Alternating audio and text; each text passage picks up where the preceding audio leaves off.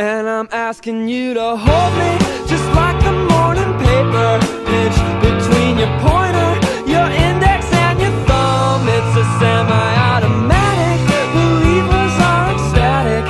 You see the way they cling, the cold metallic sting.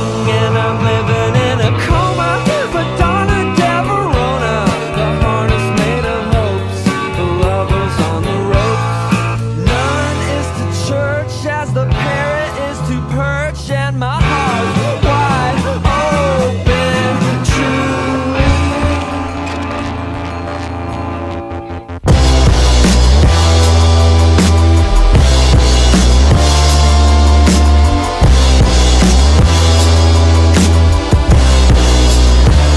If only there could be another way to do this, 'cause it feels like murder to put your heart through this.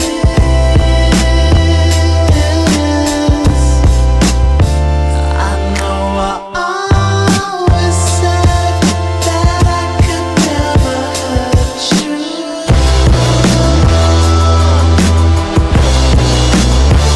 This is the very, very last time I'll ever know you soon.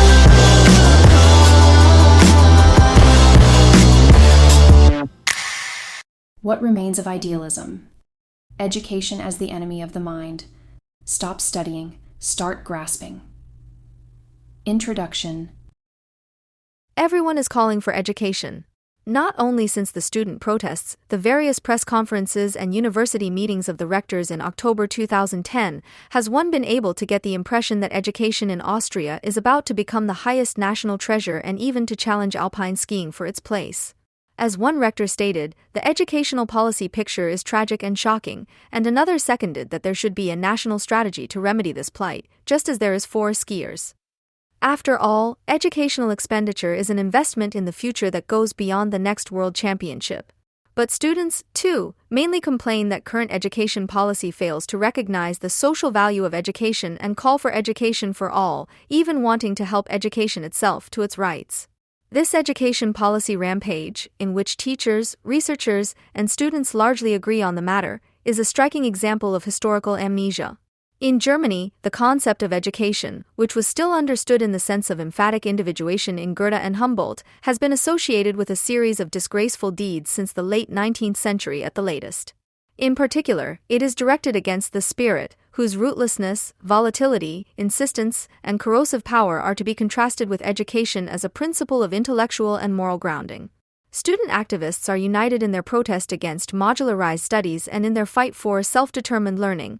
The university should be a nice, varied, and relaxed free space that foreshadows what a better society could look like. The knowledge imparted should be critical, and students should be independent individuals instead of learning and repetition machines.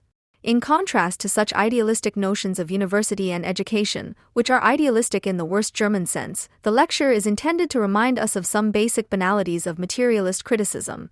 Knowledge is not divided into critical and dominant knowledge, but is always shaped by the social order that produces it. Universities were never anything other than ideological training grounds, and only in fortunate historical moments have they produced knowledge that radically contradicts this purpose, and the bourgeois educational institutions were always at their best when they at least did not obstruct their inmates' freedom to be objects, to engage in unregulated study of the subject of their choice, instead of trying to turn them into distinctive, free, and colorful personalities. In view of this, the demand for self-determined learning and critical content proves to be a symptom of the panic of those who recognize themselves as superfluous, who know that the less ideology is needed in an integral society, the less they are needed, because consciousness and false consciousness tend to converge in it. Schiller's dictum "man only plays when he is a human being in the full sense of the word," and he is only a complete human being when he plays, is being realized today in a way that irreparably shatters its truth. The view ventilated in educational and coaching guides that learning through play is more sustainable and humane than the bourgeois educational institutions with their rigid authorities has helped to produce a teaching and research environment in which people who take themselves as little seriously as they take each other work with grim determination to outdo each other in showdowns. Because everyone knows that insistent thinking damages the academic image of the person who does it in the long term, but that the unloved business is the only way to secure one's subsistence, everyone follows the principle described by Adorno in Minima Moralia of down and down, according to which in the smallest community, the level of the most subaltern of its members is obeyed. Since the world has silenced people, the unspeakable has been right. However, the unspeakable is characterized by the fact that it speaks without restraint. The yardstick for judging such speech is not its intrinsic validity or the adequacy of language and subject matter, but its communicability. However, the concept of communication has changed since the era of Adorno. It no longer simply denotes the instrumental aspect of language, its usefulness in the service of communication, but rather its ability to take along, address, involve those to whom it is directed, and whatever other catchwords of authoritarian populism there may be. This is why thinking is increasingly forced to transform itself into play, performance, entertainment, and to create its own stages on which it can supposedly confront the people in an immediate way. However, it is precisely through such false mimesis that it loses its playful moment, the freedom of the matter and expression that make it thinking, and becomes an exorcism of the mind. The lecture will attempt to clarify how the dichotomization of education and spirit has developed historically, how it is connected to the capital relation and its false sublation, and why the humanities are today quite rightly being replaced by the cultural sciences. Chapter 1. The Ghost is Prey, or How an Institution Becomes a Gang, on the submission of the student milieu and the expulsion of the spirit from the humanities. Artistic representations of the thinker often have a heroic element that is deeply at odds with the activity of thinking. Whether thinking can be called an activity at all is by no means clear. Although it cannot do without the particular subject that thinks, where it becomes substantial, it is rather something that happens to the thinker than something that he merely does. That is why true thoughts are experienced by the thinker as paradoxical. He may feel them to be more his own than the product of any other labor, and yet they seem to have been there before he thought them, more like finds than creations. The popular iconography summarizes this paradox in the rapt gaze that transcends the pragmatic context of life, but which, unlike the gaze of the dreamer, is concentrated and determined. At the same time, however, the thinker, as exemplified in Auguste Rodin's famous sculpture, often figures as an inward-looking hero. Lost in thought, he gazes at his own thoughts, chin resting on the back of his hand, confronting them rather than indulging in them. This character struggling with himself, which is said to be typical of the thinker, is also echoed in Humboldt's formula of the loneliness and freedom of the scientist, which in its pathos aims at more than just his exemption from courtly and clerical service. Rather, the invocation of the thinker's solitude should be understood as a compensation for his actual powerlessness.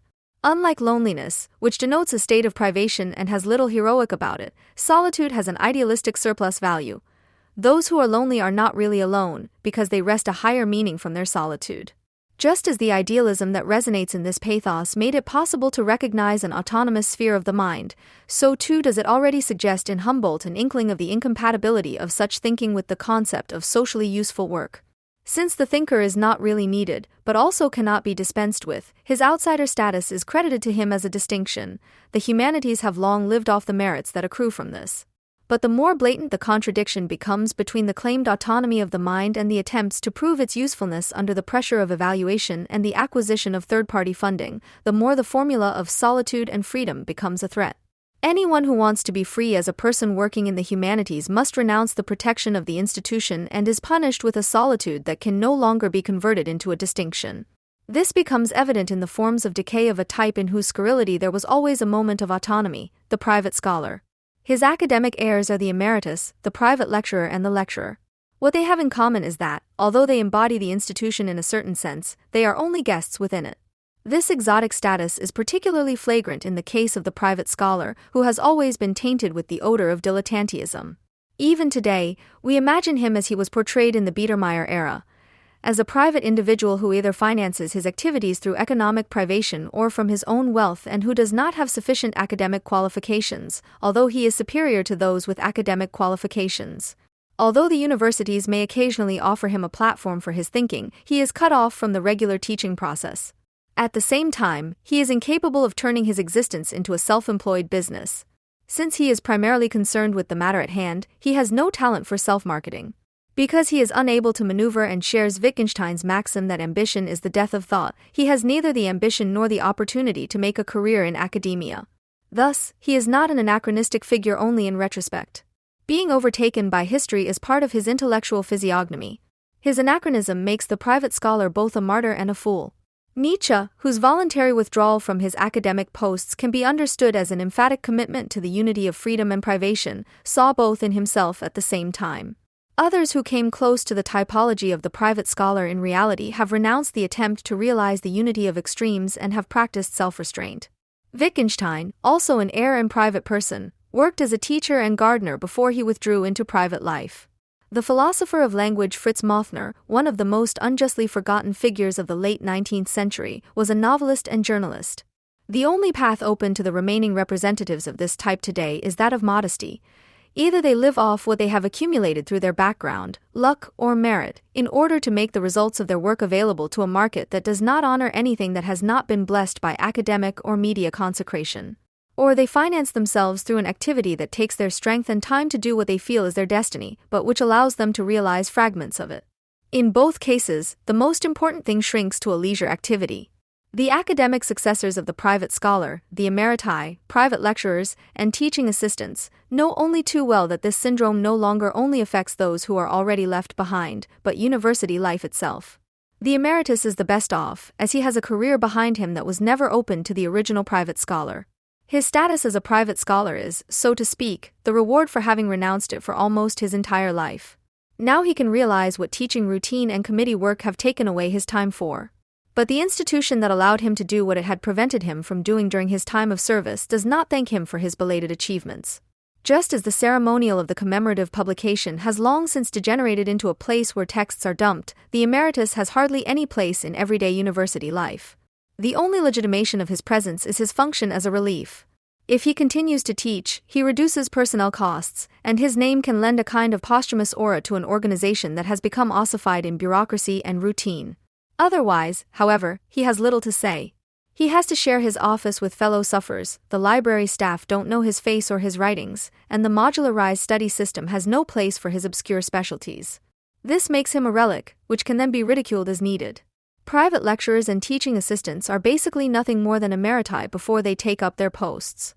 Both can be happy to be paid for their work at all, and both are under constant institutional pressure.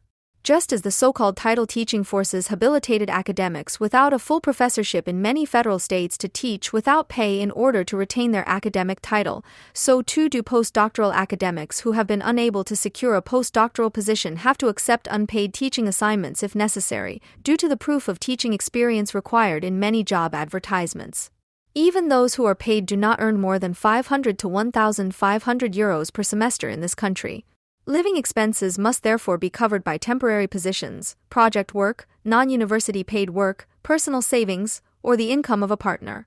In this way, those with a postdoctoral qualification but no professorship and those with a doctorate but no postdoctoral position are turned into the same dinosaurs in the middle of their lives as the emeriti feel after the end of their service, equally superfluous, but with less money.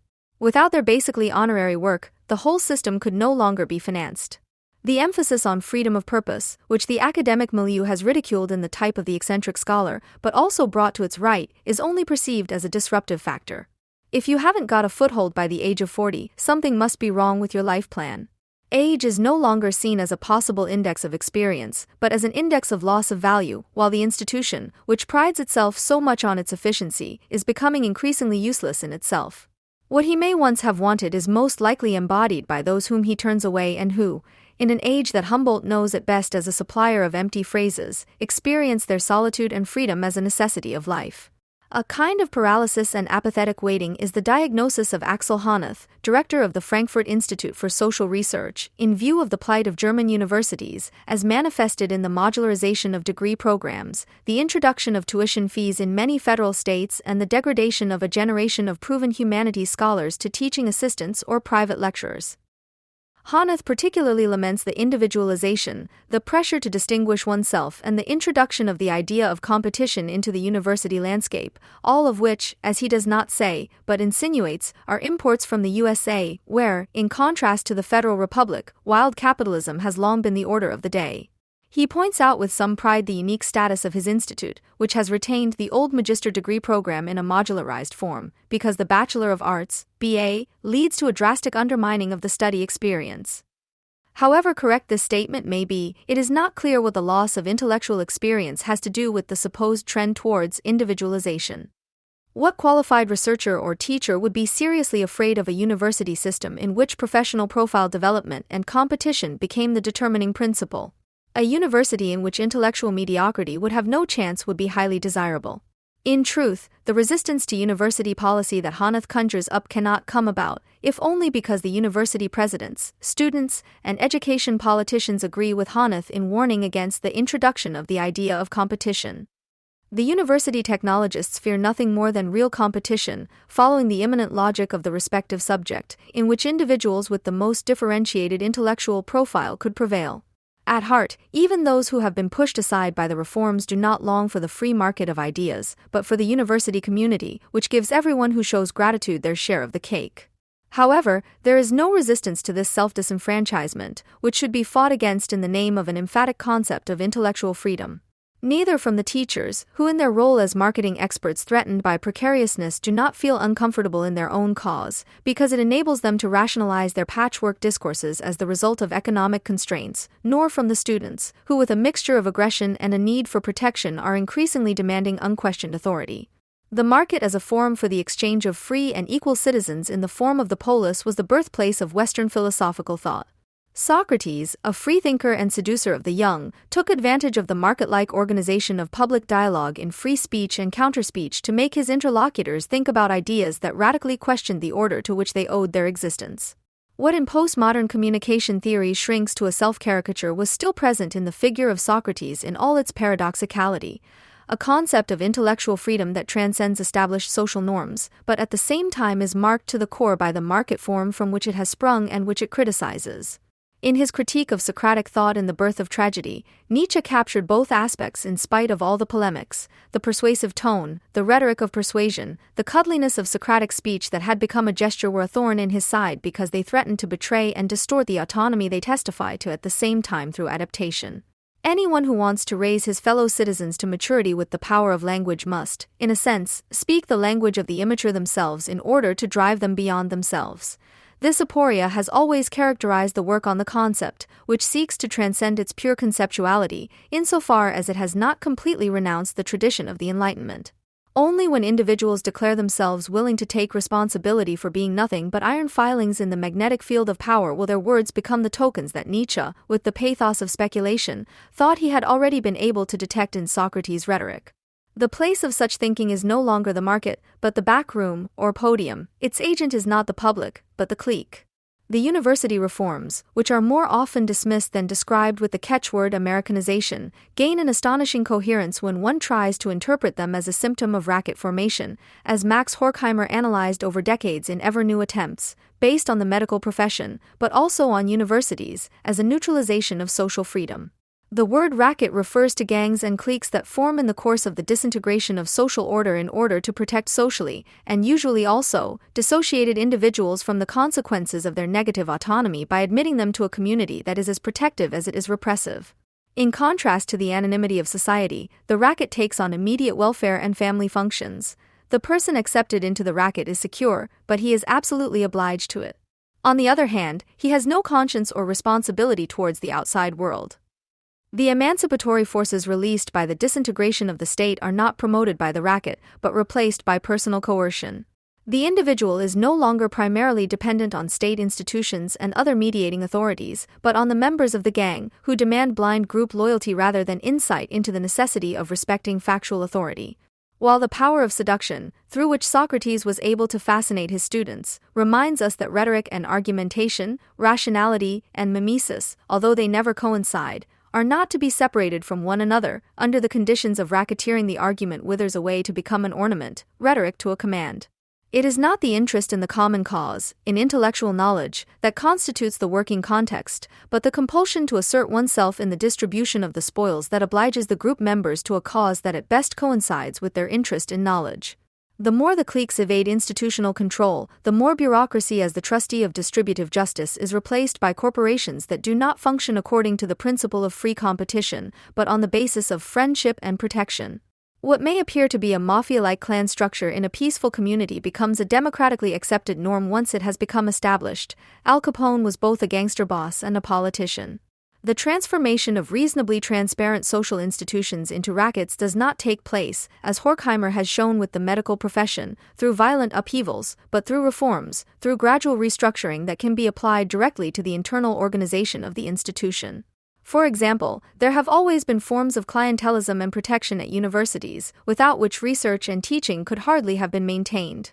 In the field of student grants, these are the various ideologically based foundations of the churches and political parties, which first serve their clientele. Teaching and research would be unthinkable without different schools. In appointment policy, it is always more or less openly a matter of which stable an applicant comes from.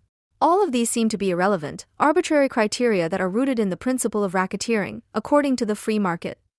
However, they do make sense in the field of the humanities, because intellectual achievements are necessarily one-sided and can only be compared if their connection to incommensurable traditions of intellectual history is taken into account, which is what makes originality possible in the first place. The university system as it has existed up to now, with its gradation of professorships, full-time and part-time positions, teaching assignments, private lectureships, and a relatively flat hierarchy with a close tie between the individual and certain persons, was basically a compromise between the objectively outdated, but in terms of the matter, necessary feudal residues, as manifested in the full professorships, and the constraints of an anonymous state bureaucracy. This situation fostered rivalry and resentment, but had the advantage of providing researchers with the minimal peace and continuity of work without which the social structure of a university disintegrates. It produced neurotics, loners, and obsessives, the kind of personnel that makes a university attractive to intellectually receptive people. Since the politically decreed destruction of the magister system, this has come to an end. It is only with this that a system of rackets is really threatening to establish itself, because it replaces the patronage system, which at least ideally had a practical purpose, with cliques that exert even more pressure because they see themselves not as research communities but as communities of necessity.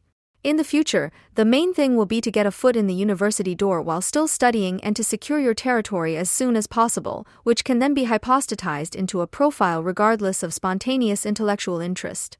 Such a system does not produce intellectual people, but monads that behave as a group of friends as long as they work in the same cluster, but in the event of its disintegration are immediately prepared to insert themselves into any profile-compatible network in the name of a competition that is not. The university culture of professorial authority and distance, which the 1968 heirs saw as the sole source of alienation, appears as an anachronism in the racket system. In its place, an authoritarian buddy culture emerges in which everyone can get along with everyone else, even though most of them basically despise each other. Their magic word is you, their socialization medium is the project, their subject area is cultural studies. Critical young talents are also welcome, even though they cannot hope for long-term solidarity. Solidarity, in which the individual recognizes himself as equal to the other, possibly even as an opponent, is replaced by the racket system of welfare. In Roman law, solidarity did not refer to a community or an inner bond, and certainly not to an attitude, but to a specific legal relationship, according to which each person is liable for the whole, in solidum, for the total sum. Whether you know someone or not is of no importance for solidarity. In the welfare system, on the other hand, the individual finds himself in relationships that are not constituted by exchange, but by gift, by an exchange, therefore, whose objects and services are not detached from the individual. Liabilities are then only based on the question of who one owes something to, not on who one pays intellectual respect to or with whom cooperation is appropriate in terms of content. In this respect, it is consequent that students will in future be primarily debtors, to the companies that enable them to study at university on credit, to the family that provides them with accommodation, and to the foundations that save them from having to work for a wage. Those who have been pampered in this way by paternal favors will, it is hoped, be able to be channeled through the system without much contradiction.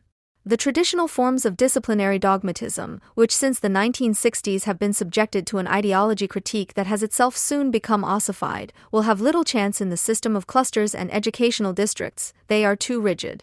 In their place comes what Alexander Garcia Duttman calls pactual thinking. While the contract sets individuals as legal subjects and, through this abstraction, allows them to act as independent thinking individuals, at least ideally, the pact obliges them as whole people who do not perceive the team in which they act as an enabling of their own achievements, but affirm it as a community and must still understand their criticism as a constructive contribution to the discourse. Quote, "This is how the dense yet loose structure that we know from lectures develops, in which catchwords and proper names, classifications and attributions, strategies of inclusion and exclusion replace experience and argument. Competence and competition are mixed up beyond recognition." End of quote. While the ideal of the market of ideas aims to ensure that competition promotes competence, but also ensures competitiveness, the pact-making thinking, whose forums are not the conservative philologies, but culture, gender, and post-colonial studies, solidifies a state in which all those who want to be part of it have to stake out their territory early on in order to be able to raise the modest claim, after years of maneuvering and pact-making, that a new or old institution justifies its maltreated existence. Dutman. In the age of the universalized me incorporated, everyone sees themselves as potentially precarized and, in view of the wickedly arranged world, feels justified in stubbornly insisting on their share of the spoils, which they claim as their own, as the mind is at best considered. That is why, as Dutman notes, dissertations, with their naive and at the same time calculated acknowledgments that extend over pages and occupy the footnotes, increasingly appear as a single debt repayment. But it is precisely in not seeing oneself as a service provider offering one's individual abilities to the market, but rather in feeling powerless from the outset and gratefully accepting every offer of project-based work as a gift, that the qualification with which the intellectual workers of the future are to score points lies. The universities, whose social structure has never really been egalitarian, but has been comparatively open to individuals from different social and political backgrounds, are in danger of becoming job agencies for business and civil society, for whom the forms of appointment and recruitment in academia have always been rather dubious. In the future, such differences, which have long since been eliminated in the welfare sector in favor of immediate self-exploitation, will play an increasingly minor role. Anyone who wants to remain halfway sane will have to decide strictly what they are willing to pay for the intellectual freedom with which the experts in excellence rinse their mouths. In Germany, humanities scholars often complain that since the Bologna reforms they have had little time for their actual work because they are consumed by administrative tasks. However, this is not only due to the third-party funding system, which forces doctoral students, academic staff, and professors to spend a large part of their working hours on securing their own survival. It is also related to the inflation of the evaluation system, which is considered indispensable for so-called quality assurance. At many universities, a separate staff is now responsible for this. Evaluation is different from performance assessment, which is the responsibility of those working in research and teaching in their capacity as reviewers and examiners. Performance assessments, although they can be generalized and statistically recorded, relate to specific objects and individuals. Evaluations, on the other hand, are not concerned with individual performance, but with processes. Evaluations never take place simply between the examiner and the examinee, but involve a network of people and institutions that are required to constantly evaluate themselves and each other. The evaluations that help to determine a university's position in the latest ranking are only the most general form of a mechanism that determines everyday life at universities. The clear and therefore usually calculable hierarchy that exists between the examiner and the examinee is softened and at the same time totalized by the system of evaluations. With regard to the task of quality assurance, not only are students responsible to their teachers, but also to each other and to the whole. Not only are universities evaluated, but students also evaluate their subjects, themselves and their teachers, who in turn evaluate their students, their subjects, and each other.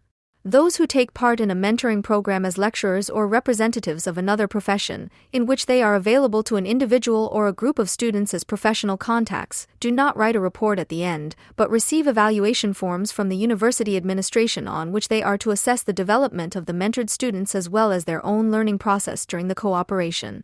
The evaluation only arises from the harmony of the two. The institutions themselves, rather than the individuals involved, appear to be the main agents of learning.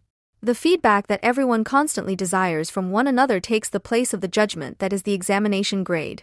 Although the judgment that is summarized in the examination grade may be revised by later judgments, it still functions as a snapshot of an individual's educational history. Feedback, on the other hand, does not pass judgment, but rather assesses a level of development with regard to future possibilities.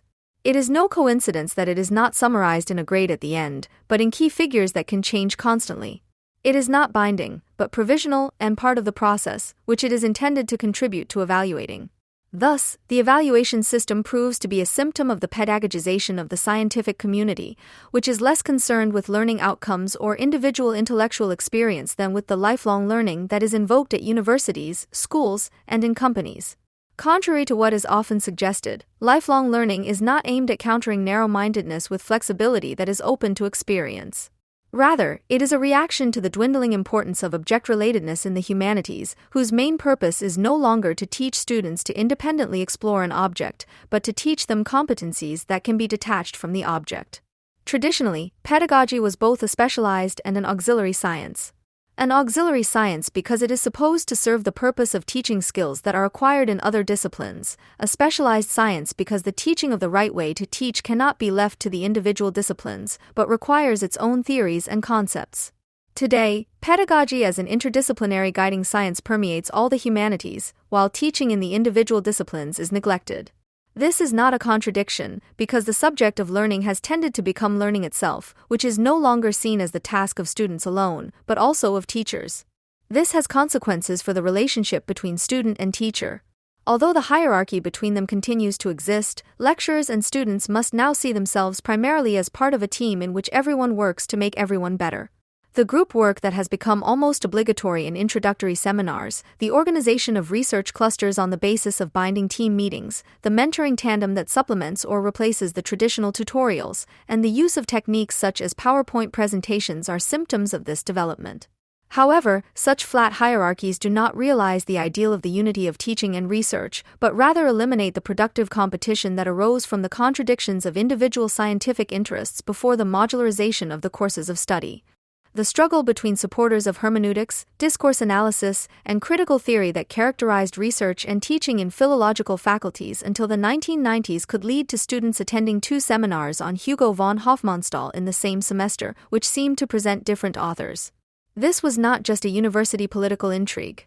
Rather, it gave students a taste of what deserves to be called a dispute.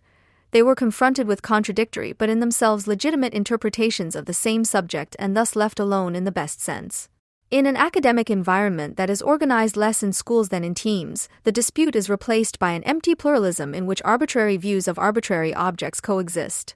Exemplary learning is replaced by learning procedures that are only applied to objects. That is why every subject at the modularized university is pedagogized, while research and teaching fall apart in everyday university life. Students can learn what literature is less and less often from the object they have chosen themselves, and lecturers can hardly hold seminars that are oriented towards their research interests. Instead, research is largely conducted independently of the seminar program in clusters and special research areas, which present their results at symposia to a public that they otherwise exclude from their own work. Teaching, on the other hand, especially in the introductory phase, is done by teachers for special tasks, who sometimes teach 16 or more semester hours per week and hardly have time for research. The criterion of performance is increasingly less about how well a lecturer succeeds in opening up a subject or how independently a student is able to acquire such a subject, but rather to what extent both make the procedures detached from the respective subject their own, the teaching of which pedagogy has largely atrophied. But precisely because the object reference is disappearing and the procedures, methodologies, and theoretical approaches are becoming the main thing, this atrophy is becoming apparent in everyday university life as a totalization of pedagogy. For everything that used to be done by students and teachers in spontaneous interaction, there now has to be a separate didactics, while the object for which the pedagogical effort is made appears to be disturbing or superfluous. The result of this objectless pedagogy is not the educated individual who is well versed in some things and therefore necessarily not well versed in many others, but the parody of the universalist, people whose degree certifies that they are not particularly suited to a particular field of work, but rather that they are useful for as many things as possible due to their wide range of skills. This is not only the result of a misguided organization of research and teaching, but also meets a need of many students that Theodore W. Adorno already identified in his 1962 lecture Philosophy and Teachers. The ability to let anything intellectual approach you at all and to absorb it productively into your own consciousness, to replace it with a set of doctrines and methodologies that are as flexible as possible but rigid in themselves, which allow you to learn about any object, to dissolve knowledge into the techniques that are actually supposed to serve it. The rise of digital literary studies is not only due to the adaptation of philological disciplines to media change. It also responds to dissatisfaction with a cultural relativism that has contributed to literary texts at universities being used almost exclusively as illustrative material for unrelated political and ideological questions since the 1980s. One of the aims of digital literary studies has therefore been to secure material from the outset. Contrary to a widespread prejudice, it is not primarily computer scientists and media scientists with an affinity for the internet who are employed in this field, but rather edition philologists. The most convincing projects in the field of literary studies in the digital humanities belong in this context. A collaborative project on Wolfram von Eschenbach's Parzival, based in Bern, Berlin, and Erlangen and financed by the Swiss National Science Foundation and the German Research Foundation, DFG, is working on a digital edition that will make the many stages of the text's creation comprehensible, in contrast to the previous editions, which were based on the model of the author's original. Another DFG project, based in Frankfurt am Main, Weimar and Würzburg, is making the entire collection of manuscripts, prints and witness descriptions accessible that were created between 1774 and 1831 as part of Goethe's work on the Jost material. Editions from neighboring disciplines, such as the edition of the Coptic Sahidic Old Testament, on which a research group at the Seminar for Egyptology at the University of Göttingen has been working since 2015, also fall under the heading of digital material preservation. Such projects, which use digital media to store and reproduce texts that are particularly old or complex in terms of textual genesis, are usually planned for a long period of time, are expensive and require a strictly divided labor cooperation. In these projects, the digital humanities fulfill the function of rehabilitating the craftsmanship of literary work, the concrete object reference and the text preservation as prerequisites for philological interpretation, in contrast to the cultural scientific delimitation of philology. It is no coincidence that such research is mostly devoted to unknown, fragmentary, or historically problematic texts that first have to be reconstructed by means of edition philology. The digital humanities are particularly suited to this task due to their ability to access and reproduce large text inventories. Where they turn to canonized works, such as Goethe's Faust, or established authors, such as the notebooks of Theodor Fontaine, of which the Fontaine Research Center in Göttingen is producing a hybrid edition in collaboration with the Lower Saxony State and University Library, the benefits are less obvious. Here, one sometimes gets the impression that a hermeneutics that has become unimaginative in the face of the postmodernized scientific establishment compensates for its renunciation of text interpretation with a material fetishism that can hardly say anything more about the objects whose tradition it has dedicated itself to. A collaborative project on Wolfram von Eschenbach's Parzival, based in Bern, Berlin, and Erlangen and financed by the Swiss National Science Foundation and the German Research Foundation, DFG, is working on a digital edition that will make the many stages of the text's creation comprehensible, in contrast to the previous editions, which were based on the model of the author's original. Another DFG project, based in Frankfurt am Main, Weimar and Würzburg, is making the entire collection of manuscripts, prints and witness descriptions accessible that were created between 1774 and 1831 as part of Goethe's work on the Faust material. Editions from neighboring disciplines, such as the edition of the Coptic Sahidic Old Testament, on which a research group at the Seminar for Egyptology at the University of Göttingen has been working since 2015, also belong to the field of digital material preservation.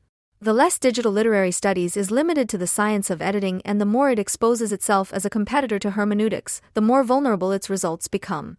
The term distant reading, coined by the Italian literary scholar Franco Moretti, has achieved questionable prominence. Less well known, but also common, is the term scatapt reading. Both terms are understood as complementary to close reading.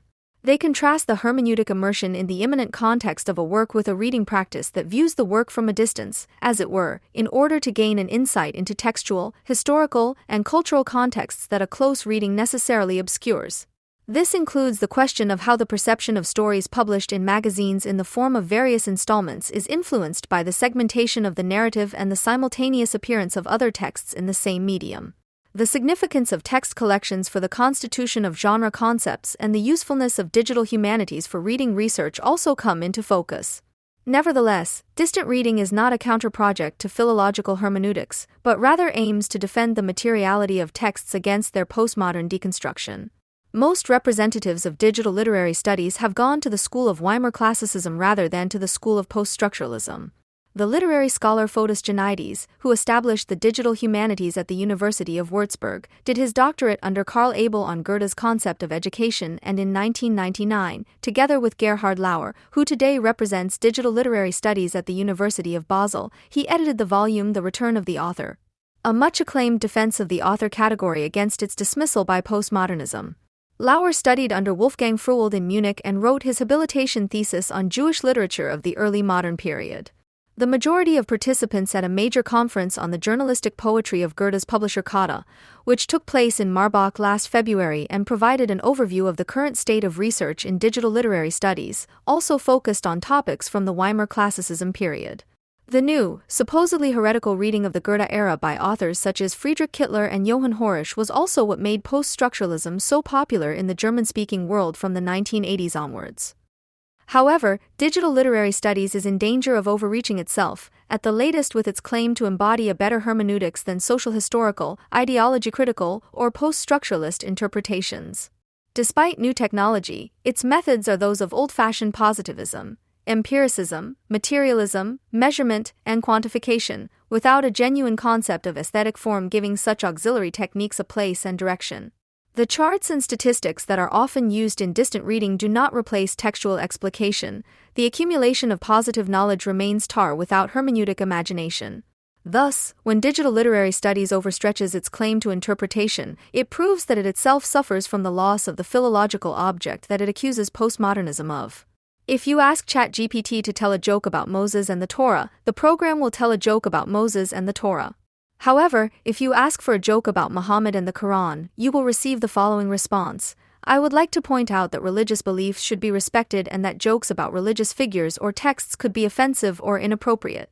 As an AI model, I try not to make jokes that could be at the expense of religions or religious leaders. If you need advice on other questions or topics, I am happy to help you. End of quote. For the time being, if the user arouses suspicion of political incorrectness, the artificial intelligence will merely reprimand them without passing their data on to a program for recording potential state delegitimizers. Nevertheless, it is clear that ChatGPT, although it occasionally tells jokes, is fundamentally humorless because it lacks the ability to reflect on itself from a distance, which distinguishes human intelligence from artificial intelligence. Only human intelligence is capable of perceiving the objective humor that is expressed when an AI program whose algorithm generates jokes about Moses refuses to generate jokes about Muhammad on the grounds of the implemented political correctness. The witlessness of artificial intelligence is itself the best joke about artificial intelligence. Recognizing this is left to the people who use artificial intelligence. One would therefore think that humanities scholars and cultural scientists, as professional administrators of the remnants of human thought, would display acumen and courage in their dealings with artificial intelligence. Hannes Bajor, a junior fellow at Collegium Helveticum in Zurich, demonstrated in an interview with Die Zeit that the opposite is the case. Bajor has worked on Hannah Arendt, completed a doctorate on Hans Blumenberg and translated the writings of political scientist Judith M. Schklar, but he also experiments with digital poetry. Despite his background, he talks about what we are experiencing at the moment and what he considers to be absolutely new and impossible to explain by any theory, as if it were a new Pentecostal miracle. When asked about the difference between artificial intelligence and robot languages, which already preoccupied the poet Max Benz in the 1950s, Bajor says, in older models, language was always laid down in a certain set of rules. And that quickly reached its limits, because language is always more than that and never completely rule-based. Today we are dealing with statistical language models. You basically don't have to know how a sentence is structured anymore, you just collect an incredible number of different types of sample texts, analyze them and then output what statistically comes close to the input. End of quote. He describes such texts, which are generated by autorecursive algorithms, as undisciplined in an admiring tone and attests that ChatGPT has finally cleared the question of authorship, which still plagued Roland Barthes and Michel Foucault, from the table. Quote, today, a situation has arisen in which I can no longer be sure whether the author is a human or a machine. From this point on, it is simply no longer possible to prove what is natural, human text and what is artificial, machine-generated text. End of quote. Since a question that cannot be answered by proof is no longer considered serious in the age of the self-liquidation of thought, the question of authorship is settled. It seems, Bajor summarizes with reference to Barthes's talk of the death of the author, as if the author has been beaten to death a second time, this time by AI. Of course, this is all nonsense. Not only does the fact that it is sometimes impossible to prove whether a text is written by a human or generated by an algorithm in the case of AI texts not by any means suggest that the question of the status of authorship has been settled. Moreover, all of the categories used by Bajor are misleading, if not wrong. Even human texts are not natural, but artificial, insofar as writing is a civilizing practice and does not belong to nature. Conversely, machine-generated texts are human because the machines that generate them were devised and put into the world by humans. At the same time, however, not all machine-generated texts are per se artificial, because artificiality is not a descriptive but a qualitative term that denotes the difference between artistry and banality, elaborateness, and stereotyping. Finally, texts generated on the basis of standardized language models are the result of standardized processes in which linguistic incommensurability and spontaneity of expression are at most used as templates, but not as sedimented impulses. Since he considers ChatGPT to be a step forward, Bajor does not mean it polemically, but affirmatively, when he talks about stupid meaning with regard to AI language models. Quote, "I think you can adjust to the fact that you are dealing with a kind of rationality here that goes beyond what you could do with the old, rule-based systems, but on the other hand is not human. Humans remain necessary in the background in order to understand what meaning is. The entire anti-humanism of the last 40 or 50 years, which has now merged into post-humanism, is being called into question again by the non-human intelligence of AI, so to speak. Humans are returning by being used as a constant point of comparison. Stupid meaning then means more and less than human meaning." End of quote.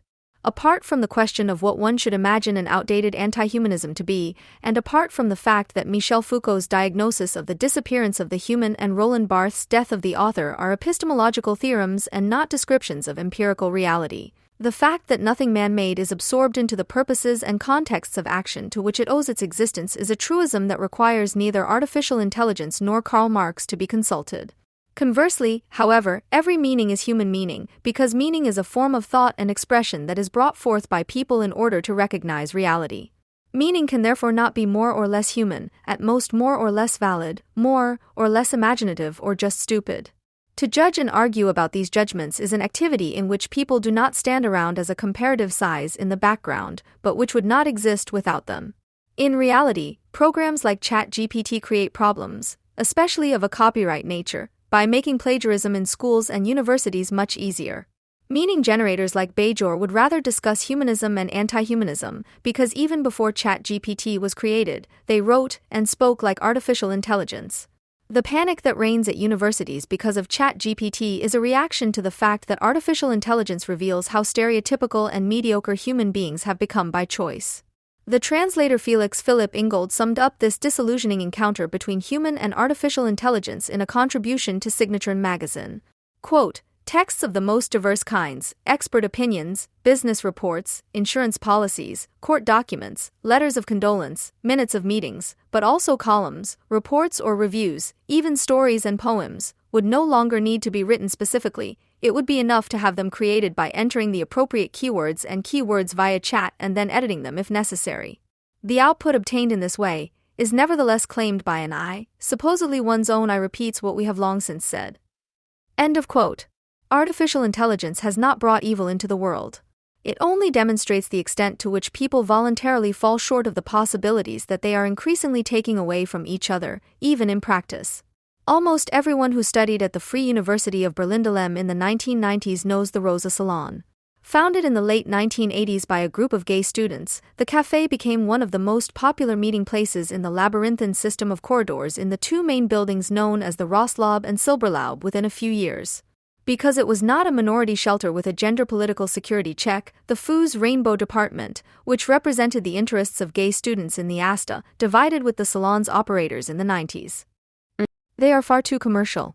Besides, almost 90% of the people in there are straight, was how George Claude unwittingly summed up what was so appealing about the Rosa Salon, that it was not about cultivating identity, but about sociability. This is where students and lecturers, assistants, and professors, gay men and women who found the neighboring women's and lesbian Café Furiosa, where the target group could be among themselves, too boring, met. People came together to eat cake, drink cappuccino, discuss papers, read books, plan seminars, and get to know each other. Some of the relationships that developed in this way still exist today. A facility like the Rosa Salon was only possible in an academic public sphere that, like a city within a city, had developed places of exchange and retreat, public discussion, and private conversation within itself. The much-maligned architecture of the Rostlaube and Silberlaube, the arrangement of cloisters marked with letters and numbers, from whose coordinate system the sometimes confusing room numbers were derived, the Rosa Salon on the upper floor of the Silberlaube was designated JK 30/231, expressed the differentiation of the university into public and private internal spheres. The corridors, known as streets, actually functioned as a street network, with the room numbers serving as house numbers, behind which were hidden or opened up places for consultations and examinations, or for the purpose of public discussion and entertainment. The side streets were home to offices and small seminar rooms, while the main streets were lined with lecture halls and cafes where students would sit on the floor during breaks between seminars to smoke or drink coffee. The blue or red carpeting, depending on the street, was always covered in stains and traces of ash. The metal benches in the corridors were often occupied by homeless people who didn't bother anyone and were not bothered by anyone. It was only when the Bologna reform modularized the university system that full professorships and reliably calculable mid-level positions, for at least 3, usually 5, or more years, were replaced by all kinds of project managers, project staff, postdoctoral students, and staff for special tasks. Cafes like the Rosa Salon, along with smoking, coffee stains, and homeless people, have disappeared. Of the FU's once numerous student locations, almost none remain. The floor coverings are so worn that visitors feel compelled to ask for slippers, security guards escort unauthorized guests out in the evening, and the letter number street grid exists only as an empty grid that has lost its social content. The corridors are no longer frequented by anyone, since the special research areas have sealed themselves off and closed doors prevent free passage through the corridors. Lecturers and professors flee the desolate building at the end of their compulsory residence period, which is why the university, with such mandatory attendance training, it is in line with the trend, is constantly and obsessively trying to simulate a life that has been abandoned in the intellectually and sensually orphaned rooms through departmental parties, summer schools, open days, and science nights. The Philological Library, designed by Norman Foster and ironically named Brain, where rain occasionally falls on the tomes through the movable ceiling slats and where the acoustics are reminiscent of a joyless water park, is a masterpiece of unusability. Because the maxim of the sciences of excellence is to pass on all additional costs to temporary and junior scientists and to fill vacancies with flexible henchmen as far as possible, the librarians are sometimes part-time social welfare recipients who are more sympathetic than their bosses, who have been brainwashed by management seminars, but who know even less about book locations and lending conditions than they do. Secretaries have become project coordinators, and scholars who were proud 15 years ago not to have to rely on third-party funding to see the fruits of their labor have mutated into administrative executors who exchange information with their team partners over a hastily eaten lunch about how much money was made available in the last quarter. On average, they are paid less than they were during the time of the master's degree programs, because the salary system has since been reformed, i.e. made less favorable for employees. The fact that academics have always belonged to the parasitic class has often had surprising, sometimes subversive consequences as long as bourgeois institutions believed in their own ideology to some extent. Since the clique of researchers and thinkers is held together by nothing but the fear of being pushed out of their office chairs by younger competitors, who are always also colleagues, everyone in intellectual work adheres to the maxim better honest than attractive. For student activists, the current situation at universities would therefore offer a wealth of opportunities for intervention, which would, however, require them to recognize that the social boundaries no longer run along the old professional groups, which now only exist as phantoms. Where doctoral students and private lecturers, who have been pushed into part-time or quarter-time positions, have more in common economically with student assistants than with regular employees, new alliances would have to emerge from an understanding of this change.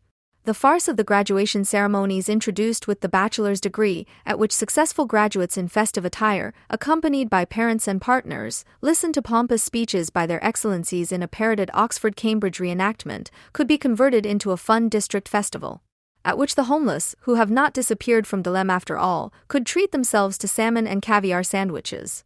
Perhaps it would even be possible to withdraw the illegally appropriated books from the clusters of excellence, which have been hoarding library stocks that have actually been accessible to all for years, in order to return them to the lending system. The fact that none of this is happening, and that student activism is instead almost exclusively focused on excommunicating politically, intellectually, or habitually insubordinate scientists from the scientific community in smooth cooperation with the university administration, as previously successfully removed the bums, can only surprise those who adhere to a naively idealistic concept of education. The educational strikes held as a result of the modularization of university studies have the function of forcing the willing to participate in the academic racket as early as possible vis-a-vis their prospective future employers, and today's university functions on the basis of the consent to such cooperation, which is consensually implemented by students, lecturers, and administration. Any notion that the interests of students, even if they are assistants, are not identical to those of university staff, let alone professors or administrators, and that they are in fact objectively antagonistic to them, has disappeared from consciousness. Student representation no longer has the function of expressing this antagonism institutionally, but is, like the coexisting pseudo-committees of doctoral students, postdoctoral students, scholarship holders, project coordinators, etc., part of the effort called quality management to swear precariously employed, auxiliary, temporary and tenured staff to the same operating community, in which everyone must be allowed to communicate with everyone at eye level, that is, regardless of institutional hierarchies and the undeniable differences between intelligence and stupidity, intellectual courage and conformism. Since the commitment to the concept of an indivisible truth is considered Eurocentric and reactionary, and therefore unscientific, there is no longer any objective common ground that holds the scientific community, or at least its disciplines, together. This purpose is served by the workshops, conferences, and circles that are organized without interruption, which serve less to promote scientific communication than to reinforce identity through autosuggestion. But because the introduction of logos, as they are emblazoned on the t-shirts and bags offered at the foo next to the cafeteria, cannot hide the fact that the competition is becoming increasingly fierce in the face of systematically destabilized employment relationships and the evident irrelevance of the text production, especially that of the humanities, the cut and thrust must somehow be carried out. 10 years ago, this was done through public, often polemical disputes between intellectually, politically, or even habitually antagonistic opponents, differences in attitude and appearance always articulate objective differences, from which the better person sometimes emerged as the winner. Today, since there are hardly any opposing schools at universities anymore, institutions of evaluation and denunciation exist for the purpose of warding off competition, which invite everyone to volunteer their services in a pluralistic and inclusive manner. In fact, the current tendency of student groups and committees to report intellectually or politically offensive lecturers to the alma mater is directly related to the expansion of the evaluation system at universities. The idea of having lecturers, institutes, and departments evaluated by students, who are regarded as customers, could only arise once the idea of free competition of ideas had proved to be hollow and illusory. If in intellectual competition only the better one wins by chance, while as a rule the institution asserts itself as the trustee of the given, the judgment of intellectual work can also be left entirely to the administration, which anyway has to be done not only by administrative employees, but by each individual. This consideration, in which resignation and engagement merge, is the basic idea of any quality management in the sphere of intellectual work. The link between evaluation and denunciation is provided by portals such as main-prof.de, which was founded in 2005 at the time of the conversion from the magister to the bachelor's degree and, precisely because it sees itself as a mere service offering, has popularized forms of evaluation of lecturers by students, which at that time was still mostly voluntary. The fact that such service portals have since been criticized as unserious even within universities speaks less for an increased awareness of the problem than for the successful integration of forms of grassroots democratic ranking into the now ubiquitous system of university evaluation. This is not an attempt to institutionalize reflection and judgment in the appointment of positions and the evaluation of performance in a comprehensible way, as the talk of transparency suggests, but rather the institutionalization of resentment and ill will through the generalization of coercion and fear. Endless quality assurance through integral all-round evaluation is the way of life in a milieu in which, despite shameless self-adulation, everyone is potentially interchangeable, in which neither the dissertation nor the habilitation is considered more than adequate proof of scientific qualification, but everyone is suspected of owing their career to a misunderstanding or coincidence. Which is why everyone has to constantly prove to everyone else that they have the right to live at the university's expense. The rushed good mood that characterizes the facial expressions of full-time academics today, instead of the unworldly leisureliness of the past, is the appropriate self-expression of people who constantly suspect themselves and each other of not being allowed to be what they are, who are ashamed of every unregulated thought because it could harm the third-party funding statistics, who are always afraid of being too slow or too sluggish, but who therefore feel obliged to smile at everyone on whom their own future could depend at some point. In other words, people who are capable of anything but free judgment and happy insight.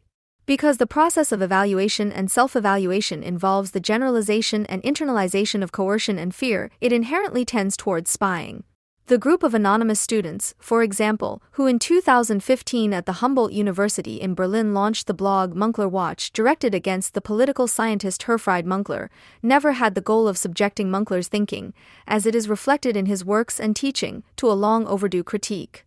A publicly accessible brochure, which would not have cost any of the participants their careers, would have been the best option. Instead of proving the validity of their judgment of Munkler in a dispute with others, the group chose to use the postmodern relativist jargon from the outset. The only way of speaking that is desired at their university, our identity is irrelevant and every opinion is just a fractal, in order to prove that they can easily outdo their own professors in the production of conformist drivel. Quote, "We want to analyze and criticize with you without restraint, so that as broad a spectrum of perspectives as possible sees the light of day and brightens the horizon of everyone. We want to train and sensitize each other. Cooperatively, we can develop a consensus on the facts of this blog." End of quote. Sensitivity instead of sharp judgment, lack of inhibition instead of freedom of opinion, consensus instead of conflict, combined with a commitment to lifelong learning, teamwork, and flat hierarchies. What bothers the students about Munkler is obviously not so much his view of German history. They have no complaints about the apocalyptic enthusiasm for German refugee policy that he expresses in the book Die Neuen Deutschen, which he wrote with his wife Marina Munkler in 2017. But rather his refusal or inability to embody the behavioral criteria that are now crucial to a career at the university. His compliance skills, his ability to conform to unspoken rules, leave something to be desired. The blog in which the students suggest that he finally update his social behavior and pronounce the gender asterisk in lectures because everything else is sexist was nothing more than a practice run for the blogs with which the same people are now allowed to enrich their university's website as doctoral students or scholarship holders. Because everyone learned from the educational strikes that took place almost 10 years ago that the unrestrained demonstration of engagement, willingness, and usefulness is no longer enough to distinguish oneself from competitors, the selection of those who are allowed to join in must inevitably become personal and rely on idiosyncratic rather than objective criteria. These, in turn, must be oriented towards a consensually implemented identity policy that is sensitive to minorities.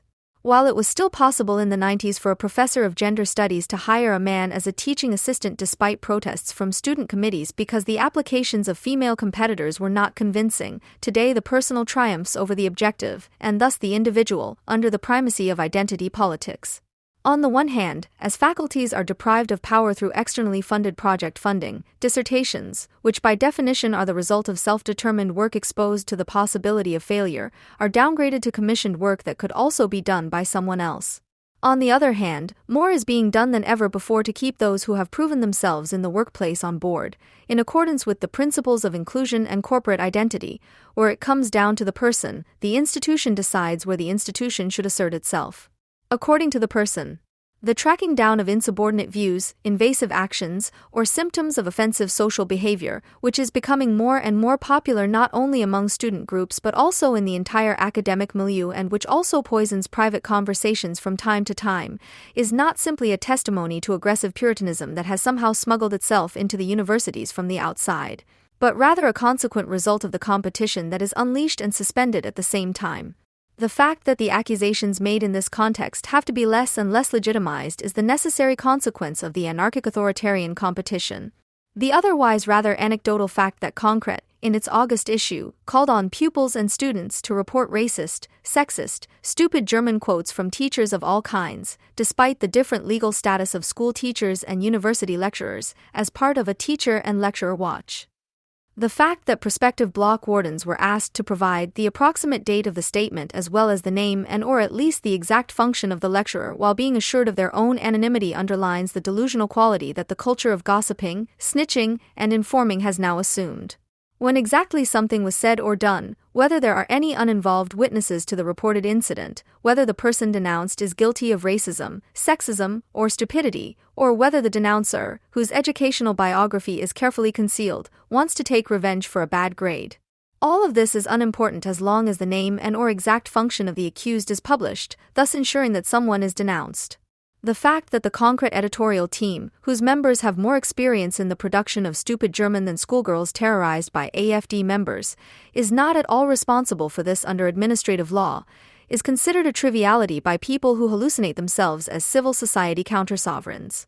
In the United States, where such self-empowerment is more advanced than in Germany due to the independent jurisdiction of universities, which are ideologically among the most European places in the bad sense, Ian Baruma's recent resignation as editor-in-chief of the New York Review of Books has shown how little division of labor, expertise, and codified decision-making processes still mean when it comes to maintaining a politically correct working climate. In a special feature on the Me Too movement, Buruma had published a text by radio presenter Jian Ghomeshi, who had been fired by the CBC after women had accused him of sexual assault and violence. Ghomeshi, who was acquitted of the charges, did not even formulate counter-accusations in his text, but used it to reflect on his own behavior towards women. Nevertheless, after the publication, Buruma was falsely accused of being a crony of a sex offender on social networks, and many university publishers, whose advertisements are an important source of income for the newspaper, threatened a boycott, so that he felt forced to resign due to the public pressure. This not only demonstrated how public opinion, which is turning into an academic ethics commission, can suspend binding legal and procedural channels and act as a practical unit of the legislative, executive, and judiciary.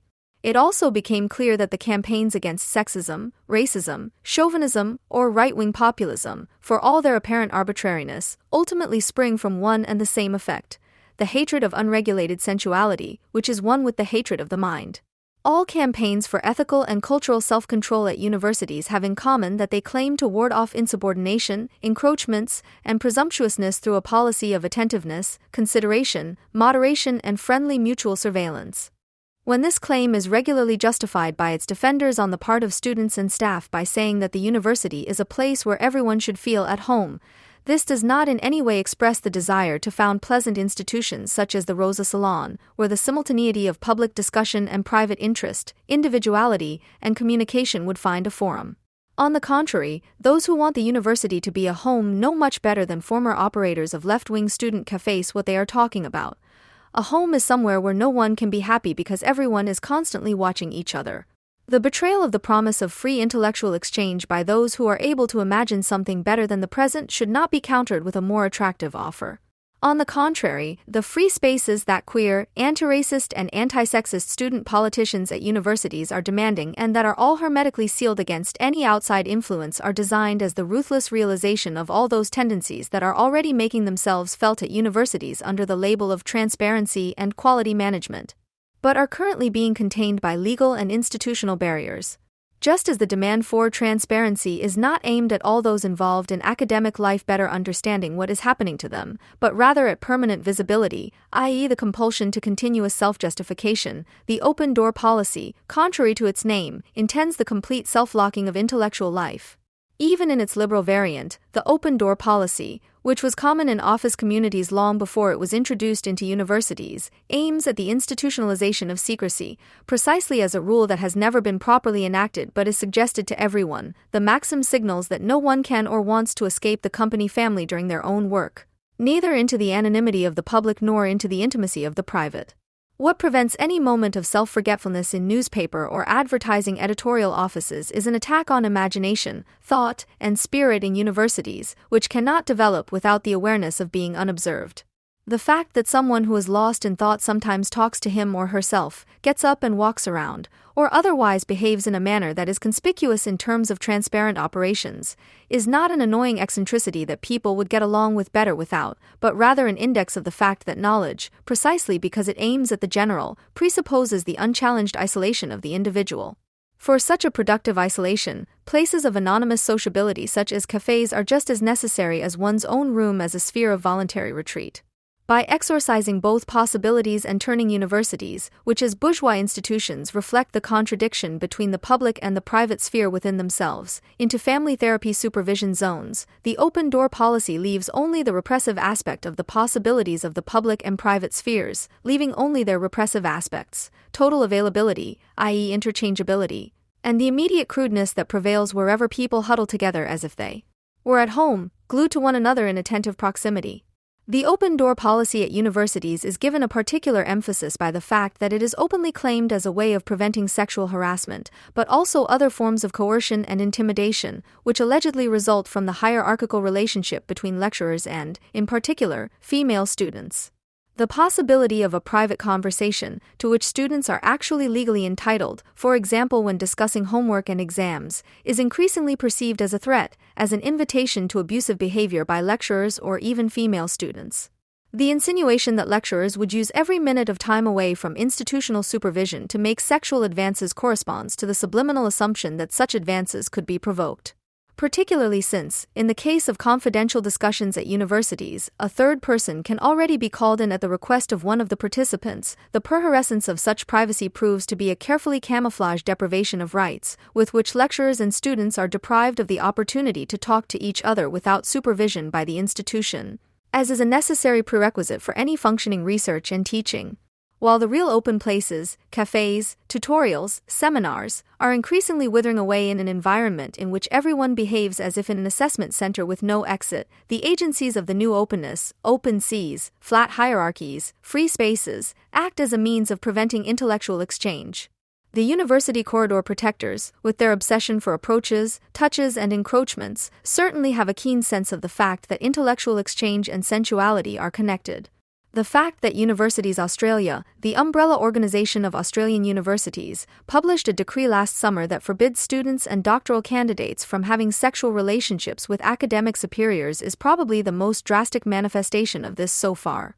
Although the reason for this harsh intervention in the private sphere was a survey that found that 21% of the students surveyed had been victims of sexual assault on campus or at university events, the decree is not specifically aimed at unwanted sexual contact, but at mutually desired sexual contact, because this would create a conflict of interest if it did not take place between people of equal status within the institution.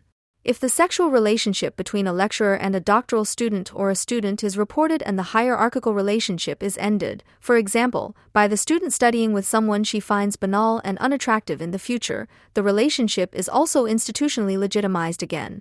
Although there is little evidence that love affairs between professors and students are beneficial to intellectual development per se, on the contrary, such affairs, not least when older men and young women are involved, often end in mental and libidinal disasters, if not in marriage. The regulation brutally expresses what the open-door policy is aiming for here in Switzerland as well. Teacher-student relationships, especially when they are productive for both parties, are always also characterized by libidinal attachments and sexual desire, which, as in the relationship between therapist and patient, cannot be repressed or exorcised, but must be worked through in a reflective manner. Just as you can only learn something from someone if you establish a libidinal bond with them, you can only teach someone something successfully if you find them attractive, likable, and desirable. The idea that every libidinal impulse that is given space will immediately express itself in the form of offensive groping has nothing to do with progressive sex education, but rather testifies to prudishness and narrow-mindedness and is a symptom of an authoritarian character. When a university is organized according to such principles, it does not promote the free exchange of opinions and unregulated truth-seeking, but rather produces collectively frightened, stubborn, and stupid people who feel comfortable there only because every memory of happiness has been successfully driven out of them. But since it is precisely this type of person that the current university demands, there will probably be even more bored people sitting in its halls in the future, listening to similarly bored people discussing mindless topics with a group therapeutic enthusiasm. Just under 2 years ago, Zeit Campus, the student magazine of the Zeit Publishing House, presented the results of research on the approaching global uprising.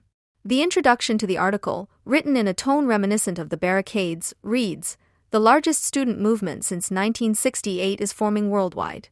Protests are raging at over 100 universities in the USA, and anger is also growing in Europe." End of quote. The protest in question is not directed against recognizable political evils, but against everything that does not suit notoriously whiny students, whose goal seems to be to transform the university, which is actually a place of intellectual work, first into a university living environment and then into a supervised residential community, where there are packages of support based on origin, skin color, and gender to satisfy the recognition needs of everyone. It has always been the case that people can turn against each other for no apparent reason. However, the fact that the life energy of young people is being squandered in the fight against culturally appropriating cafeteria food, old statues, or professors who do not consider it their primary task to take on the extended role of mother for emotionally disabled people is a phenomenon that has only been observed more and more in recent years, especially on American campuses. Those who cannot stomach texts in which violence occurs in the new student world should therefore have the option of refusing to read them. In New York, students have campaigned for a so-called trigger warning to be added to Ovid's Metamorphoses because of its depiction of sexual violence, probably out of a justified concern that the love-crazed gods of lust, who even transform themselves into handsome bulls to get closer to their chosen ones, could creep into the dreams of particularly sensitive readers. The list of undesirable works is long simply because good literature has the advantage over sensitive students in that it reflects reality. In the meantime, the student guerrilla war against the principle of reality has achieved its first successes. At various American universities, students can, after grueling experiences with books, arguments, or exams, color in coloring books in relaxation rooms with milk and cookies or digest the respective everyday shock in some other way. These so-called safe spaces can be imagined as a kind of extended children's room for psychosomatic regeneration. Historical precursors of such protective and relaxation rooms can be found in the care of the disabled. Since the 1980s, almost every large home has had so-called snozel rooms, relaxation rooms equipped with water mattresses and lava lamps to reduce stimuli, where disabled people can calm themselves down with the sounds of dolphins or whales, for example. The absurd idea that healthy people can be triggered by books also refers to medical treatment. The term trigger comes from clinical psychology, where it refers to harmful stimuli in therapy and can be quite useful in treating patients with post-traumatic stress disorders. When students reduce medical terminology to absurdity, make themselves out to be suffering and demand forms of care at universities that are comparable to those in closed psychiatric wards, they are aiming for a gain in illness. They want to force comfort and reassurance on themselves. The imagined sick people abuse the public in order to assert themselves in conflict situations by means of strategic nervous breakdowns, which replace the proverbial elbow. Of course, others are always to blame for the aggressively celebrated suffering. And the more plaintive the tone of the injured person, the more reprehensible the disagreeable persons or institutions appear to be that are said to have caused the misfortune. One should be able to assume that the ploy of staging oneself as a victim of evil authorities in need of care and therefore worthy of support is seen through and, for that reason alone, is decisively rejected at least at liberal universities because it is so obviously mendacious. But this is not happening. Rather, the general tyranny of intimacy and even the blatantly penchant for punishment of one's own psychological defects is becoming more and more commonplace. The downside of tapping into previously individual characteristics under the guidance of industrial psychology is the reflex of those who are being manipulated to pretend to be half dead in the event of a crisis, because that is the only excuse for malfunctions when slaving away. The direct consequence of the ongoing appropriation of empathy, social skills, and appreciative communication through corporate training programs and vulgar psychological self-help literature is that those who have been psychologically conditioned by work are eager to get their teeth into it as soon as they realize that manipulative psychological tricks work among the damaged. Although scorn and mockery are entirely appropriate when dealing with the generation snowflake, it would be too short-sighted to laugh at those meant by it as pampered exotics who fail to adapt to reality because they lack the will to fight for survival. It is precisely the structurally schizophrenic interaction of an internalized ideology of human kindness and a competitive rage that determines the thinking and behavior of this type of person. The recognition-hungry vulnerability goes hand in hand with the willingness to put it at the service of individual advancement. The agreement with the imperatives of capital accumulation is unbroken. The only new thing is the more or less conscious strategy of the ailing will to assert oneself. Those who today are raising the alarm about sexism or racism, especially at universities, and who threaten to drop all inhibitions if they are met with too much restraint, come from a liberal milieu in which childish defiance against any challenge is encouraged early and stubbornly. The goal of recognition-based resource promotion is to enable the offspring to achieve creative and thus individually useful peak performances. No matter what these children do or say, the fact that they do it is seen by the capital-deformed supernanny parents as an expression of ingenious self-activity. At the same time, this educationally mercilessly ambitious milieu is permeated by a deep-seated fear of doing something wrong or being swallowed up by the next global crisis. The obsessive fixation on one's own offspring, which is intended to create the impression of a sensitive parent-child relationship, is in reality anything but loving. The objective situation in life, the competition of all against all, encourages parents to compensate for the damage they have experienced at the expense of their children. On the one hand, adolescents are protected in an intrusive manner and thus seemingly spared, while on the other hand, under the guise of education for self-realization, an unrelenting training of demands and support takes place from an early age, which is in no way inferior to the Protestant ethic, although, in contrast to the latter, it avoids mentioning the performance motive at all costs. The illusion of individual independence and greatness, which is being nurtured today more than ever before and which is kept alive by a laborious defense against objective powerlessness, leaves behind in the subject a disturbing contradiction between narcissistic desire and the concrete fulfillment of wishes, which degenerates into rage against the world the more miserably the infantile attempt fails to make reality equal to one's own limitations. 30 years ago, the psychoanalyst Ursula Grunert published an analysis of the defense function of self-pity in the journal Psyche, based on her experiences with patients. The specific nature of self-pity is expressed in the fact that behind the superficially sentimental self-righteousness, there is always a grumbling turning away from the environment. Unlike melancholic or sad people, individuals caught up in self-pity remain more strongly comparative and appealingly related to objects. A patient quoted in the text, who is exploring the means of combat in a relationship crisis, sums up this simultaneity of weakness and need for revenge. If I croak, he'll look around. The threatened self-extinction becomes a means of exerting pressure. In addition, the patients examined are dominated by a notoriously inappropriate attitude of reproach, which can be traced back to the powerless anger towards the dependence on the primary object, the overcoming of which is, however, precisely prevented by the aggressive victimization. Moments of self-pity, which everyone knows, can undoubtedly have a relieving function. However, the perpetuation of self-pity leads to a resistance to enlightenment and an inability to take responsibility for one's own life. Self-pity is not about becoming aware of or even reflecting on what has actually been suffered, what has been screwed up or what has not been lived, but about cementing one's own misfortune. Just how close together suffering on display and attacks on fellow human beings are can be seen in a video that was made about 3 years ago and has since become famous. In it, Professor Nicholas Christakis, who teaches at Yale, is surrounded by a mob of students on campus because he stood by his wife, who had been branded as politically incorrect. This had been preceded by a demand from a committee for intercultural affairs that all students avoid insensitive costumes at the upcoming Halloween parties. The educationalist Erica Christakis had responded to the students' attempt to enforce a politically correct dress code by saying that the visitors to the parties should decide for themselves what they wear. In the video, which documents the hysteria of the ensuing conflict, a group of mainly female students can be seen whose manifest behavioral problems would be considered unpleasant even in small children. Nicholas Christakis' attempt to demonstrate the advantages of an intellectual debate among equals, instead of going berserk in packs, is followed by wild insults, crying fits and abusive behavior towards the professor, who is accused of lacking the necessary respect for the feelings, origins, and skin color of his students. One particularly committed student finally summarizes the feelings of the mourning mob so loudly that some particularly jumpy fellow students take flight. Be quiet, damn it. This is not about creating an intellectual space. That's not what it's about. Do you understand that? It's about creating a home here. End of quote. The whole theater had been staged to suppress free speech in an authoritarian manner, to place abstract thinking under general suspicion, and to demand the dumbing down of one's own community of opinion as a human right. This insistence on the right of the strongest village is reinforced by the fact that many of the American students live on campus and, through a comprehensive employment and pastoral care program, probably actually believe that they are being offered a home instead of a place to study, where they can let themselves go around the clock, as they would otherwise only be able to do on the sofa at home. The inability to at least somewhat control oneself in public clearly affects the whole personality. The emotional expression of the staging at Yale therefore seems like the dress rehearsal of an improvisation theater group for a particularly dramatic play. Only nothing is being acted. The puffed-up posturing, the hysterical gesticulating or the inappropriate crying all point to the total seizure of the individual, whose entire body functions are at the service of the prevailing emotion, sad, angry, and always keen to get a lot of respect for whatever.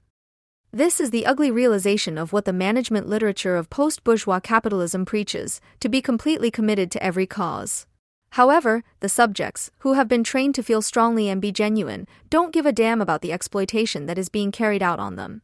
Rather, the tendency to be autistic, to be shamelessly defiant and to be free of any reflection on social objectivity, breaks through with an uninhibited freak of their own identity, looking for the next best stage, which can be the internet, the campus, or a relationship, where the partner is mainly there to serve as a dustbin for the vast amounts of psychological waste that one produces every day. But however much you inflate yourself, as long as you are an individual in a society in which competition determines the relationship between individuals, you will inevitably cut a poor figure in comparison with others, even if you constantly emphasize how authentic you have remained in this phony and artificial world by using slogans of perseverance in your own cause. Thus, the anger is directed against the comparison itself, first and foremost against the beautiful appearance of the competitive society. The claim formulated by the most progressive thinkers of the bourgeoisie to cultivate habitual artificiality, even acting, in the company of others, because tactful behavior and a beautiful appearance are also beneficial to the education of the individual when the friendly customs are sometimes only superficial, belongs to a repressed past. In diametric opposition to the praise of aesthetic and characterful perfection, the general expectation today is to be admired solely for the miserable way one is. In this context, it seems to be particularly important to the formless and shapeless emotional bigwigs to demonstratively emphasize their own lack of appeal.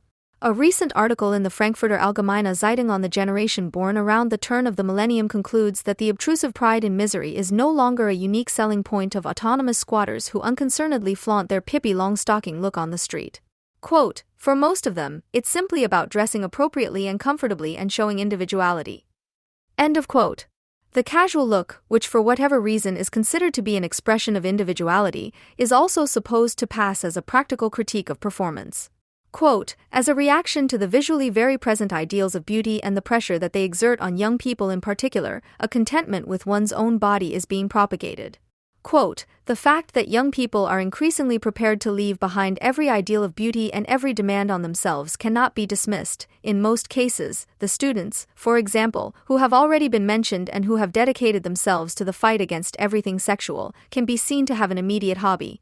The stubborn refusal to pay the slightest attention to how one behaves in public and how one walks around has nothing to do with the justified criticism of authoritarian conformity, which only exists sporadically in Western societies.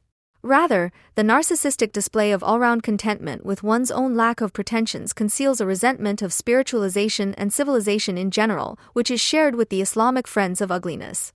On both sides, whether veiled in black or in a colorful, comfortable, tear-stained look of contentment, the clothing, which has been reduced to a rag, functions as a badge of one's attitude. Today, anyone who insists that it is human to dress up for others, even for strangers, and to seek out the public with the intention of making a witty, charming, or simply sociable impression, rather than brazenly spreading out in it as an already outwardly recognizable unpalatable winner, is considered an arrogant outsider. The battle against ideals of beauty is also unappetizing because it is primarily waged against women who do not think of slipping into a potato sack out of conviction in order to show authenticity. Public complaints about women who are too thin, too made up and too superficial, who, with their confident awareness of being seen, offer themselves to men's lust, is now the business of anti-feminist guardians of public morals, who increasingly present their destructive intentions as a fight for women's rights or even honestly feel them to be so. During the height of the #MeToo movement, sociologist Barbara Kuckler wrote an article for Zeit Online in which she called on all women to stop putting on makeup, plucking their eyebrows, painting their nails, shaving their legs, putting on a school uniform, shopping, and leafing through fashion magazines, and to use the energy they would save to advance their careers. Her hatred of wasting time on beautification, which is dedicated to the performance mania, culminates in the arrogance, expressed in a tone of tantra, of dictating to women what they should and should not enjoy. Quote, conquer the inner clock of desire that says, I want to look great, it's fun for me. Yes, it is fun for you. But you could also have fun with 1,000 other things if they had been brought to you so intensively and with so many rewards from childhood. End of quote. The fact that the authoritarian pleasure theorist, who assumes that every woman who pays attention to her appearance has been brought up by sexists, is hardly distinguishable from a vulgar Islamist, is something she herself recognizes, which is why she has to assert at the end of the text that she is not arguing in favor of wearing the burqa. Rather, as always when Germans suffer too much, it is about justice. Quote, the point is that freedom of movement and openness of view should be distributed symmetrically. End of quote. Apart from the fact that it would probably be more appropriate to demand that men take more care with their own appearance than to demand dreariness and neglect for everyone, her unease with civilization goes so far that she is already mentally on the desert island. Quote, you can't want to wear chic clothes or sexy outfits for yourself. The words chic and sexy have no meaning except in a social relationship with others. In a Robinson world they would have no meaning. It is clear that if a woman has done this often enough and internalized it deeply enough, she will do it even without a specific addressee or counterpart, even alone in her apartment and even in an anonymous pedestrian zone in a foreign city. End of quote. The fact that women, and men, might occasionally find satisfaction in the happy enjoyment of themselves does not even occur to someone who obviously despises himself. The aversion to beautiful women in foreign cities is neither new nor original, and it does not become any less dull by presenting it as vulgar sociological interaction drivel. In provincial or provincial regressing societies, hatred of beauty is always in high demand. In Germany, for example, the willingness to empathize with islanders for whom the words chic and sexy have no meaning has always been higher than the willingness to take pleasure in the charms of beautiful people. These, like animals, are primarily regarded as threatening rivals. Love, lust, and eroticism are things whose purity is only sullied by the superficiality of the commodity trade. Because beauty only comes from within, in case of doubt, the domestic smell of sweat is preferred to artificiality and grace, according to the maxim from Heinz Rudolf Kunz's evergreen Dein ist mein ganzes Herz. I need your nighttime smell every morning / and no false eyelashes on the pillows. Women with false eyelashes and bright red nail polish who also smoke and drink, please only in smut movies to spice up the sporty partner sex in a boring relationship, but not in reality, where in this country we prefer authentic bundles of joy who demonstratively parade their flaws. Unregulated lust irritates the reactionaries of all factions, from the German subject to the feminist to the mosque crawler, to the point of blood, because it points beyond the prevailing misery by putting the individual in the foreground as an individual. The person loved for his language, his clothing, or his gait ceases to be a shabby means of satisfying the needs of others. That is why the commodity-like masquerade of the sexually advertising person represents an attempt to break out of the safe spaces of their respective social backgrounds. It is doubtful that the current politicization of students, which comes across primarily as a mass mobilization of the mentally deranged, is a worldwide political movement, as suggested in the opening quote. The youngest generation simply lacks the ability to organize itself. But the need of the isolated to make politics with their own weakness is clearly growing, not least because it works, as in the case of the educationalist Erika Christakis, who was forced to resign. The chaotic performances of angry, blubbering giant babies remind us that the ability to communicate and understand is not something that is given to us a priori and forever secured, but something that must first be acquired and can also be lost. A rational discussion is characterized by the fact that those involved in it can tolerate their own opinions being undermined by better arguments. A fundamental condition for the possibility of reason is, moreover, the effort of the individual to develop a general concept of a thing that concerns all reasonable people. All this requires a distancing from oneself, which seems to become increasingly difficult due to the omnipresent hype about autonomy, which is none, and genuine feelings, which, as soon as they are demanded by everyone, become empty phrases. Where genuine feelings are constantly being rhetorically praised, emotions are accorded something untouchable, the mere fact of having them and standing by them is considered a value in itself. Such notoriously sentimental people not only lack any sense of self-distance and thus any ability to reflect on themselves, they also tend to load their identity-fixated quirks with so much meaning that they cannot help but constantly act in a state of nervous outrage. The consequence of this social autism is a gradual inability to communicate even at the most basic level, which can be observed in almost all areas in which people try to discuss things with each other. From the comment section to the campus to the talk show, nothing but poisonous stammering from feuding hotheads who are united only by the goal of harming their opponents. Because communication theory is still very much in vogue in the humanities superstructure, it is worth taking a look at how empirical research relates to idealistic theory. As is well known, the key to world peace for the most prominent communication theorist, Jürgen Habermas, lies in communicative rationality based on action theory, or more precisely in the intersubjective relationship that subjects capable of speech and action enter into when they communicate with each other about something in the world. In doing so, Habermas assumes that communicative action has universal claims to validity, i.e., general conditions that must be met if communicative agreement is to be achieved. In addition to the communicative requirement of comprehensibility, he identifies three such requirements: propositional truth, normative correctness, and truthfulness. This is obviously too high a hurdle for more and more people who speak a special language that is somehow politically intended, whose sense of normative correctness fails due to a lack of tact, who consider truth to be a particularly nasty trigger from the West and for whom strategic whining has become second nature. It is fortunate for Habermas that he presents his theory as a formal pragmatic one by shifting communicative rationality into the potential, that is, into the telos inherent in linguistic communication. However, if we keep our eyes on reality rather than on telos, then it is not at all presumptuous to speak today of a far-reaching erosion of civilizational practices of linguistic communication, which is not limited to left-wing students. However, the symptoms of decay in communication and understanding can no longer be addressed with language criticism. According to Adorno, the dual character of language, its communicative and expressive function, dissolves under the rule of exchange in favor of the mere communication of clichés, whereby language loses the objective historical truth content that it contains. In instrumental language, words that have been degraded to mere formulas do not appear as substantial bearers of meaning, but as signs without quality. Positivist language, which classifies and calculates only for the purposes of self-preservation and domination of nature, corresponds to an everyday language in which the laxity said prevails as the result of poor thinking. Nothing has changed in the fact that language, as a medium of expression and thus as a possibility for critical penetration, is not used to get beyond the prevailing misery. Only the criticism of instrumental language use, the criticism of language that is limited to the registration of data that positivism brings to light, is too demanding where even the mere communication fails. The fragmentation of subjectivity has reached a degree that even makes instrumental use of language fail, because the individual's loss of control thwarts any conscious orientation towards communicable interests and goals. The infantilized subject is no longer capable of producing sentences that can be criticized. The misery is evident, as it were, in the theatrical sinking down. It is no longer the mechanized, monotonous and flat administrative language used to control the masses that stands out today, but the babbling of fellow human beings in a society that is becoming increasingly destructured.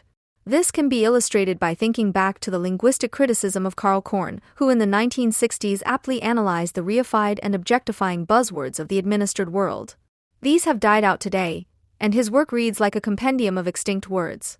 While in the administered world, rational and mechanized language had the function of pointing out the place of individuals robbed of their spontaneity as functionaries, today communication is constantly taking place in the mode of immediate excitement. The corresponding digital means of communication eradicate what language constitutes as an expression of intellectual capacity, namely distance and reflection. Language becomes the material at the disposal of the subject, who is permanently emotionally agitated and determined to realize his or her full potential, and who wants to see him or herself expressed in language without exception. The megalomania that is reflected in this, whether in the ranting of the Wutberger or in the pseudo-individualism of the creative person, obscures the real powerlessness in the shrill fixation on the self. In contrast, an antiquated word like company employee, which Korn still makes fun of, reminds us of the subjugation and dependence that capital demands of people. If the loss of control over one's drives and the increasing inability to communicate continue to spread, which the fatalism with which bourgeois self-destruction is accepted alone suggests, then this will have an impact on the organization of capitalist competition. The elite, which mostly comes from the ambitious liberal middle class, is increasingly proving to be unsuitable for the purposes of marketing its own commodity, labor, even in Silicon Valley capitalism. Bred by their parents to compete and market themselves, they undermine the ability to cooperate, which is necessary for competition and represents a basic form of the capitalist economy, in their whining self-reference. Marx still regarded the simultaneous employment of a large number of wage laborers in the same work process as the starting point of capitalist production. The planned combination of labor forces and work steps is therefore the prerequisite for the development of productive power. The monitoring and management of cooperation falls within the functional scope of capital, which confronts the workers ideally as a plan, practically as the authority of the capitalist in a quasi-despotic manner. Nevertheless, the individual worker, in the planned cooperation of many, sheds his individual limitations and develops his potential. Social contact is not thought of as a panic of seeing and being seen, as it is today, but as a means of individual development, although for most productive workers, mere social contact generates a sense of competition and a personal stimulation of the animal spirits, which increase the individual's ability to perform.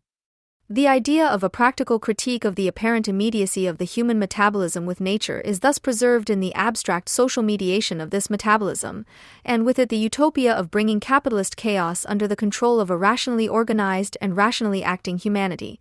Marx's hope remained unfulfilled. The exchange between workers, today solemnly called communication, increasingly serves the purpose of mutual control. By the beginning of the 20th century, the corporations had grown to such an extent that the necessary supervision could no longer be handled in a centralized manner. From then on, the art of delegation was in demand.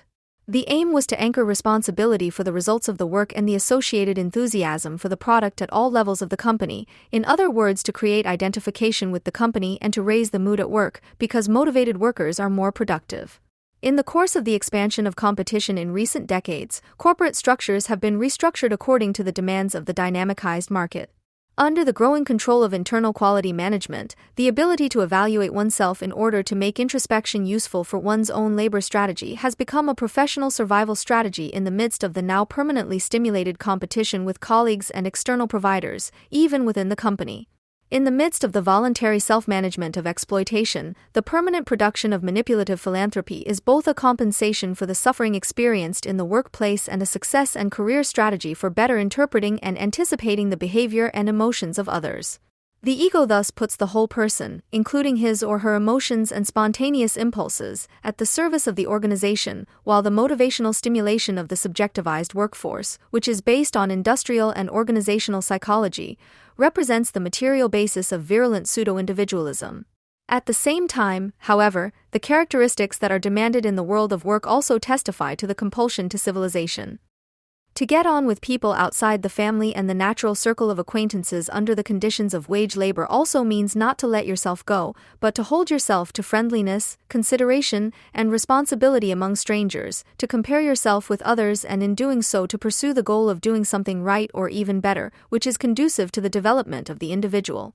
In the world of work, it is still most likely to be demanded that you do not always get stroppy and hold your fist under the nose of people you do not like. Despite all the justified criticism of strategic interaction, a role distance is expected at work, at least where the postmodern spirit has not completely taken hold, which stands for civilizing impositions that are currently in decline. A critique of strategic friendliness in the professional world, such as that of David Reisman, is therefore to be read differently today than it was 50 years ago. He said, and it is still repeated in various variations today, but the externally guided director academic and employee finds it difficult to distinguish between the forced friendliness at work and a spontaneous expression of genuine friendliness outside of working hours. End of quote. Today, we long for this friendliness, which has been criticized for generations by sociology students as an expression of the most terrible alienation. It is hard to imagine what happens to elite students when they are confronted with time pressure, stressful customers, or instructions from management instead of the question of the correct Halloween costume. In the workplaces of postmodern capitalism, the focus is no longer on objectifiable, educational knowledge, but on mobility, adaptability, and performance. The constant invocation of individual engagement is undoubtedly economically functional and, when applied to the subject, system integrative, but there are increasingly clear signs of an emotional overproduction crisis, which manifests itself in the excessive demands of mediating emotionality and rationality in such a way that individual breakdowns do not occur. Even the most creative mind in the service industry usually has to be able to do something and be able to deal with the demands of others without the trigger drama breaking out immediately in the event of negotiations, misunderstandings, or conflicts. Students who scream at a professor for no reason at all may be highly committed, but they seem to lack the basic social skills that are still necessary for functioning in the world of work, despite all the subjectivization and flexibilization. Of course, there is no reason for revolutionary hope in the face of the growing number of disruptions created by capital itself. It is more likely that the job market for various social technicians with anti-hysterical additional training will boom in the near future than that conditions in which people turn into enlightenment-resistant cranks on a massive scale will be abolished. Today, not a few leftists see a new opportunity to overcome capitalist bleakness in the cooperative relationships of network capitalism. The idea, first developed by post-operaists and then taken up by postmodern cultural and lifestyle Marxists, that the immaterial, network-like work of postmodern capitalism is showing clear signs of the coming socialism, is very popular in the urban left-wing alternative milieu. The postmodern left swears by the cooperative sector, i.e. creative tinkering in cooperatives, house projects, startups, or aid projects, where the jargon of self-realization dominates and where it is particularly easy to charge work with a sense of purpose. On project-oriented cooperation, Robert Missick says, the network they form together could also be seen as the nucleus of a new kind of socialism. A form of communal economy, of a together economy, which is completely decentralized, a socialism that has nothing in common with the bureaucratic juggernaut of former state economies. End of quote. The banality that the expenditure of labor takes place in cooperation, because in capitalism no one works for themselves alone, and therefore every worker is integrated into a work context that encompasses the whole of society, is to be prettified here with the argument that it is more decentralized than before, as good news. This form of capitalist economic activity, which has been transfigured into a cooperative economy, has little in common with the Moloch of earlier economies, only in a different sense from that desired by Missick.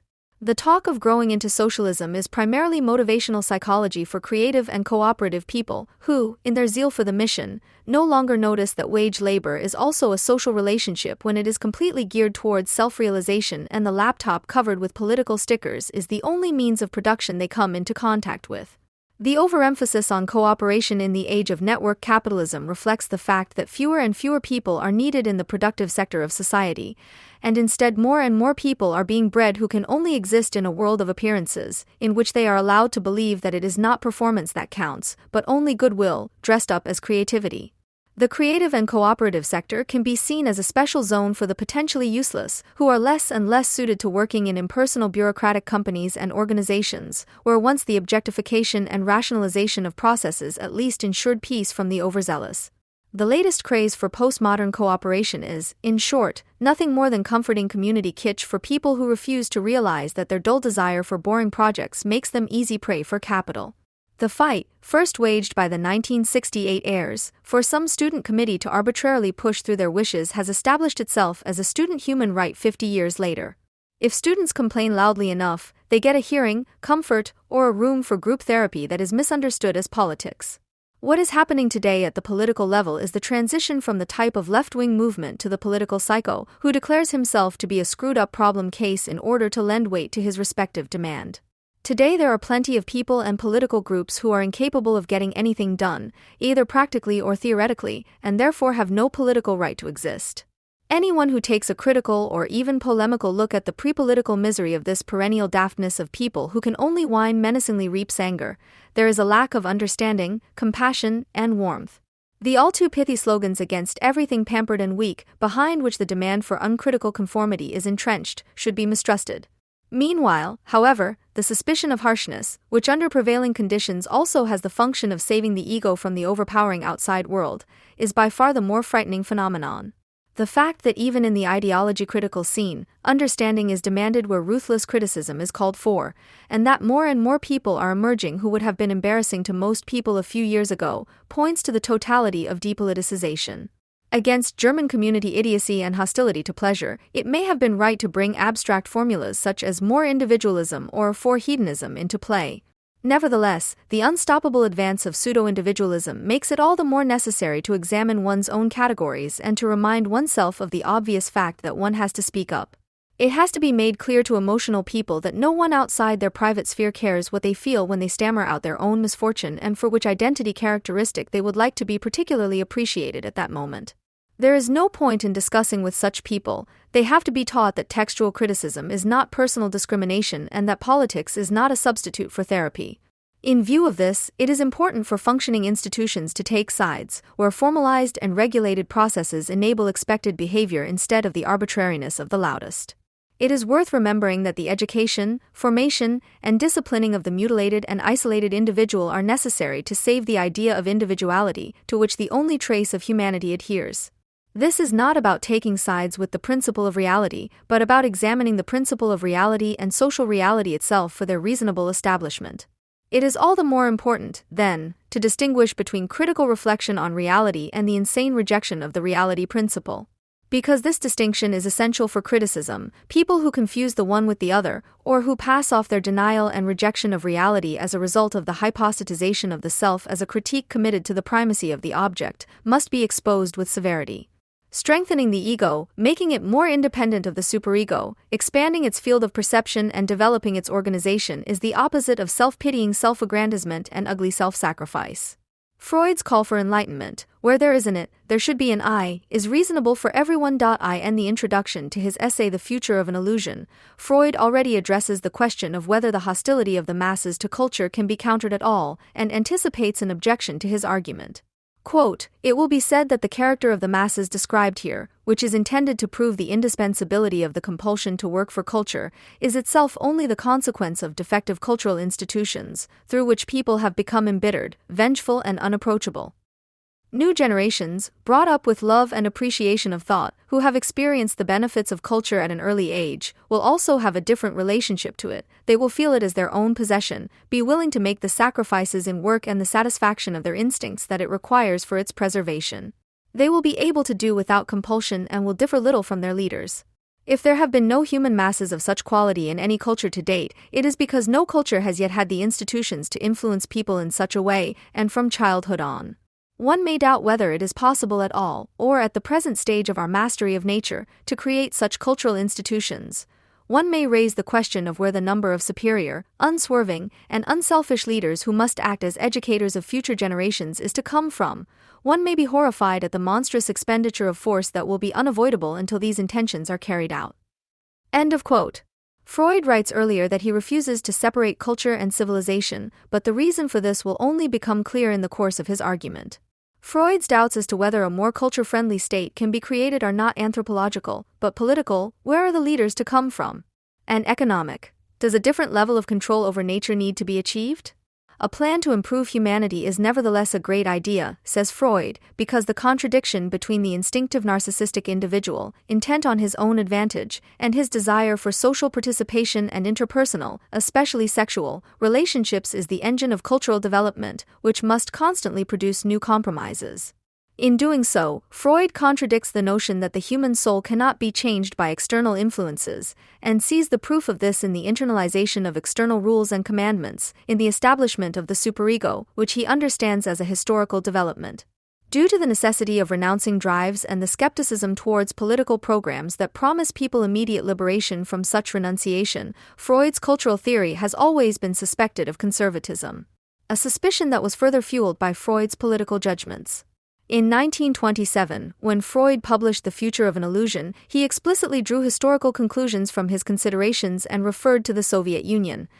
The plan to improve humanity, is certainly based on the psychological insight that man is endowed with the most diverse drives, which early childhood experiences point in the final direction. The limits of the educability of man therefore also set the limits of the effectiveness of such a cultural change. It may be doubted whether and to what extent a different cultural environment can eradicate the two characteristics of human masses that make the management of human affairs so difficult. The experiment has not yet been made.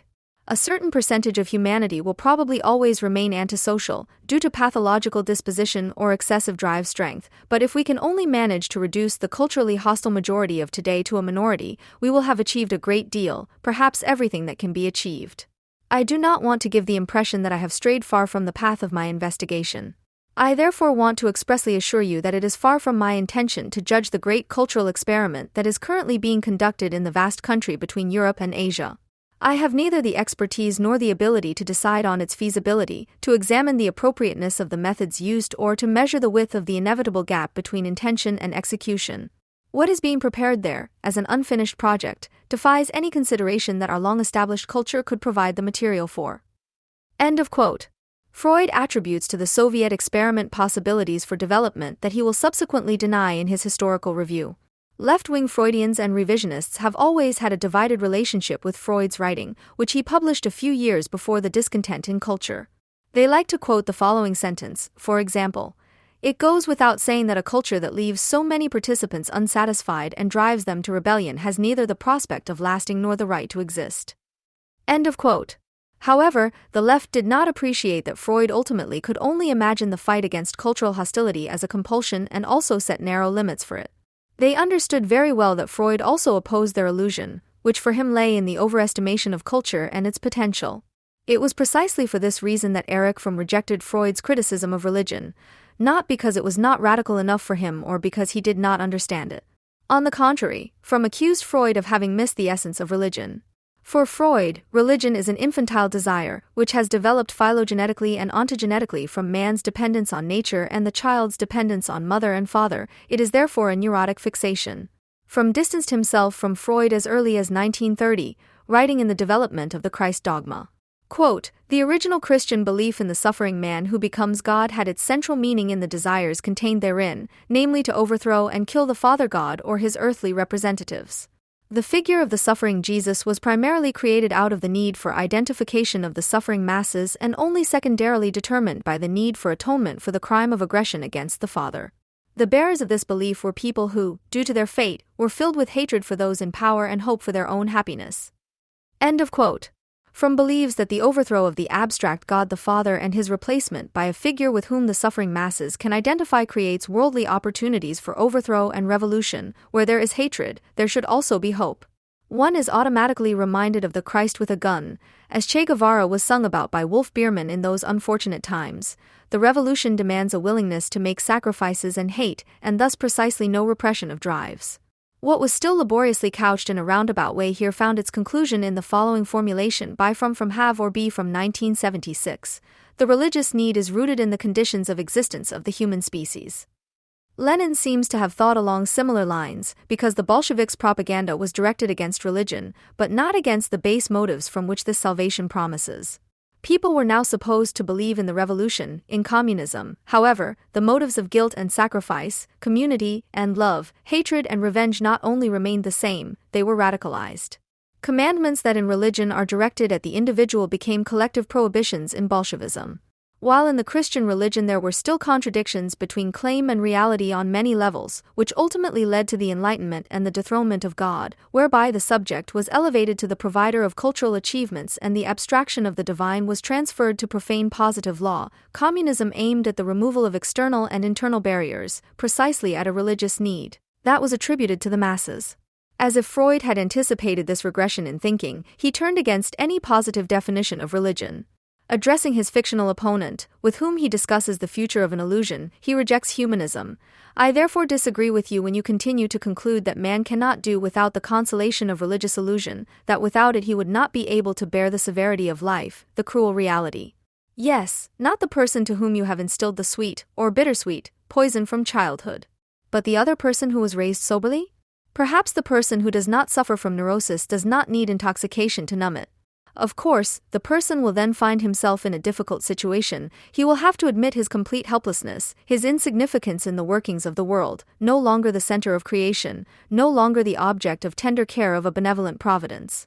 He will be in the same situation as the child who has left the parental home, where it was so warm and comfortable for him. But isn't it true that infantilism is destined to be overcome? Man cannot remain a child forever, he must finally go out into hostile life. This may be called education to reality, and I need not tell you that the sole purpose of my writing is to draw attention to the necessity of this progress. End of quote.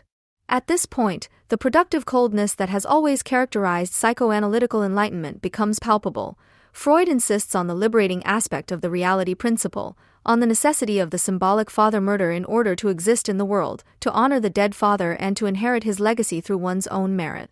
Religion is no comfort, it is poison, because it nurtures the illusion that the psychic separation from one's parents could be avoided. Like Fromm, the entire revised psychoanalysis has fallen behind Freud's critique of anthropology by ontologizing the need itself. We have to deal with the consequences today, for example when it is claimed that a religious need can be recognized in today's Islam, without even considering the possibility of criticizing this need itself. The triumph of culturalism is nothing other than the triumph of ontology, which rejects precisely what Freud insisted on, the conflictual nature of human development. What Freud describes as an illusion could also be described as an ideology, and Freud himself does not speak only of religion when he describes people's attempts to deny the inevitability of conflict as illusions. However, he speaks of desires, not needs, and this is no coincidence. Desires are formations of the psychic apparatus. Needs, on the other hand, are either physical in nature or arise from the denial of desire, in which case they are transformed and perceived as an almost physical urge, as in the case of addiction. However, Freud is most often criticized for his scientism, a criticism that originally came from a Protestant pastor and was directed against Freud's criticism of religion. Habermas' formulation of the scientistic misunderstanding in psychoanalysis, which refers to the contradiction between hermeneutics, as psychoanalysis is practiced, and the claim formulated by Freud that psychoanalysis is a natural science, has, significantly, never been examined in the context in which it first appeared. Oskar Pfister, a Reformed pastor from Switzerland, was one of the few people who remained loyal to Freud after the break with Jung. Freud and Pfister argued amicably in letters and in person for over 30 years, from their first meeting in 1909 until Freud's death. Pfister wrote his counterstatement a year after Freud's publication, The Illusion of a Future, which appeared in the journal Imago. Pfister, like Fromm and others, cannot refrain from accusing Freud of a lack of differentiation.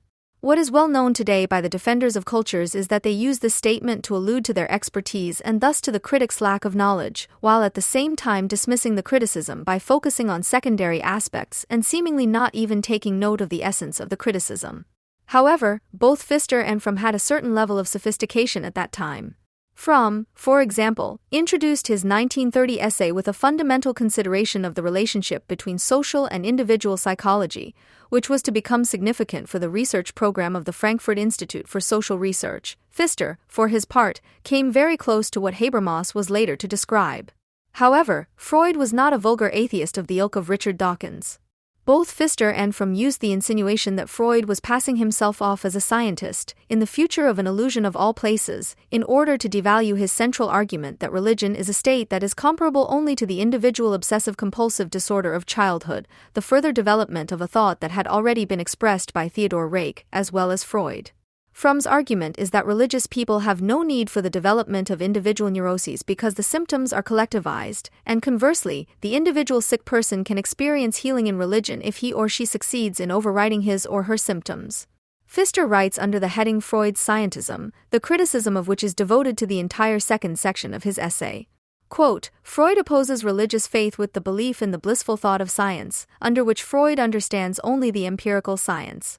In it, the illusion of truth has given way. In doing so, the question, what is science? Seems to concern him less than the parallel concern of Pilate, what is truth? Freud is a positivist, and we can thank God for that. Without his concentrated devotion to the empirical, he would not have become the great pioneer that he was. One can credit such a successful and ingenious pioneer with the fact that, at the very moment when he is trying to strangle religious illusion, he sets up the messianic nature of science, without observing that illusion is also spreading in this belief. End of quote. Freud does not do this, however, and he also does not have a popular concept of science, as Pfister writes elsewhere. Rather, Freud insists on a concept of truth that arises from the organization of human perception. Freud writes at the end of his reflections, people have finally tried to radically devalue scientific endeavor by considering that, bound to the conditions of our own organization, it can provide nothing but subjective results, while the real nature of things outside of us remains inaccessible to it. In doing so, one ignores a number of crucial aspects of the scientific approach, namely that our organization, i.e. our mental apparatus, has developed precisely in an effort to explore the outside world, and that it must therefore have realized a degree of expediency in its structure, that it is itself a component of the world that we are supposed to explore, and that it allows such exploration to take place, is fully described if we limit it to showing how the world must appear to us as a result of the nature of our organization, that the finite results of science are not only conditioned by our organization, but also by what has acted on this organization, and finally, that the problem of the nature of the world, without regard to our perceptive mental apparatus, is an empty abstraction, without practical interest. End of quote. But this is by no means scientism in the sense of a cognitive subject that elevates itself above nature, but rather the opposite, a narcissistic offense that Pfister, like Fromm, and perhaps Habermas, could not digest. Yes, perception is more than projection, but if it does not reflect on itself and refuses to understand itself as a component of that which is to be recognized, it reduces itself to precisely that and thus becomes an illusion. But Freud's formulation also contains the hope that human development will progress. Humanity would no longer exist if the human perceptual apparatus had not in the meantime achieved a certain functionality. Freud is equally unsparing in his description of how it is precisely this functionality that can threaten humanity's existence. This may also be understood as Freud's implicit commentary on every form of promise of salvation and redemption. For Freud, the possibility of something better than the present arises neither from political nor from religious reasons, but from the conflict that results from the necessity of controlling both inner and outer nature. What prevents the individual, what prevents humanity from giving up its childhood neuroses? What is necessary for the individual and for humanity to mature? Freud refuses to give positive answers to these questions, and this is precisely what Fromm and Pfister accuse him of, the one with Marxist intentions, the other with Protestant ones. But their common ground does not end there, it goes further. According to them, the conflict does not lie within the individual, but between the individual and society, that is, the real conflict is what Freud calls cultural work. The deformations then result from the failure of individuals to meet social demands. For both Fromm and Pfister, this leads to a concept of human actuality that seeks the inhibition solely in the outside world, in other words in culture, however internalized the conflict may be. Freud's formulations, on the other hand, point to the dialectic of individual and social development, which does not allow for such a simple solution. Cultural work and the renunciation of drives are not simply external constraints, nor are they exclusively internalized. The contradiction that has produced this development lies in the contradictory nature of the human being and can only be understood negatively as an inability to mediate, or to reconcile. However, it is precisely this inability, unlike the conflictual constitution, that Freud does not anthropologically set, but confronts with the task of overcoming itself, its own inability. This is also why the Bolsheviks' communism has such a crazy afterlife. The inability to mediate gives rise to a longing for redemption as a return to the original state instead of a longing for progress and freedom, which cannot exist in this form because reconciliation is not a place of longing. If the conflict is shifted to the external reality in this way and the Freudian dialectic is suppressed, there is nothing left to do but to constantly make suggestions for improvement. This is what happened to Fromm, who was already discussing the unconditional basic income in 1966.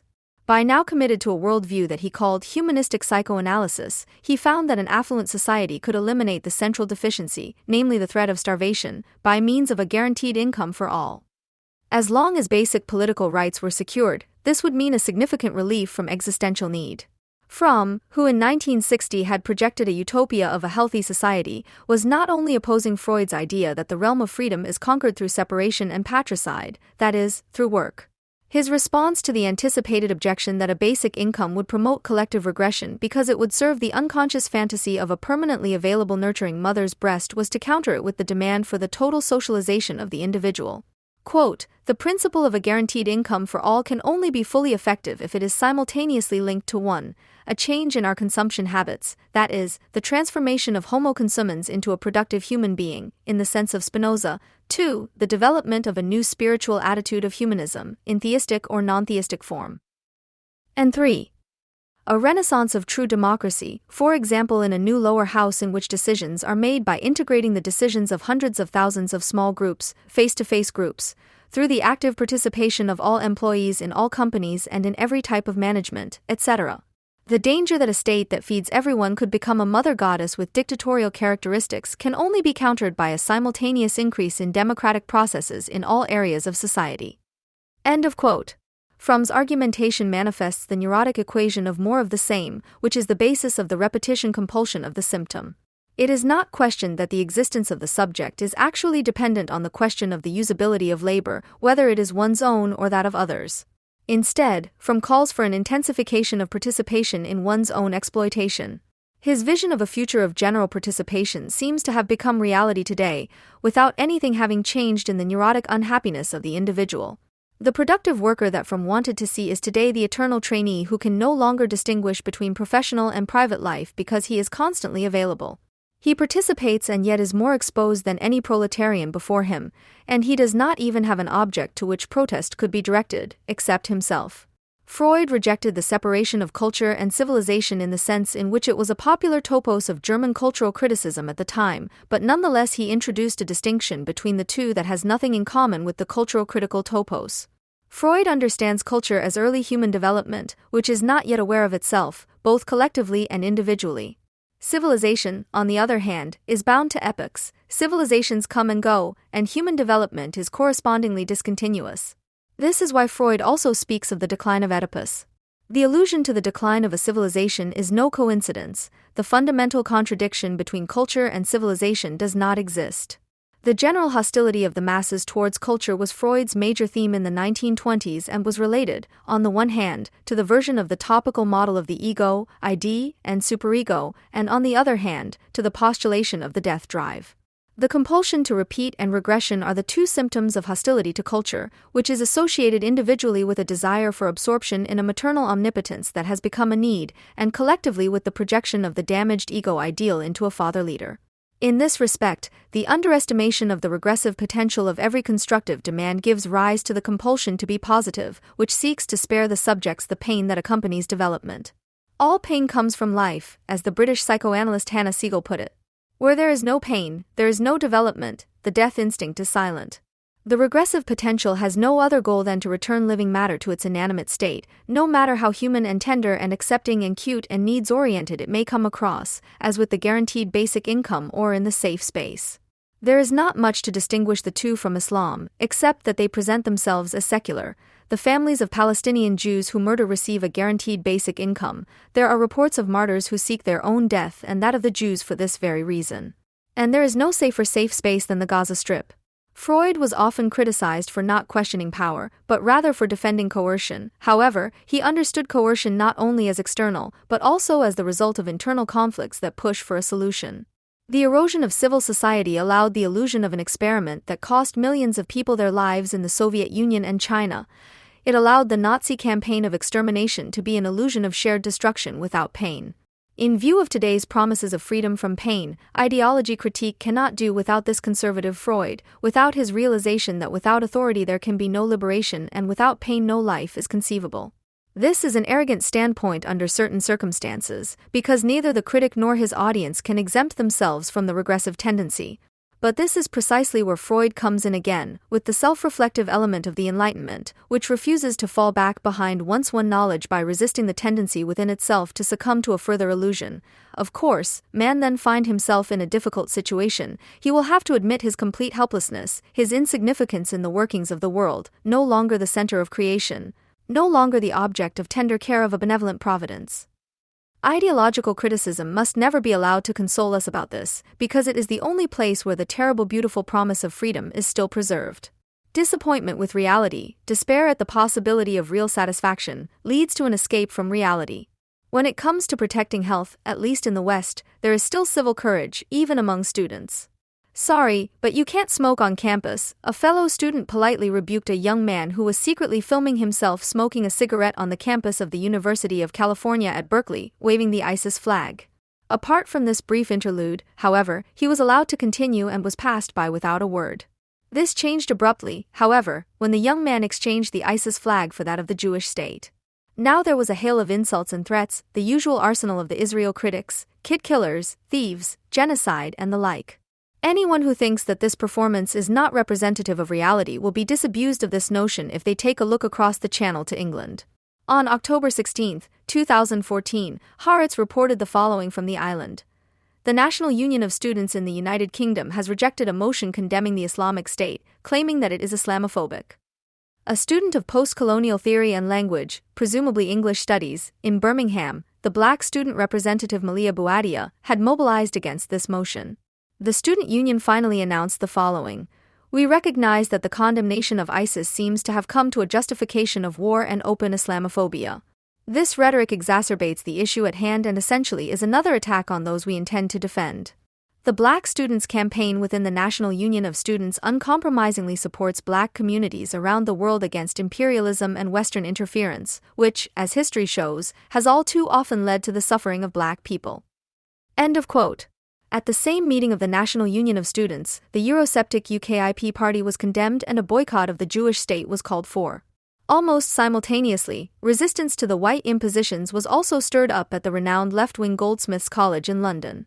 There, the strictly headscarf-wearing student representative for education, Sarah El-Alfi, called on her fellow students at the university's student assembly to reject the motion to introduce an official Holocaust Memorial Day at the university, and to reject the idea of introducing an official Holocaust Memorial Day at the university, alongside those for the victims of Stalinism, the Holodomor, the Stalinist starvation of the Ukrainian population, and the Armenian genocide, because such a request would be Eurocentric and colonialist.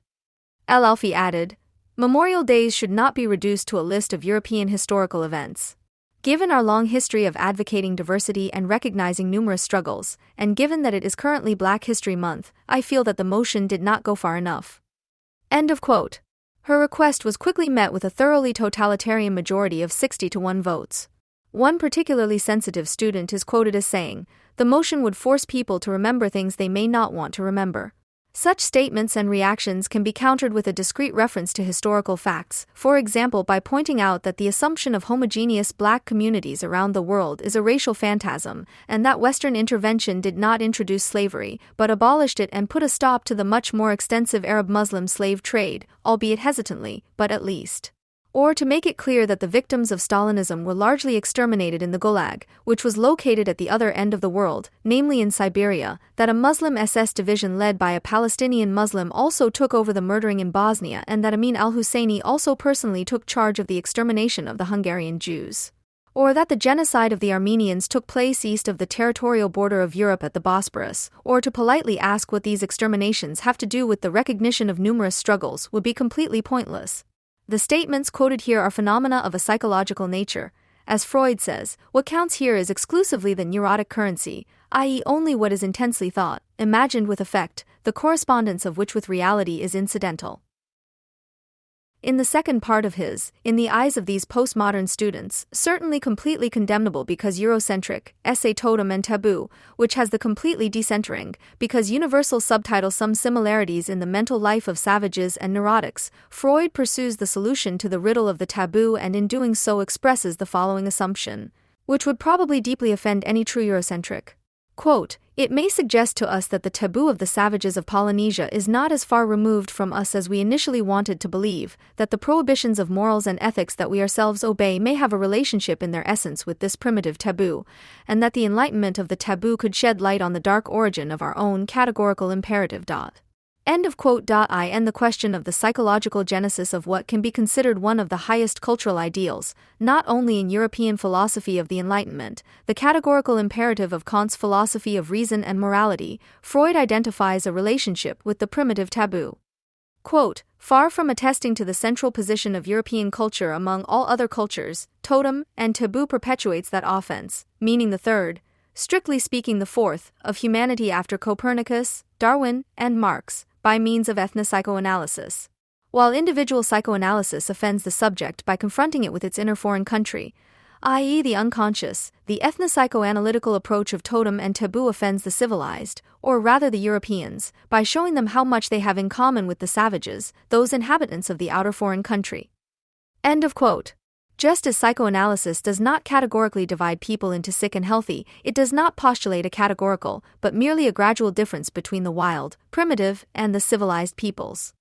And precisely because it adheres to the enlightened idea of one humanity and one history, in accordance with the latent historical optimism in totem and taboo, it also registers the hierarchical distance between these civilized peoples and the low-standing cultures.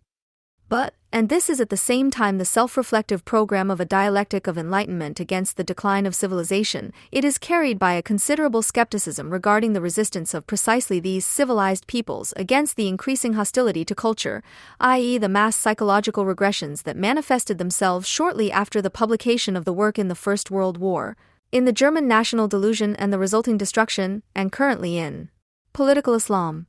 Freud's talk of the possibility of a regression that always accompanies and possibly undermines the cultural process, according to which the individual as well as collective groups can at any time fall back to a historically already overcome, earlier narcissistic stage of development, which is characterized by magical wishful thinking, fantastic misjudgment of reality, omnipotence of thoughts, i.e. paranoia, necessarily implies its opposite at the same time, that of progress.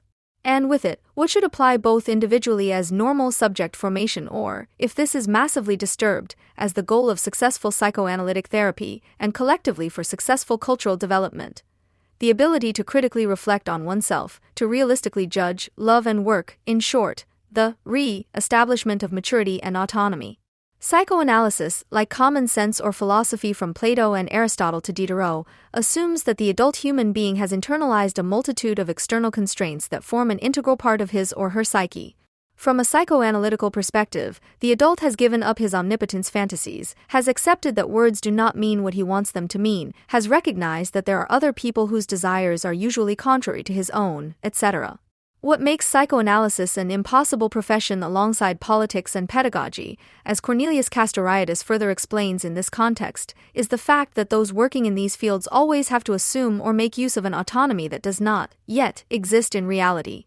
The purpose of Freud's parallel treatment of ontogenesis and phylogenesis, or their translation into one another, is to demonstrate how precarious both social progress, for example the mediation of power through the law, and individual maturation processes towards a longed-for strengthening or maturing of the ego have remained precarious to date and, in view of the supremacy of objective social conditions, to which the individual is attached rather helplessly and defenselessly, at best merely as a functional reservoir of labor, must remain so.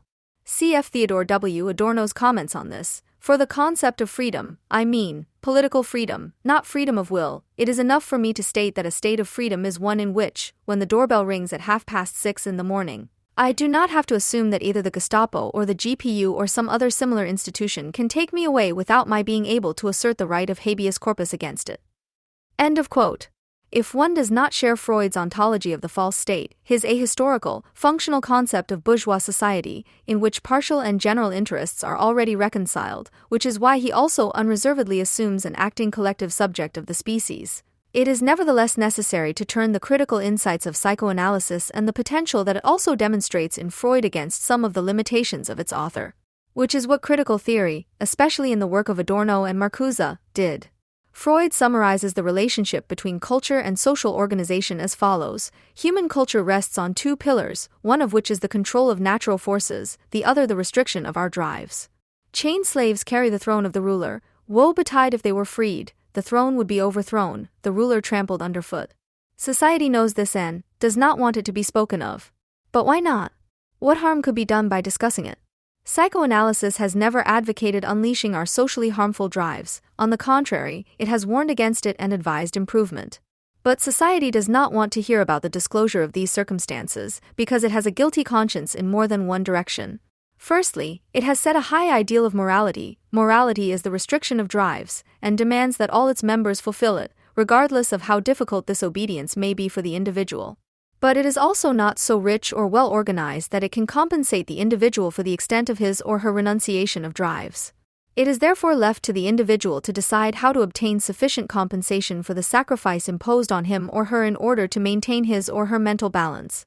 On the whole, however, he or she is forced to live beyond his or her means, while his or her unsatisfied drive claims make him or her feel the demands of culture as a constant pressure. Thus society maintains a state of cultural hypocrisy, which must be accompanied by a feeling of insecurity and a need to protect the undeniable instability by prohibiting criticism and discussion. Psychoanalysis reveals the weaknesses of this system and advises that it be changed. It suggests that the severity of the repression of drives be relaxed and that more space be given to truthfulness. As a result of this criticism, psychoanalysis has been perceived as hostile to culture and banned as a social danger. This resistance cannot be eternal. In the long run, no human institution can escape the influence of justified critical insight. End of quote. But if some people in the West today are increasingly displaying a holy awe, Freud's translation of the Polynesian word taboo, when it comes to commemorating the Holocaust, while at the same time remaining silent about the barbarism of those who are preparing to repeat it, or, like the gender professor Antje Laan Hornscheid from the Humboldt University in Berlin, who confuses magical thinking with science, do not want to be addressed as a man or a woman, but as a Verert X Prof X, then. These bizarre phenomena, together with the theories underlying them, would have to be understood against the background of Freud's dynamic insights as a classic case of infantile emotional ambivalence underlying taboos and compulsive behavior. For it is obvious that these I make the world as I like it infantilities are characterized by a primitive avoidance behavior that bears all the hallmarks of magical thinking, as it consistently replaces natural psychological laws with natural ones. And this is the case to the extent that the refusal to even mention real facts reveals the main and core prohibition of neurosis, which, as with the taboo, also encompasses touch, from which its name fear of touch, desire to toucher, is derived. Freud points out that the meaning of this fear of contact can also take on the meaning of transferred speech, in the sense of coming into contact. For this reason, contact with thoughts is perherest, as is immediate physical contact. Like small children who believe they have hidden themselves when they only cover their eyes, the obsessive British students or the Deutsch ex feministisch ex Sprachkampf ex believe that they are making a contribution to the fight against evil, in their eyes the West or heteronormativity, by refraining from certain linguistic acts, as if the facts, the historical truth or even biological gender only came into being when they were named. If it is true, as Freud says, that it is reasonable to relate the overestimation and overvaluation of mental actions in neurotics and primitives to narcissism and to regard them as an essential part of it, and if we can therefore see proof of the omnipotence of thoughts in primitives as evidence of narcissism, we can venture to compare the developmental stages of the human worldview with the stages of the libidinal development of the individual. In terms of time and content, the animistic phase corresponds to narcissism, the religious phase to the stage of object finding, which is characterized by the bond with the parents, and the scientific phase has its full counterpart in the state of maturity of the individual, which has renounced the pleasure principle and seeks its object in the outside world by adapting to reality. Of course, the division of human history is based on the three-stage law of positivism as formulated by Auguste Comte and obviously reflects the linear model of progress of the Enlightenment of the self-confident, revolutionary bourgeoisie of France. But in contrast to positivism, Freud knows that the earlier stages have not been overcome once and for all, but retain a constant virtuality, with the well-known catastrophic consequences. In times of the fantastic downfall of positivism, the first thing to do would therefore be to save the real external or object world, which is independent of consciousness, from the illusionary fantasies of collectively regressing narcissists. Otto Fenichel once pointed out that this critical relationship to reality in psychoanalytical science can also take on exuberant traits. We, neither pan-filled infants and schizophrenics nor animistic occultists and mystical enthusiasts, we logicians, have created the new criterion of BW. Reality testing in a hard struggle.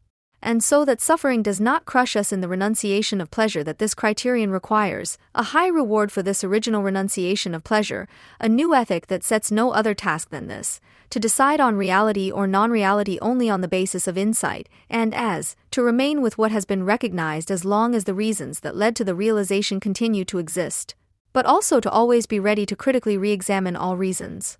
This new virtue, this virtue of the adult and of the conqueror of all pure pleasure principles, it is this that, according to Nietzsche, is the youngest of all virtues, which is called honesty.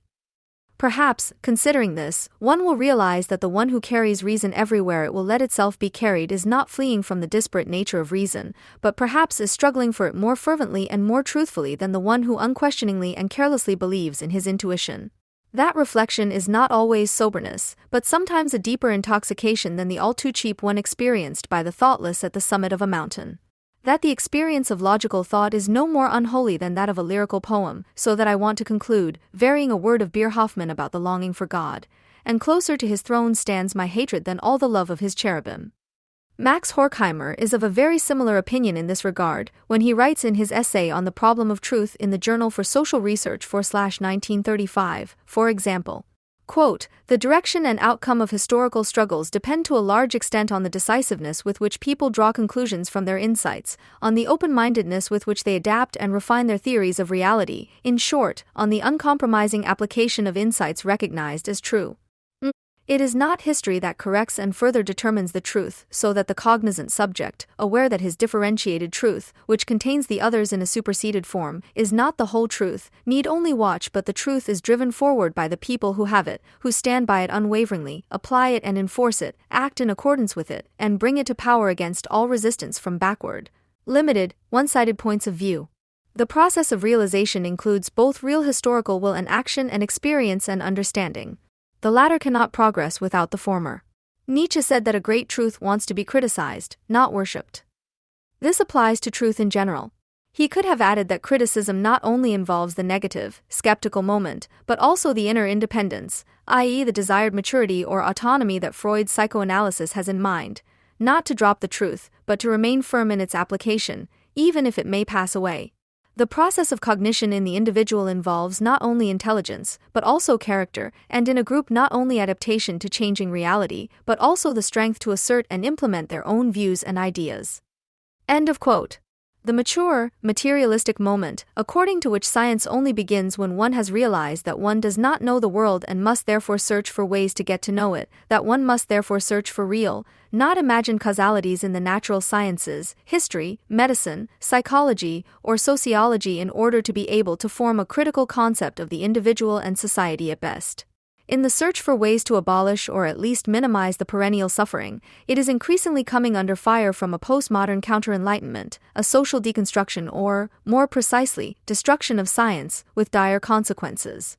And primarily for the post-colonial subalterns, for whose alleged rescue from the imperialistic and Eurocentric West the whole obscurantist hocus-pocus was invented in the first place. Mirananda, a molecular biologist and science writer from India who is now living in the USA and is completely anti-imperialist, who at least has to be credited with rigorously adhering to the preconditions of thought, in 1997 in an article for the Marxist U.S. Monthly Review, How the Idealisms of Western, Postmodern, Social Constructivist Anti-Science May Be Effective Worldwide. But in the concrete example are taken up by so-called neo-Gandhian indigenous science movements that recruit themselves from the Hindu nationalists of the BJP. Bharatiya Janata Party is an Indian Hindu People's Party and currently forms the government. On the one hand, there is the existence of a world independent of the mind, which exhibits qualities, structures, and causalities recognizable to the human mind, and on the other hand, there is the capacity of, 1. Indivisible, reason, which is equally available to all people. These are the cultural characteristics that are claimed to be opposed to efforts to provide reasonable education in rural areas and urban slums in India through the people's science movements. For example, the Kerala Sastra Sahitya Parishad, KSSP, with 40,000 active members and nearly 1,500 science clubs in small towns and villages in the state of Kerala. There are many other science-based, consciousness-raising groups, some of them recognized nationally for their innovative educational methods in science, especially the Central India-based Eklavya and the now-closed Kishore Bharati, which in 1972 formed the nucleus of the Hoshangabad Science Teaching Program, HSTP, a program that has now spread to more than 500 schools. Their educational campaigns bring education into the modern scientific ideas, especially those that come from modern Western biology, evolutionary theory, the laws of physics according to Newton, and relate them to people's everyday lives, using all available cultural means, from classrooms to art markets, songs, street corner theaters, and science processions. Examples of this educational activity include astronomy courses that explain the trajectory of a comet approaching the Earth, or those that educate about a parasite that caused a national panic regarding a curse on green vegetables. The indigenous counter-movements, on the other hand, which seek to preserve the Indian way of life, i.e. religious obscurantism, the caste system and the subjugation of women, vehemently oppose these endeavors and create completely new sciences in which even the laws of nature are different, because they derive their legitimization as facts from a worldview that is organically and authentically related to the way of life of the people who live in these societies. Peter Siemianek has already compiled everything that needs to be said about the criminal Gandhi in this journal in issue 53/2007. It is astounding that even a hardened anti-imperialist like Arundhati Roy has recently been scratching away at the halo of this national hero. For example, she wrote the foreword to the very readable and important book Annihilation of Caste by B.R. Ambedkar, Gandhi's historical opponent, which was reissued last year by Verso. In 1936, Ambedkar sharply attacked the caste system and Hinduism in his writing.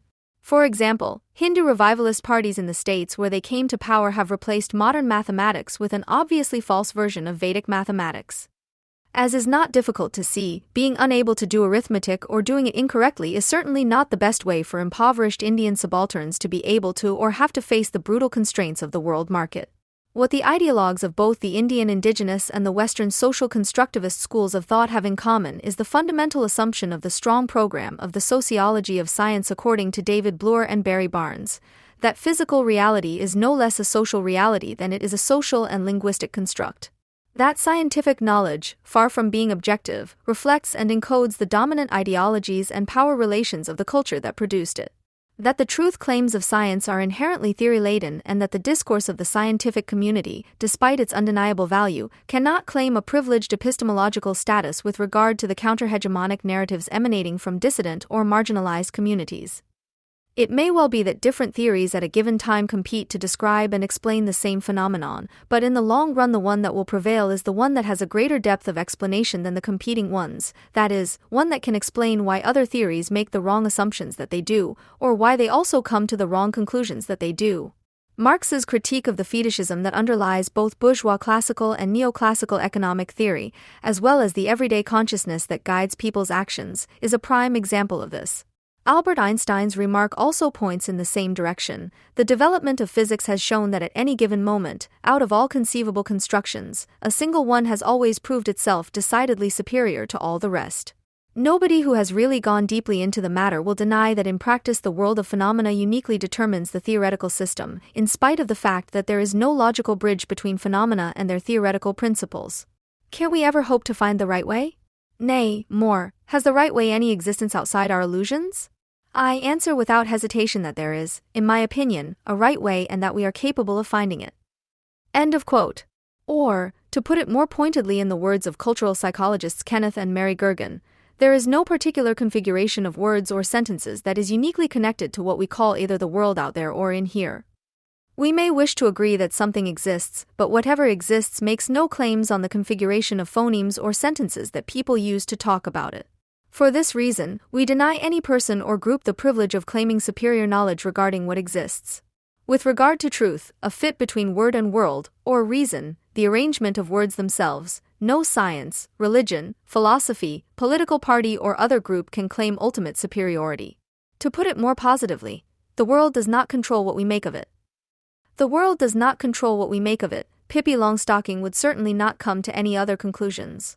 The result of this magical cosmic harmony, however, is, if thought through to its logical conclusion, that there is no longer any difference between delusion and its critique, between Himmler and Adorno.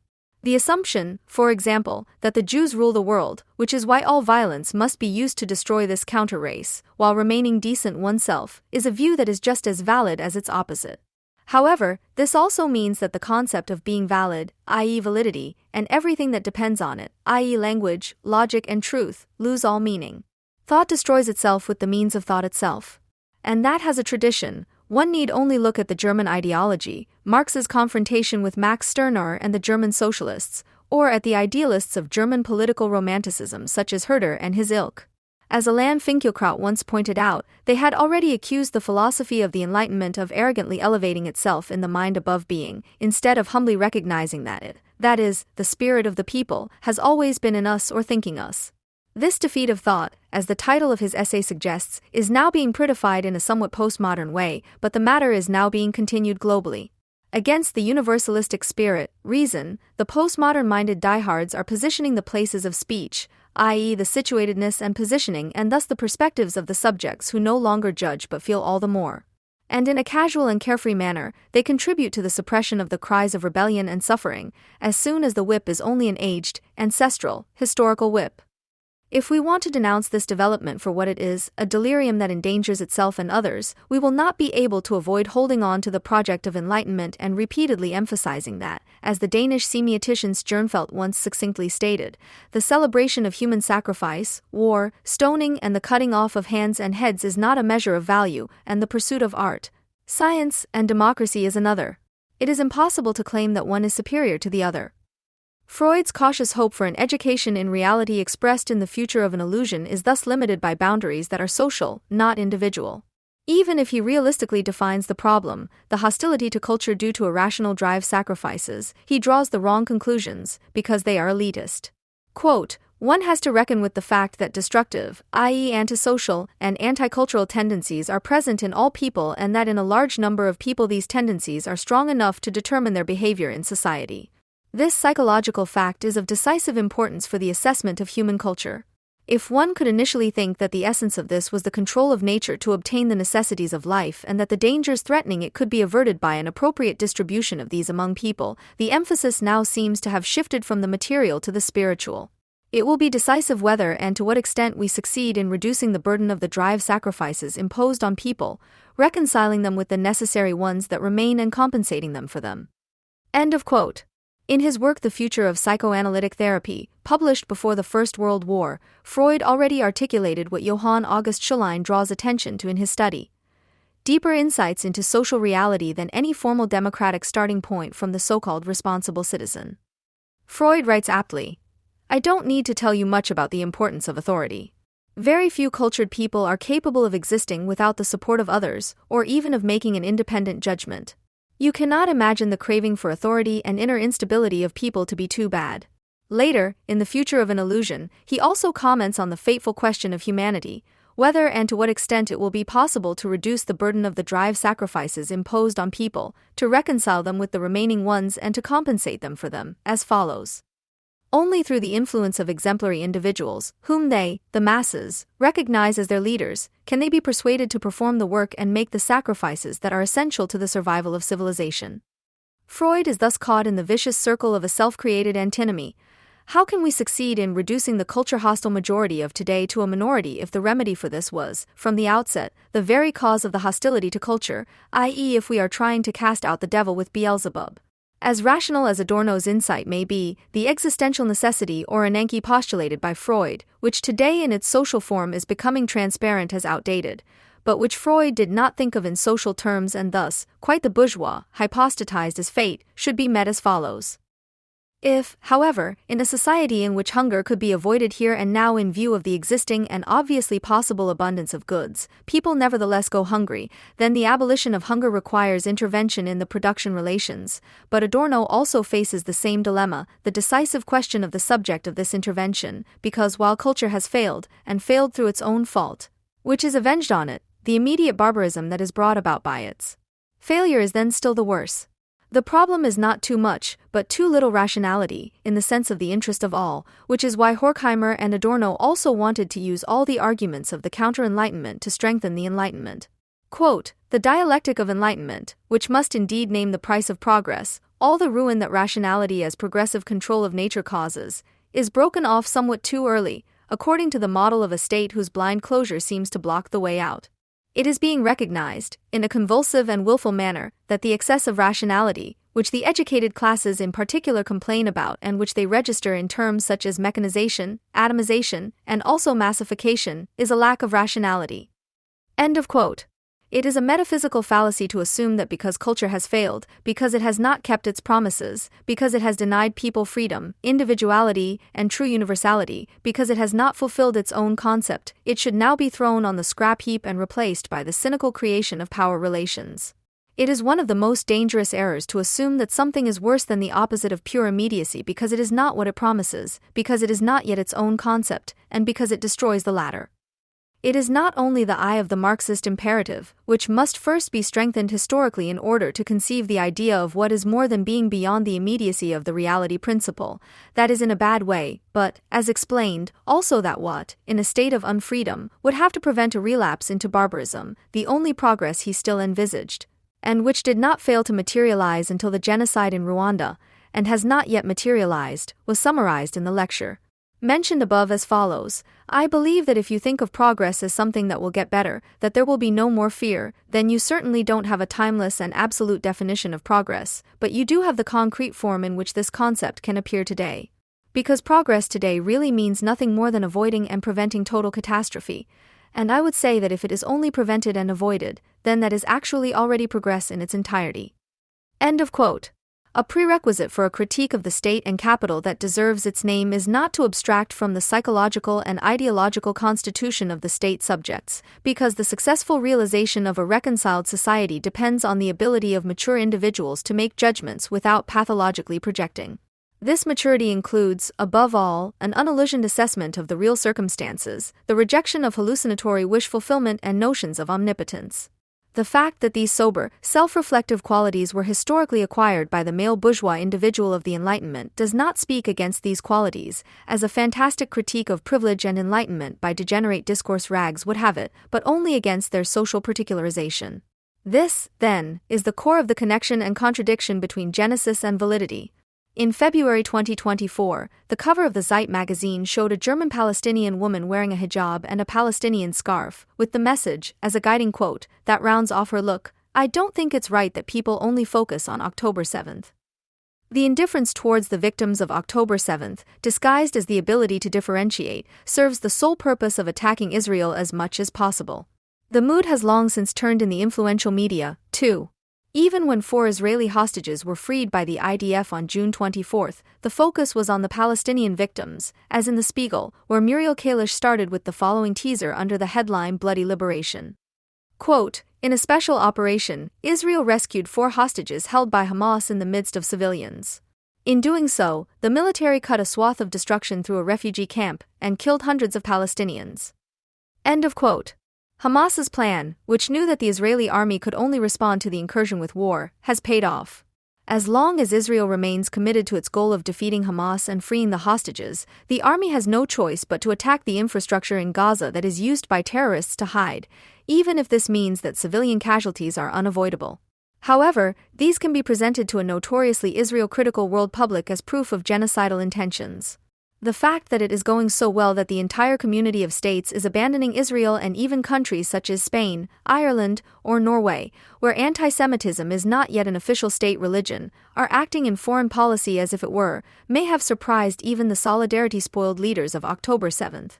The mood in the protest camps at U.S. universities, where for several weeks now unconditionally pro-Palestinian students have been staging themselves as a grassroots democratic people's court against Israel, was correspondingly exuberant.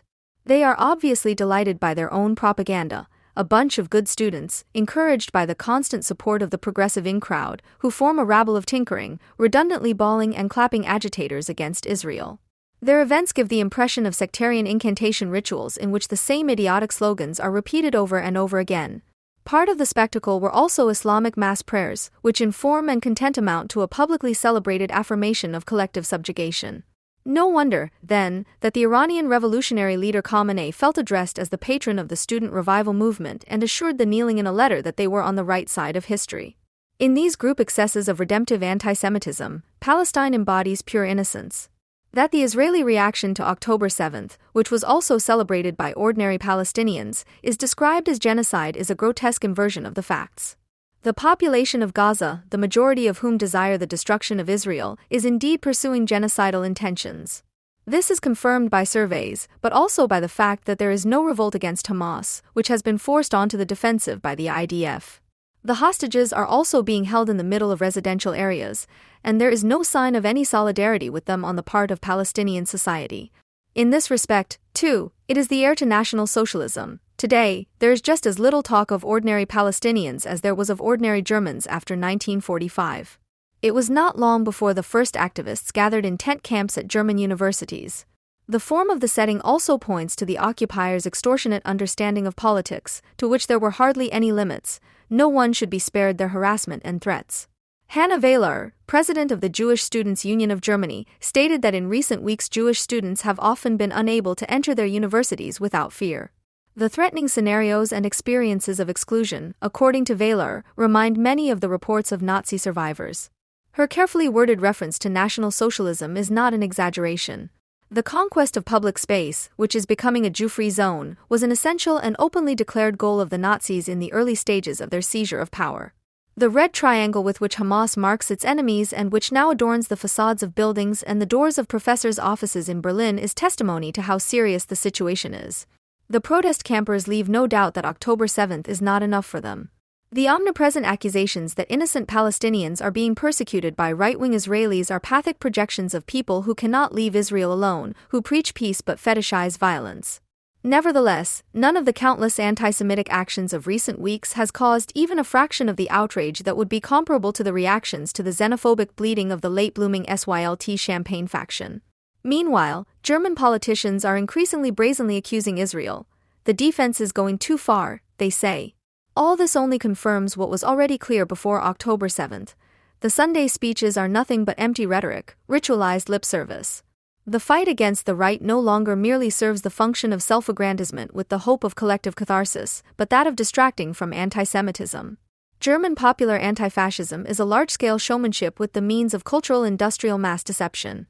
For advertising reasons, one constantly refers to historical National Socialism, the core of which was extermination anti-Semitism, but in the contemporary theater of self-dramatization, there is no reference to its specific violence. Formal education does not prevent people from succumbing to anti-Semitic paranoia. On the contrary, anti-Semites are usually rumor-mongers who are stuffed full of facts, and their partial knowledge of the facts seals them off from any experience. According to Adorno, the idea of education, similar to the racial delusion, is predestined in a specific way to collective narcissism, because it does not take much to make oneself a member of something higher, more comprehensive. Once, a school-leaving certificate or a background from a better home was enough. Today, a commitment to diversity or the ability to butcher language in one's own text is enough to join the community of know-it-alls. Unlike education, which in the 18th century still included ferment of criticism against established powers, semi-education in late capitalism is a means of advancement. Because every semi-education nevertheless clings to the traditional categories that it no longer fulfills, the new form of consciousness is unconsciously aware of its own deformation. That is why semi-education is irritated and angry. The universal knowledge of everything is always at the same time a desire to know better. Hence the destructive potential under the surface of prevailing conformism. Educated Philistines who acquire the most tasteless educational goods in order to increase their social prestige also tend to be infatuated with the cultural traditions of their own association. German cultural people have always been particularly susceptible to feelings of humiliation, as the history of anti-Semitism and anti-Americanism amply demonstrates. As early as the 19th century, people with university degrees led the anti-Semitic movement in Germany. By contrast, workers usually had neither the time nor the energy to write lengthy treatises on why Jews of all people should be responsible for the misfortune of the Germans. A few years ago, the linguist Monika Schwarz-Friesel analyzed letters to the Central Council of Jews in Germany and the Israeli embassy and found that the bullies mostly had a university background. More than half of the anti-Semitic tracts came from professors, doctors, and teachers. The fact that Israel is the preferred target of those Germans who feel they are being patronized is due to the fact that the Germans cannot forgive the Jews for Auschwitz. In the name of protecting democracy, Jews are to be shown, sometimes in a very chummy way, that they are no better than the Nazis. The contemporary anti-Semitism is not represented by some hooligans, but by those responsible in radio, television, and politics, who no longer bluster about child murderers, but in the face of growing militant anti-Semitism insist on balance, differentiation, and facts. This slightly graying anti-Zionism of the redeemed is complemented, or rather, inherited by the contemporary and more vital uprisings in the name of post-colonialism, which presents Israel as the avant-garde of depravity and as the main enemy. Here too, the keywords come from the university, where a movement that sees itself as young, dynamic, and rebellious is rehearsing the uprising and, despite all the statements to the contrary, has little to fear. It turns out that those who are overly sensitive about gender, skin color, or origin are rather planless when it comes to social conditions and, above all, forget all their good intentions when they are given the opportunity to oppose the Jewish state in a goal-oriented and uninhibited manner, which, against all evidence, they see as a white colonial and settler project. In a text for the NZZ of May 16, 2024, Michael Wolfsohn stated that the professors who publicly expressed their solidarity with those responsible for the student riots against Israel in May 2024 came from very specific disciplines. My quantitative analysis of Berlin and other German university professors, who in early May 2024 publicly and by name with the anti-Jewish demonstrators, shows a clear predominance of Islamic scholars, Arabists, migration researchers, philosophers, sociologists, ethnologists, historians, or political scientists, in other words, teachers of soft subjects, i.e. subjects in which attitude is more important, in which the renunciation of thinking and the loss of language are good prerequisites for advancement. It is not a new insight that members of milieus that see themselves as progressive look up to people who exploit others. Even before the peak of the student protests in the 1960s, the situationists criticized the blind counter-identification on the part of the student opposition. The abstract hostility towards their society leads them to admire and support their own most obvious enemies, the so-called socialist bureaucracies, China or Cuba. Their semi-libertarian and leaderless organization is in constant danger of falling back into the ideology of group dynamics or the closed world of a sect. End of quote. The authors identified the student phase, described as an initiation ritual, as the material basis of political misery in the student milieu, which, by not yet being directly subjected to wage labor, evokes the appearance of relative freedom. While the proletarian youth enters into open exploitation and is immediately individualized in confrontation with the social totality of commodity slavery, the students in the sheltered biotope of the university have the opportunity to perfect a lifestyle between bohemia, culture, and political activism, but at the price of esoteric idiocy. For the student is more pleased than anyone else to be politicized. Here, politics is not passionate criticism, but milieu-specific conformism. With feeble-minded pride, he takes part in the most ridiculous manifestations. In contrast to the student hedonism attacked by the situationists, the politicizing Palestinian milieu is dominated by an incomparably more desolate mixture of a cult of sacrifice and an equally infantile and militant aesthetic, watermelon and machine gun. What is happening at German universities today is, also, the result of a disastrous higher education policy that has led to a profound change in the structure of all degree programs since the introduction of bachelor's and master's degrees in 1999. The weighting of theory and knowledge in relation to supposedly practice-relevant skills has been significantly reduced, which has made it easy for the humanities to establish mere theoretical surrogates such as gender studies, critical whiteness studies, or post-colonial studies, which combine radical subjectivism with no less radical moralism and replace work on the concept or the development of a historical consciousness. Those who are constantly preoccupied with choosing the right pronouns, carefully describing sexual deviance and the slightest signs of structural racism on this basis no longer notice that the slogan "From the river to the sea" calls for a Palestine in which Jews have just as little right to life as in all the Arab states surrounding Israel. In view of this permanently clouding politicization, the question arises as to what former professional practice outside of state-financed projects for the promotion of a politically correct attitude can make contemporary studies possible at all. They are hardly suitable for the role of small cadres in the functional hierarchies of factories and offices, as mentioned in the situationists' text. especially since the progressively politicized can continue to muddle through even after their studies, because almost all fields of politics, from anti-racism to the fight against climate change to discrimination research, are declared untouchable for the time being, even though they openly collaborate with anti-Zionism. The woke university avant-garde can no longer be defined as an elite, but their purely ideological labor profile in postmodern capitalism does not result in unemployment. The progressive worldview, characterized by mindfulness, diversity, and variety, is valued in industrial psychology as a source of motivation for mindless but contented drudgery, and it is marketed to the outside world as a sign of global capitalism. For this reason alone, the politically correct display of conformity is celebrated as a never-ending act of sacrifice. The anti-Semitic mobilization cannot be sufficiently explained by the specifics of contemporary studies. Islam plays a decisive role in these uprisings, and university political activism against Israel is objectively in its service. Political Islam uses the Arab-Israeli conflict to agitate Muslims in the West. Woke Westerners are welcome as useful idiots. At the end of May, the Hamas support group will be residing on the West End campus of the Goethe University for almost a week, next to the Adorno Monument. Since the scene idol Judith Butler has already been awarded the Adorno Prize by the city of Frankfurt, it would not be surprising if the Palestinian collective were to receive the trophy in one of the coming years. However, they are at odds with Adorno. On a poster set up in the camp, the Frankfurters have been replaced by the Palestinian School.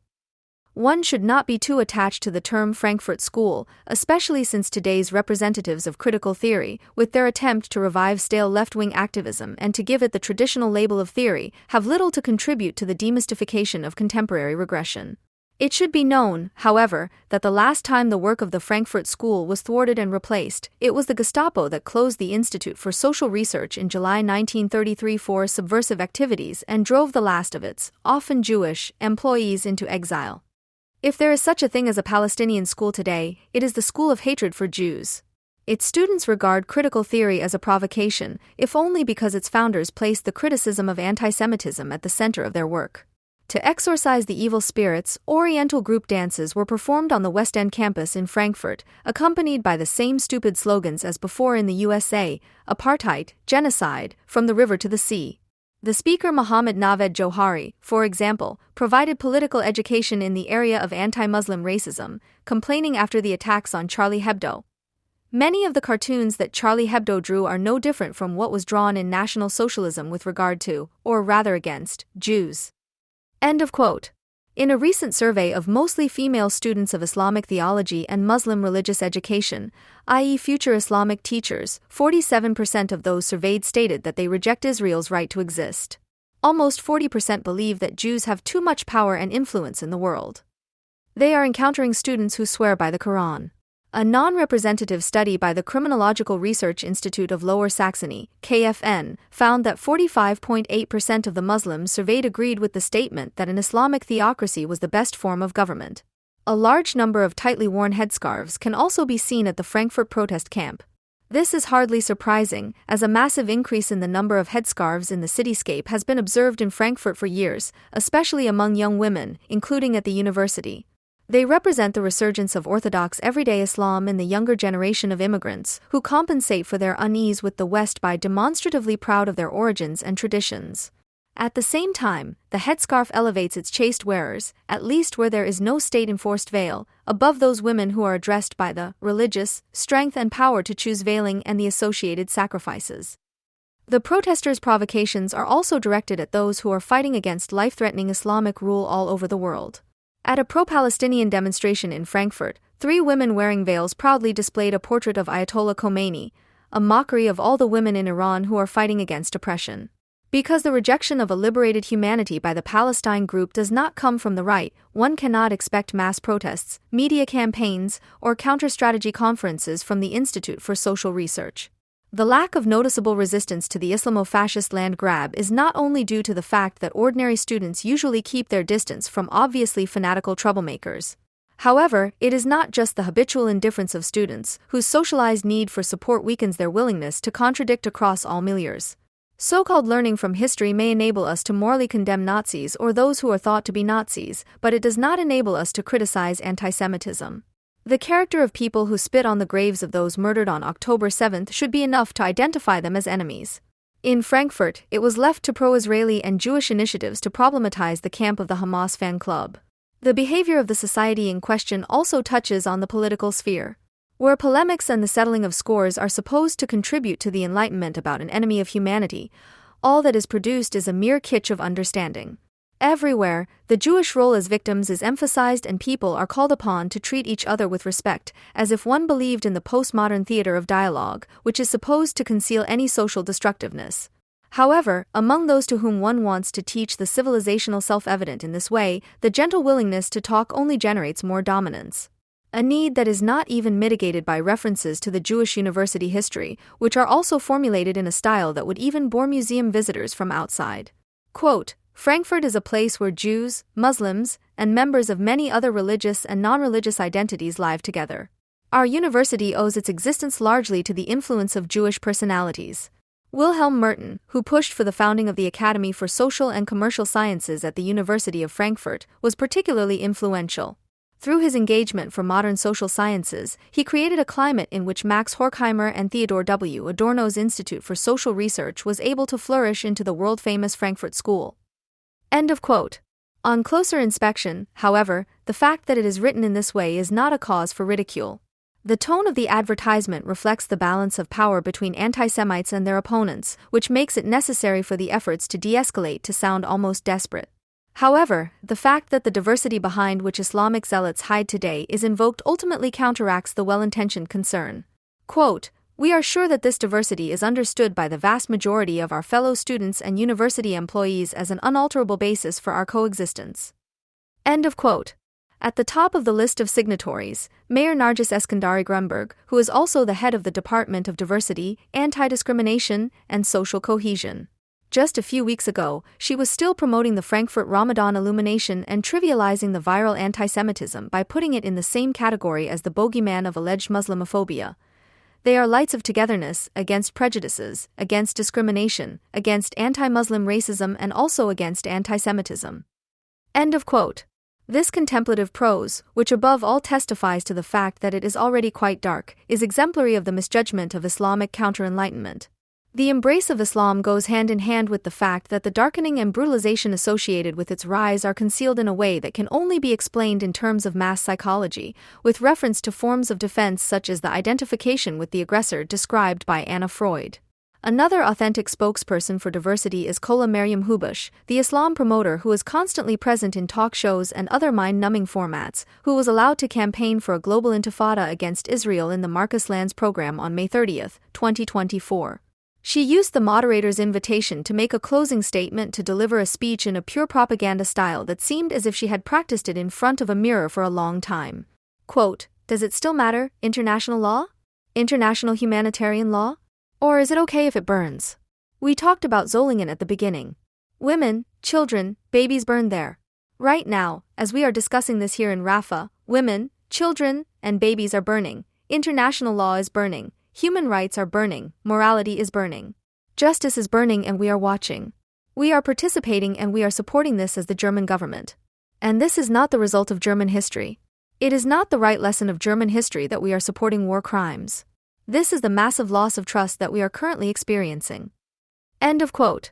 The fact that the Jewish state, which is being incited to commit murder as a racist state, is supposed to burn down not only Gaza but also the moral foundations of the world as a whole out of pure revenge, and that Israel is being identified as a world disaster in a television program that is popular among the academic middle class, is an approach that at least somewhat irritated the other guests. But the expert on interreligious dialogue, who is active in the Islamic Ahmadiyya sect, can make an immediate connection to the image productions of public broadcasting. When the leading media report on the war in Gaza, images of destroyed houses, desperate people, and authentic voices are combined with Hamas figures and critical comments from concerned citizens to create a nightly demonstration against the Israeli war, without any hint of the journalistic intention to keep in mind why and against whom Israel is waging this war. Hubush, who is still active on the Hessian Broadcasting Council, can consider herself the voice of a growing mass of people who are all too happy to present themselves as victims at a time when Islam is vehemently pushing itself into the public eye. From the raised tawhid finger of a German national football player, to online mobilized demonstrations for caliphates and the growth of counter-societies, to the bloodlust against Islam critics, as recently seen in Mannheim. In the face of all this, our society seems unwilling or unable to act. Not even in the name of individual human rights can we manage to counter the Islamic lust for power, which routinely acts as a persecuting innocent. The unease about the obvious now appears as a defensive cross on the ballot paper. The Union parties and the AfD are the main beneficiaries of this. However, the Union parties allow the Greens to dictate the topics in case of doubt. The few remaining conservatives are not concerned about orthodox everyday Islam. They generalize about the topics of migration and deportation as soon as it is opportune, thereby also affecting those who have nothing to do with the current violence or are even its victims. In the AfD, criticism of Islam fades in the face of the constant production of ugliness, while the populist wing of the party sometimes takes pleasure in Islam, as long as its executors only torment people in other countries.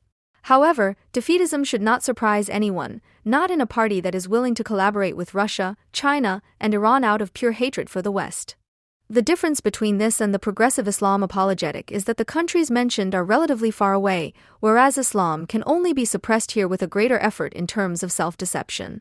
Either the gradual Islamization in certain areas is desired because the Quranic virtue of modesty goes well with the capital relationship and one relies on contented Muslims for the sake of peace. Or the civil society, which is quasi-religiously committed to the abstract good, is intellectually inferior to the Islamic strategists, which would refute Houellebecq's old thesis that Islam is the stupidest of all religions. Neither of these makes it any easier to criticize the prevailing conditions, which is more necessary than ever but is mostly unheard. This criticism should not be limited to jihadism, which is primarily a matter for the executive. What is at issue here and now are the perfectly normal citizens, with or without an Islamic background, who are politicizing against Israel. It is they who should be the focus of our efforts to enlighten them. Since mid-April 2024, one tent after another has been crowding together on a meadow on the campus of the elite Columbia University in New York. The morally superior left-wing Intifada activists from wealthy backgrounds established a liberated zone on part of the campus in order to force the university to comply with their demands for boycott, divestment, and sanctions. The visibly overwhelmed university administration, led by Columbia President Minouche Shafik, soon realized that security could no longer be guaranteed and called the police. The police duly carried out their duty and cleared the area. Among the 100 people arrested, who the movement sold to the media as martyrs, was the daughter of the Islamist Congresswoman Ilhan Omar, Democrats, who honored the protest camp with her visit a few days later. In their desire to dissuade the country from remaining an accomplice to the genocide taking place in Gaza, the students were on the right side of history, she let them know. This was also favorably received by the Tehran Times, which was founded in 1979 as the English-language mouthpiece of the Iranian Revolution, and printed the following lie from Omar's mouth. The youth have always put pressure on the government to make it change for the better, whether in the context of the civil rights movement or in the fight to end the Vietnam War. End of quote. In doing so, they counterfactually declared the emancipation movement led by the Israel-admiring Martin Luther King Jr. to be the predecessor of the anti-Semitic tent camp, which, contrary to the identitarian racist ideology prevalent there, recommended a class policy to raise the standard of living for Black and white Americans.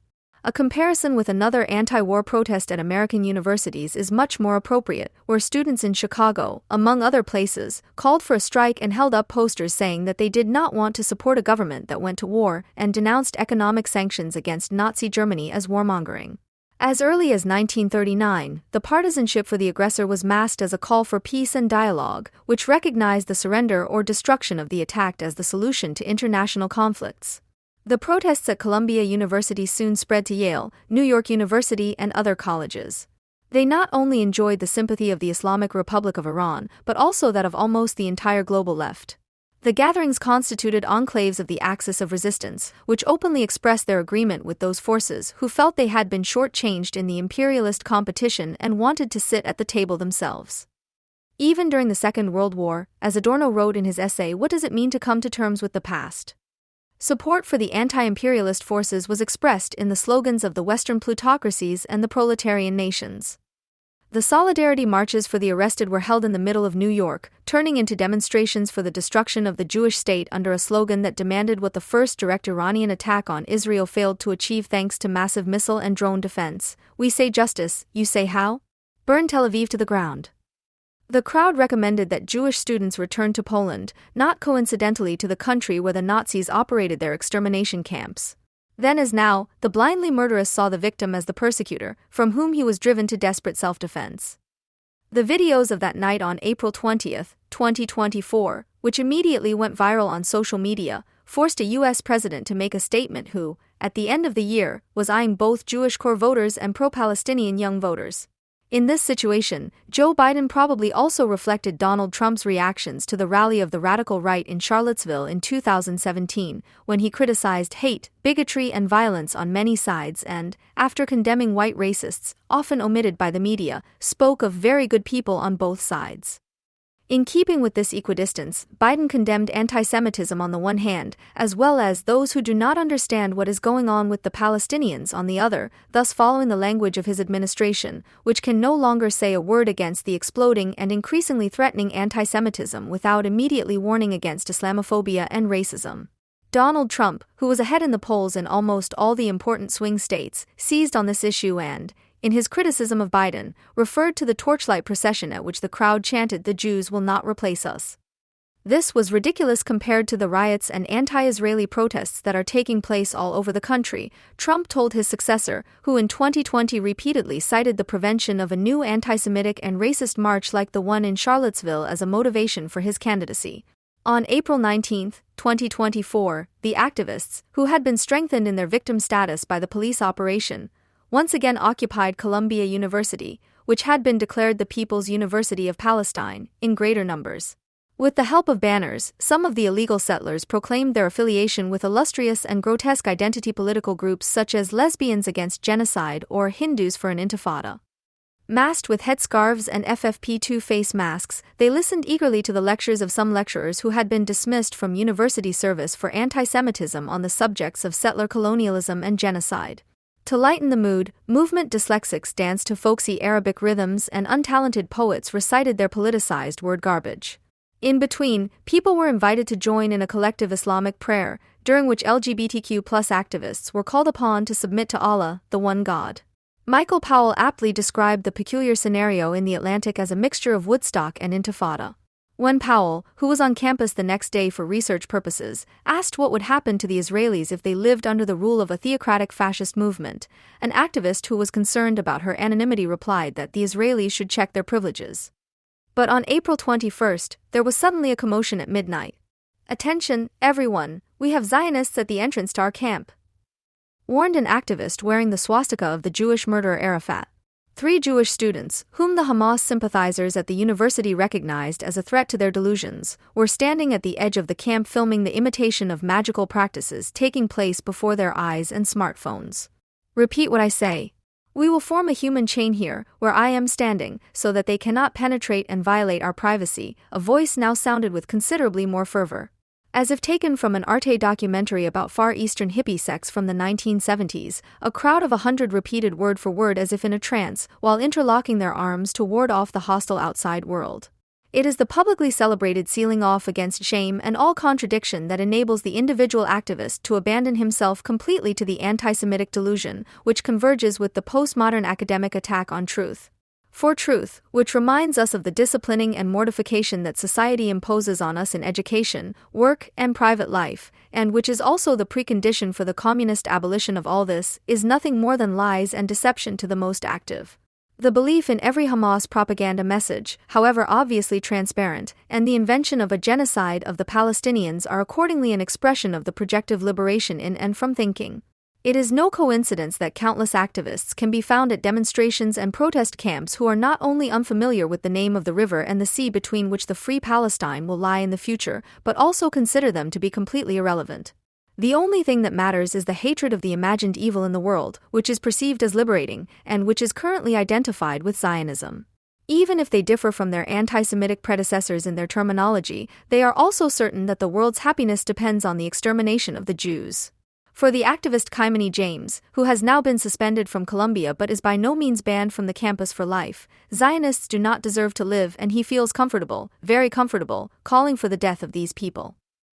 The Junge Welt, the central organ of German anti-imperialism and left-wing hatred of Israel, accordingly described the accusations of anti-Semitism as constructed, because recordings from the weekend show Jewish demonstrators not only taking part in the protests, but even celebrating the Passover festival together with others in the camp.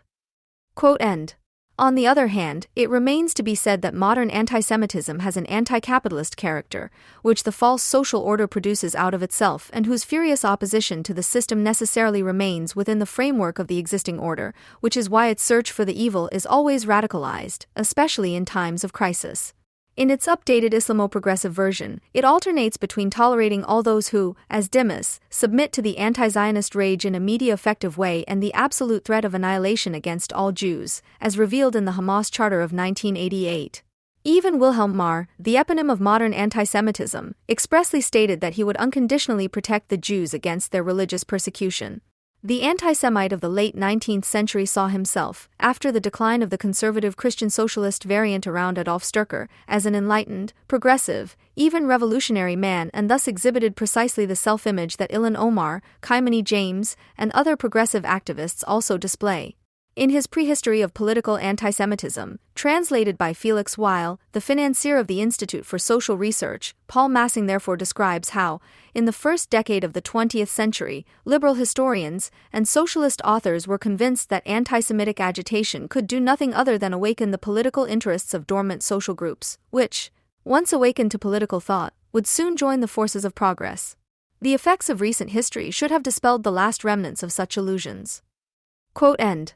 In view of today's left and its anti-racist and post-colonial anti-Semitism, which merely identifies it as a subordinate auxiliary force of Islamic counter-enlightenment, this remains nothing more than the unfulfilled hope of a former KPD member who turned away in horror from the Soviet Union in the 1930s and therefore emigrated to the USA. In the 19th century, in contrast to today, the influence of Marx's ideas on the socialist labor movement still functioned as a kind of firewall against left-wing anti-Semitism.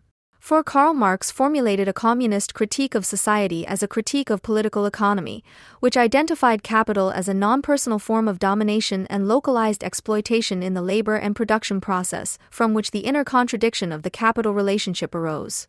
While this immunized the labor movement and its theoretical thinkers at least partially against anti-Semitic anti-capitalism directed at the financial sphere, it increasingly came to see in resentment the more or less natural reaction of the petty bourgeoisie to the social devastation wrought by big business.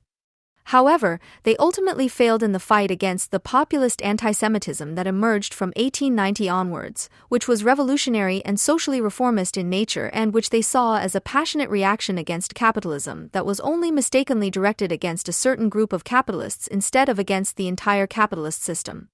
Quote, completely caught up in the dogma that there was no choice but between capitalism and socialism, they nevertheless considered the anti-capitalist side of ethnic anti-Semitism to be revolutionary in the only sense that socialism was wont to give the term. What the world later came to know as fascism was still unknown to the socialist world of ideas. End of quote. Unlike the socialist labor movement, which despite everything remained an opponent of anti-Semitism but failed in its fight against it, today's left is willingly making itself an accomplice to anti-Semitic forces that are destroying the system, and there has long been no question of a Marxist firewall. Almost the entire left has abandoned even its rudimentary knowledge of the critique of political economy in favor of a racial color theory, with which it divides the world according to skin color into oppressors and oppressed, or transforms the class struggle into an anti-imperialist struggle of peoples against Israel and the West, in order to maintain its ability to connect with more successful anti-capitalist projects such as the Islamic Progressive Alliance at American universities. After Rabbi Eli Biekler privately advised Jewish students at Harvard to stay at home until the situation improved, Columbia President Shafik also reacted and switched teaching to online mode shortly before Passover. In an open letter, she distanced herself dutifully and with the usual warning in progressive circles, including the U.S. government, against anti-Semitic language, as well as any other language that is used to hurt and frighten people. A terrible conflict with devastating consequences is raging in the Middle East, which is why she understands that many are experiencing moral despair and want Columbia to help alleviate it through its actions. She recalled the shared values of honoring learning, mutual respect, and kindness, which are particularly at risk because non-campus actors are exploiting the tensions for their own purposes. And even if it is obvious that political groups that have nothing to do with the university are pushing anti-Semitic agitation, nothing could be further from the truth than the claim that something has come from outside and has taken over exemplary institutions. Because anti-Semitism did not come through a gate from another world or float down from the sky like aliens, but took power at the universities from within. The ideology of anti-racism, as represented by the American establishment, which necessarily leads to anti-Semitism, is concentrated like under a magnifying glass in the affair surrounding Harvard's first black president. Claudine Gay did not owe her lucrative position as president of the most famous and most respected American elite university in the world to her professional qualifications, because in her 26-year university career she published only 11 articles and no books. Her career was based on a practice that was called into question at the end of June 2023 by a ruling of the conservative-dominated Supreme Court, which declared Harvard's admissions policy, which favors or disadvantages students based on race, unconstitutional. 2 days later, Claudine Gay, who has dedicated her academic career to research on race and politics, took over the presidency as a guarantee that the university will continue to find ways to make progress towards greater racial equity in the post-Honors Day era, even in the aftermath of the era of affirmative action, as former President Drew G. Faust noted. The term affirmative action refers to sociopolitical measures that are intended to counteract the negative discrimination of social groups in the form of social disadvantage through targeted granting of advantages or positive discrimination. The ruling was won by Asian students, supported by the organization Students for Fair Admission, who in 2019 sued Harvard and the practice of affirmative action on the grounds of discrimination.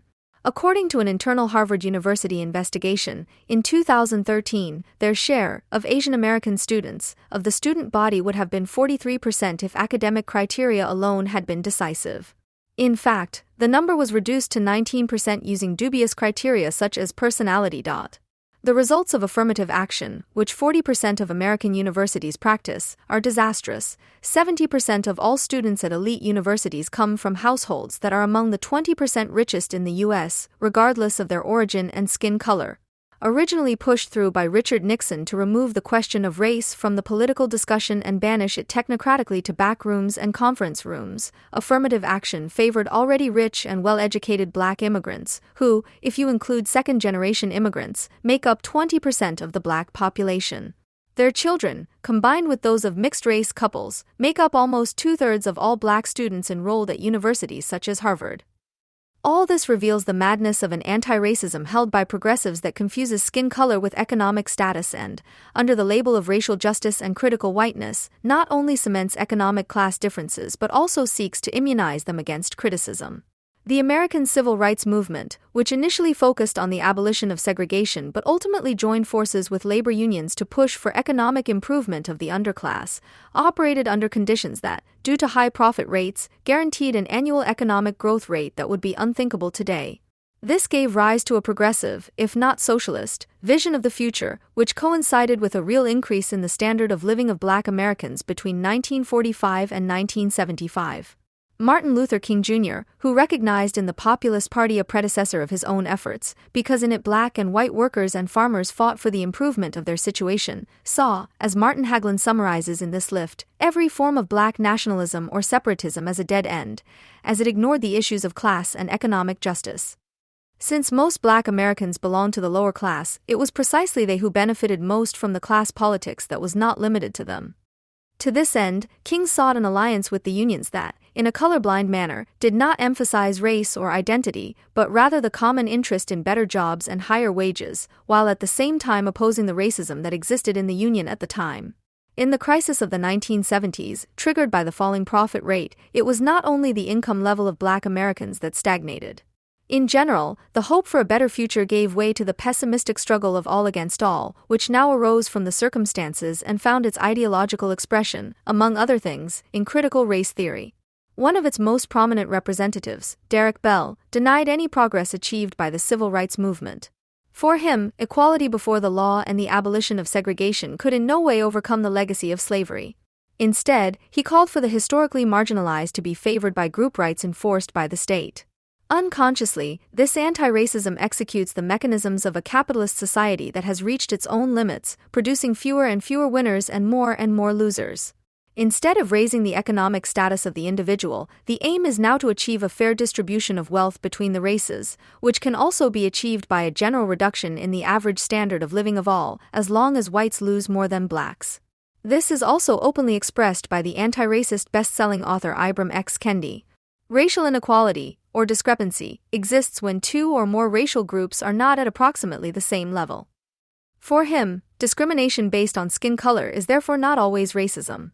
Quote, "The crucial question is whether the discrimination creates equality or inequality. If it creates equality, it is anti-racist. However, if the discrimination creates inequality, it is racist." End of quote. In an older edition of his bestseller, he put it even more succinctly: "The only antidote to racial discrimination is anti-racist discrimination." In this static world, in which even a general improvement in the standard of living is ruled out, the loss of one becomes the gain of the other. To combat white privilege, therefore, wealth must simply be transferred from the economically better off group to the disadvantaged. In her article, "How Did the Jews Become White Folks?" Karen Brodkin Sachs argues against the alleged myth that Jews in the USA owe their rise to themselves alone, and that in reality it was state measures after the Second World War that favored them as whites at the expense of Black Americans, who were excluded from these measures. Even though Kendi avoids this topic in his book, his anti-racism must be directed against the Jews.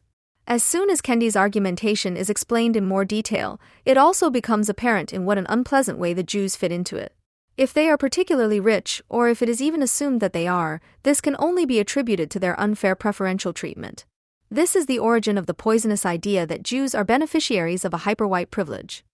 In domestic politics, anti-racism thus expresses what post-colonialism accuses Jews of on a global scale, that they are white and therefore oppressors. Unsurprisingly, it is precisely the universities where both ideologies form a symbiotic unity that are turning out to be hotbeds of anti-Semitism. In this respect, it is also clear that the camps at the universities must be clearly understood as a continuation of the Black Lives Matter protests. "Today's events are not happening in a vacuum," announced 33 student groups at Harvard University who had joined together to form a Palestinian Solidarity Committee on October 7, 2023. In it, they blamed Israel, on the day of the largest anti-mass murder since the end of the Holocaust, before the attack had been repulsed and the charred corpses had cooled down. Claudine Gay, who in her role as president had been a patron of diversity, had nothing to say about this. Even when Congresswoman Elise Stefanik, Republican, asked her during a hearing on anti-Semitic demonstrations and riots at numerous universities on December 5, 2023, whether it was against Harvard's rules of conduct to call for the genocide of Jews, she did not let herself be drawn into making a statement against anti-Semitism. Instead, her now famous response was, "It depends on the context." Whatever the context might be under which it would be possible to call for the killing of blacks, Asians, trans people, or any other group except Jews at Harvard without being immediately and permanently expelled, one would have liked to ask Claudine Gay, even though Stefanik's response that these were unacceptable answers across the board and that she therefore had to resign immediately is absolutely correct. Significantly, however, this disastrous performance did not bring Gay down, and in mid-December the board of directors demonstratively backed her. It was only when, due to her inability to speak out against anti-Semitism, numerous journalists and academics took a closer look at Gay's short list of publications and immediately found numerous clear cases of plagiarism, along with other violations of the rules that all Harvard students must follow when writing their papers, that she appeared to those in charge to be unacceptable. 4. In addition to the content of the statements, it is devastating that an institution that claims to educate the elite of society was led by a person who was not able to think for herself or even adapt formulations that were undoubtedly provided to her by lawyers for a hearing in Parliament. Despite displaying her boundless stupidity, Gay grinned during the questioning as if she were at least intellectually far superior to any Republican member of Congress, if not to the entire Congress. The suspicion that the academic achievements of such a person could not be far advanced was therefore completely obvious. As is usual in plagiarism hunts, the affair, which was carried by rather marginal, conservative media such as the Washington Free Beacon and described in the liberal mainstream media as a smear campaign, was largely limited to the violation of formalities, unacknowledged citations, and inadequate paraphrasing. Only a few people are also concerned with the content of the publications and how Gay managed to get to the top of Harvard with the help of a series of irrelevant papers. Claudine Gay's academic work is limited to providing uninteresting insights into the narrow subject of the question of the political opinion and representation of African Americans, and thus corresponds exactly to what affirmative action promotes, namely at best mediocre academics who proclaim what orthodoxy demands. Anyone who does not fit this mold is of little use in the world of affirmative action, as 2 examples show. In 2007, at the age of 30, the economist Roland Fryer became the youngest black academic ever to receive a tenured professorship at Harvard. Unlike Gay, however, he cannot only point to recognized, read, and cited publications, but rather his publications contradict the prevailing ideology regarding the reasons for the continued poverty of blacks in the United States. Unlike Fryer, those who build their careers on affirmative action, that is, academically mediocre blacks from wealthy families, have no interest in improving their economic situation, since this is the reason for the promotion of their careers. In this respect, Fryer was brought down by a #MeToo affair in 2018 under the leadership of Gay. In 2019, law professor Ronald Sullivan was forced out of office after it was revealed that he was part of Harvey Weinstein's legal team, which defended the film mogul against several rape and sexual assault charges. Students were outraged, claiming that they felt unsafe simply by Sullivan's presence. His defense, in which he reminded students in an email that even the most unpopular defendant deserves adequate legal representation, was to no avail. Gay also described Sullivan's explanation as inadequate and, to the delight of the students, her contract was not renewed. Although the administration and the progressive public were behind her, Gay, who had presented herself as the persecuted innocent, had made too many enemies and had too little substance to survive the affair. She had fallen into a well-placed trap in Congress, Gay wrote in a guest column for the New York Times after her resignation. She herself had failed to say clearly and unequivocally that calls for the genocide of the Jewish people are abhorrent and unacceptable, which, after all, can happen. She was the victim of a campaign that was merely a single skirmish in a broader war aimed at shaking public trust in the pillars of American society. Quote end. However, contrary to what she thinks, Gay is undoubtedly right. The fact that someone like her was able to advance to such an important position has more than shaken the trust in a central pillar of American society, which, in addition to a few other universities, is represented in particular by the name Harvard. While Gay publicly bemoans herself as a supposed veteran of a war and can count on the support of anti-racist activists, the most influential person is still being victimized by a racist mob, Ibram X. Kendi, because of the color of their skin. Anti-Semitism, which feeds on an Islamic progressive alliance, has been raging, not only but especially since October 7, 2023, at elite universities in the United States. Its distinguishing feature is the ever-used word Zionist, which is used to try to obscure the trail to anti-Semitism. After all, one sees oneself as progressive and on the right side of history. But everyone knows what it means. Rachel, who was interviewed by Powell for The Atlantic, reported that shortly after October 7 she received an email from the lesbian organization Lionles, telling her that no Zionists were allowed at their events.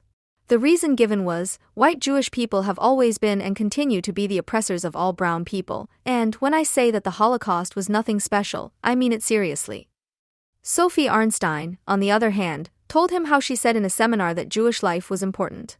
As a result, complaints against her hostile Zionist beliefs increased. On April 26, 2024, the day Kimani James was banned from the Columbia University campus, Democratic Congresswoman Ocasio-Cortez, who is considered a poster child for progressives and whose electoral district is in the Bronx and Queens, appeared there. She praised the students effusively.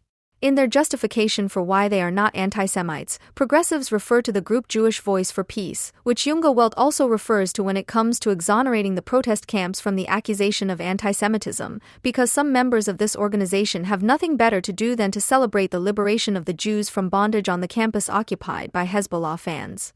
The group, whose advisory board includes Judith Butler, Noam Chomsky, and Naomi Klein, has managed like no other to mix together ethnic blood and soil ideology, anti-modern love of the soil and Mao's let 100 flowers bloom in such a way that the wet dream of all anti-Zionists comes out. Quote, we envision the Israeli prisons and detention centers being emptied and dissolved. We imagine the return of Palestinian refugees, reunited with their families and communities. We imagine Palestinians living from the Jordan to the Mediterranean, with their inalienable rights respected, building schools and hospitals, and planting olive groves with the necessary means, the group explains on its website, which the anti-Semites would have to invent if they didn't really exist. Even if what they imagine as a paradise freed from Jews sounds rather poor and has little to do with what is actually happening in countries like Syria or Yemen, this desire for destruction must be taken seriously. Analyzing the structure of German universities as a system of rackets is not new, but it may seem so because it recalls something that is all the more thoroughly repressed the more it comes to light. That the bureaucratic institutions, social fields, and subsystems of modernity that are taken for granted bureaucratic institutions, social fields, and subsystems of modernity are not the product of a transparent rationality that reasonable people can agree on again and again in free communicative exchange. Rather, they are the result of arbitrary acts and manifestations of power that are subsequently presented as a rationally legitimized consensus that everyone who wants to be part of it has to refer to. To understand social institutions as rackets is not simply to brand undemocratic residues of formal democracies as such, but rather to help criticize the violent foundations of a bourgeois democracy that permanently betrays its own claim. Rackets are therefore not a feudal or gang-like remnant within formal democracies, but are rather their denied prerequisite and constantly updatable possibility, and threaten to assert themselves all the more brutally the more clearly the facade-like nature of social rationality enters the consciousness of individuals who feel themselves to be victims thrown back on themselves. This is why rackets are able to establish themselves largely without resistance and from below. They tap into the regressive need of the atomized individual, released from the abandoned bourgeois promise of emancipation, not to abolish power, but to affirm it as the patronage of the little man, who would be completely powerless without it. In order to get a halfway adequate view of the disaster of the current education system, it is therefore not enough to pillory the university elites that are sealing themselves off, to criticize the dismantling of social equality of opportunity, to demand free education for all in the abstract, etc., whereby the incapacitated and exploited students are regularly contrasted with the authoritarian, economically secure, and ignorant representatives of the university system. Instead, we should be asking what kind of studies those who express public protest actually want, why the university political apathy that is so often bemoaned is not being broken through, and, ultimately, what kind of subjects we can expect to find among those who are currently committed to a self-determined course of study. Before descending into the depths of empiricism, which is necessary for this purpose, it is appropriate to consider the concept of authority, the favorite enemy of all student protests. Authority is both a political and a social-psychological category, and is initially an analytical term, not one that is pejorative from the outset. A society that does not define the individual as merely an example of an ethnically, sexually, or culturally homogeneously defined group, and thus ultimately as a mere generic being, will hardly be able to spare him encounters with authorities, precisely for the sake of the possibility of developing his individuality. In the process of dealing with authority, the individual first of all acquires the knowledge of the dialectic of autonomy and recognition, through which individuality in the empathic sense, however precarious and unstable, can perhaps be won. In this respect, there is an affinity between the necessity of recognizing authority and the bourgeois ideal of free competition, which, at least ideally, offers the individual as a performer the opportunity to escape the pull of the origin, to start anew according to their own wishes, to make new decisions and to redefine themselves. All of this is not about submitting to authority, but about recognizing and reflecting on it. Applied to the education system, this would mean teachers are necessary both as subject matter experts, without whom learning processes of any kind would be impossible, and as representatives of a pedagogical authority, bearers of an ideal of the self for the students that should not be blindly introject, but also not blindly rejected, but rather recognized and overcome in a learning process that is probably always painful for each individual in his or her own way. In this respect, the encounter with authority as a moment of social individuation is unavoidable. Those who reject it from the outset, who reject hierarchies, norms, etc., as repressive, if not outright fascist, regardless of their respective function and justification, unconsciously shape their own self in the struggle against the bogeyman of capitalist oppression according to the model of precisely that authoritarian character against which they verbally storm. In the forms of student protest that currently exist, however, there is hardly any awareness of these connections. Instead, the impression is dominant that authority in the sense outlined here should not be criticized or abolished at all, but on the contrary is almost demanded as a paternalistic protective power by students who see themselves as helpless and threatened by precarization, often persisting in an attitude of aggressive offense. The Student Alternative Event Calendar for Berlin and Potsdam, AVV, from the summer of 2008, which compiles various autonomous seminars and student workshops in the region for each semester and can therefore be considered reasonably representative, already sets the mood from which such protest is fed in the title picture. An endless number of childishly drawn students sit at school desks like on an assembly line to perform meaningless tasks. This may be a criticism of the standardization of humanities courses, but above all it projects the fear of an anonymous mass university that produces only atomized, self-absorbed individuals whose work is determined by others and seems a priori incompatible with their individual interests.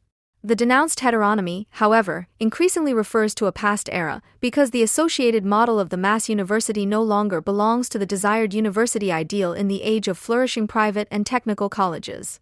Nevertheless, this nightmare scenario is presented in many variations in the brochure. It is contrasted with the projects, cultural centers, and open universities, which are apparently all housed in beautiful old buildings with a manageable interior design, a quiet environment, and a rich stock of trees. Studying with Heidegger in the Hotzenwald must have been much more comfortable than studying with Sondy in Berlin. The fact that a mass university, where administration is probably heartless, but where you are not recognized and personally supervised every day, as in the hortus conclusus of the mind, could also have its advantages, is thoroughly repressed. This corresponds to what the protesters seem to imagine university openness to be. The organizers of the Open University Berlin's, OUBS, for example, write, "All people should be able to question the curriculum and acquire and pass on knowledge independently and free of charge, far from the pressure to perform, but also to meet others and network at cozy food, film, and music evenings or at table football." The OUBS also strives to be a safe haven from discrimination of any kind. Prejudice, ruthlessness, hierarchies, and ignorance are unwelcome here. Rather, we want to learn not only from and with each other, but also to question social boundaries in our everyday dealings with each other. Education here is not only understood as factual knowledge, but also as the education of the self in the practical testing of equal and horizontal encounters, as well as in the critical examination of what surrounds us. End of quote. The OUBS is surrounded by all kinds of facilities: a gym, a darkroom, a Beamer cinema, a PC pool with internet access, a kitchen, and a library. The OUBS, it says, is neither service organization or a place of gastronomic experience. There is neither a management nor employees or a central plenum, but only working groups that get involved, but do not strive for a state of perfection. This nightmare of a retirement home for young people determines the Open University without tolerating fundamental contradiction as a place where one should not be able to develop independently, which is unlikely to work without performance pressure, without a curriculum and self-discipline. But it is also not a place where you can enjoy yourself and relax to your heart's content, but rather a protective space from a discriminating outside world that is not defined in more detail and therefore cannot be critically negated.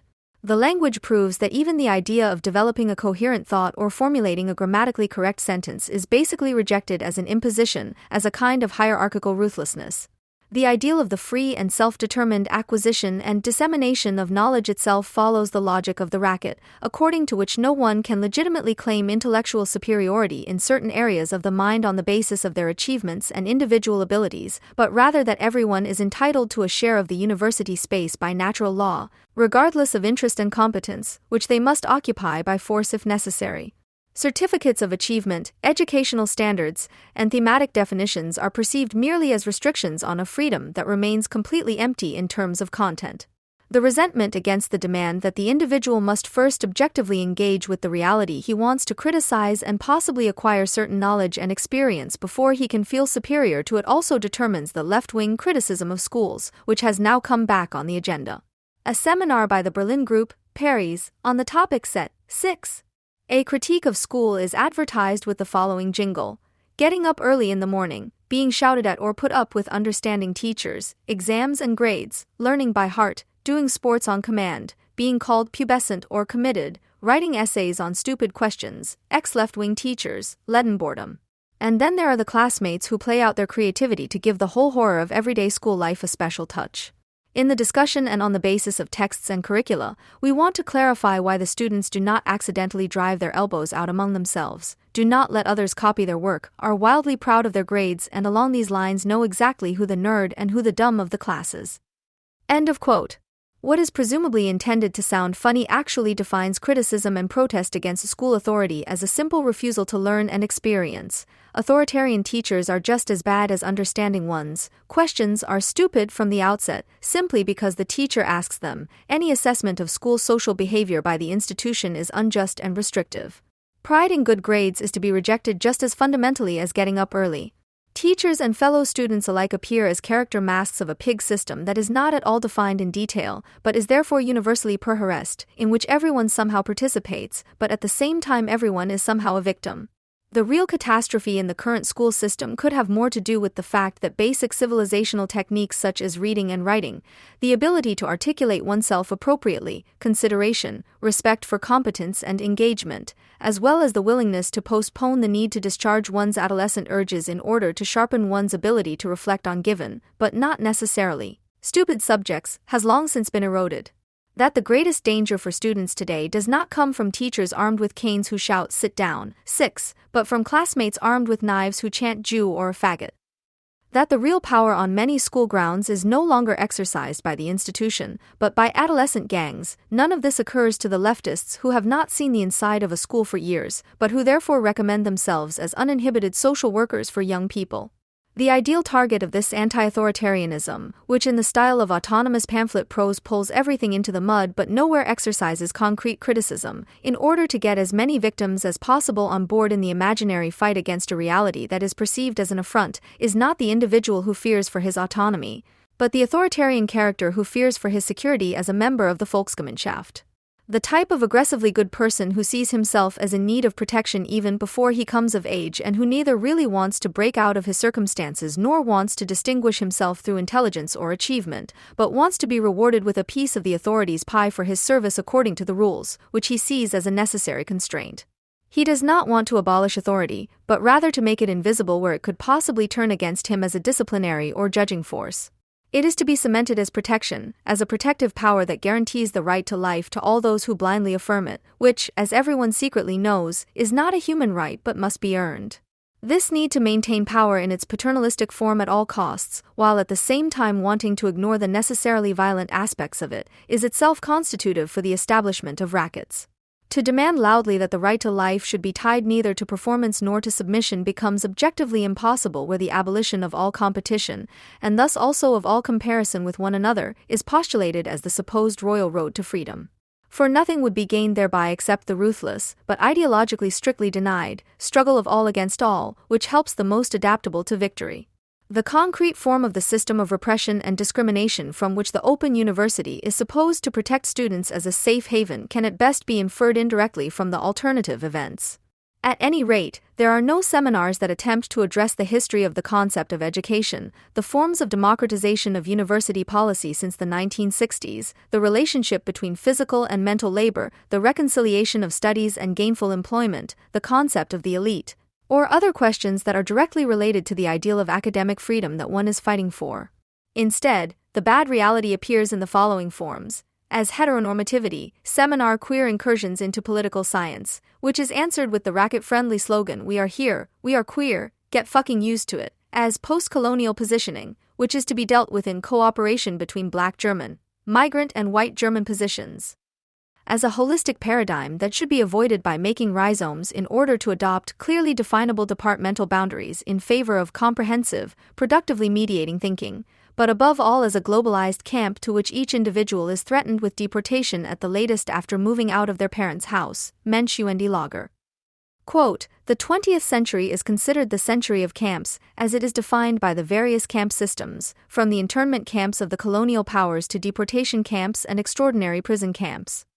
The function and significance of the camp systems in the respective systems of rule, the dynamics that develop there, the perception of everyday life in the camp by the inmates and the staff have already been examined. These questions are now to be continued for camp systems after 1945. This also includes approaches that see a paradigm of modernity in the camp or in the state of emergency." End of quote. In line with Agamben's thinking, the existence of Nazi extermination camps is taken for granted to the extent that it is no longer even mentioned, given that the camp as a paradigm of modernity can be tasted by the postmodern subject colonized by globalization in every asylum center, every job center and, of course, in every educational institution. Unlike even Agamben, however, the state of emergency is no longer understood as a decoupling of power from any purpose, as a reversal of repressive forms of social organization into disorganization, regression, and barbarism, but rather as a state of uncertainty. The presentation text for the seminar Entsichert, Widerstand gegen den alltäglichen Ausnahmezustand, Unsecured, Resistance to the Everyday State of Emergency, is not about the very real danger that more and more ordinary citizens are losing their civilizational safeguards. Rather, it is stated in the spirit of Norbert Blum. More and more areas of our lives are being unsecured, precarious working conditions, the dismantling of basic rights or the loss of democracy. We are increasingly confronted with the loss of familiar guarantees in our society. State of emergency is a word that makes us think of places like Afghanistan or Iraq, we are told, with a pleasant shudder. Quote, "But when the tornadoes fly not only over Afghanistan but also over the tent camps in Mecklenburg, when the entire left-wing scene is declared a terrorist organization with the help of the special paragraph 129A, then the state of emergency is very close to us in everyday life." We want to deepen the topic with examples such as the War on Terror in the USA, special laws for foreigners in Germany, and excursions into German history. End of quote. The state of emergency is not thought of here as something that is inherent in our everyday life as a constant possibility, thus discrediting the very concept of everyday life, but merely as a threat to it, from which it is necessary to protect oneself by demanding the usual guarantees, which, in their own coercive nature, are not questioned. This common struggle for everyday life and habit and against the camp in all of us is then labeled with the term solidarity. The consequent remains of political economy are as follows. Introduction to the solidarity economy. Quote, "Every euro that enters the funds of the globalized financial markets is available there as a form of capital that can be used against us. The many pores through which this diffusion of money from the real economy can take place must be identified and closed. It is imperative that both workers and consumers prevent the value of their labor from being removed from their sphere of control." End of quote. From the outset, one sees oneself affirmatively as a worker and as a consumer who should not exceed this role, but rather protect the value of one's labor from the diffusion of financial capital and retain control over the products of one's own labor.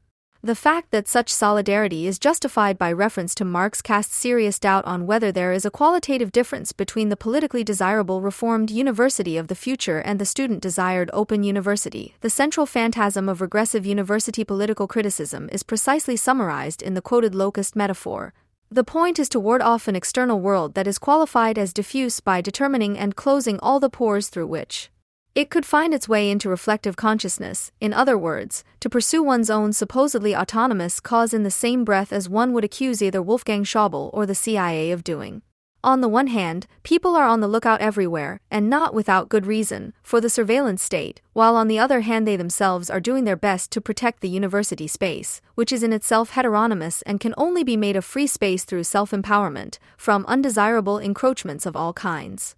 The ideal university is described in an attached flyer as a space for free thought, where you can say what you think without inhibition, where you do not have to distinguish yourself, but which is also manageable and where you can feel comfortable. The fact that free thinking, if it can be spoken of in such general terms, has less to do with uninhibitedness or wellness than with differentiation, and thus also with profiling, is something that people would rather not know too precisely. When, how, and why the compulsion to intellectual profiling and the complexity of the institution threaten to liquidate the autonomy of the subjects would have to be determined precisely. Those who claim that unrestrained talk about everything possible is an abstract condition for the possibility of intellectual freedom are objectively cementing a state in which the erosion of the intellectual canon and the university curriculum is celebrated as its transdisciplinary transgression, and in which, in principle, it is not at all desirable that every student should actually be able to achieve an individual intellectual profile and thus become an educated person. Such a profile, for which university protest would have to create the conditions, is obviously just as little wanted by the majority of students as by the university institution, which has always tolerated intellectual people only as an exception, albeit one necessary for self-preservation, and otherwise lives from slightly elevated mediocrity. Anyone who demanded the opportunity to distinguish themselves in this way would be rejected by the university management and the ASTA as being politically conservative and divisive. Instead, people come together under slogans such as space for free thought, not for strategic reasons, but because security is their real concern, and these slogans are linguistically almost indistinguishable from the propaganda of the respective presidium. Most of the topics of the alternative seminars are not alternative, but conformist: queer politics, state of emergency, camp, rhizome, gender, and post-colonialism are long-established buzzwords of a university-hostile thinking in the worst sense, which does not want to know anything about the interconnection between the university order and the form of thinking, about the material and institutional prerequisites of the unity of research and teaching, etc., and ultimately only wants to use the university as a labor agency for the various projects and construction sites with which one intends to put one's respective clientele in bread and butter, and for whose purpose one parceled out the university institution into clusters working side by side, held together only by paternalistic coercion, but not by the logic of the subject. In this respect, student protest in many of its manifestations from below ultimately aims at the same thing that the university is doing with undesirable social side effects from above.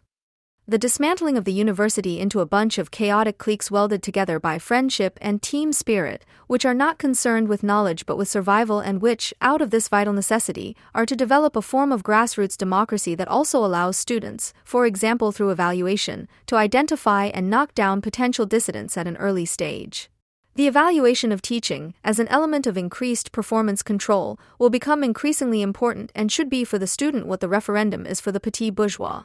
A way to compensate for one's own real powerlessness in the face of the big picture by making use of one's particular right to separate the affable cronies from the aloof authoritarian representatives of the system, of which one feels oneself a victim, and to punish those who expect too much intellectual autonomy in the name of the statistical average student intelligence, at least by means of a questionnaire. Under the guise of student codetermination, evaluations put students in the service of the very order that is supposedly to be liberalized by means of student evaluations.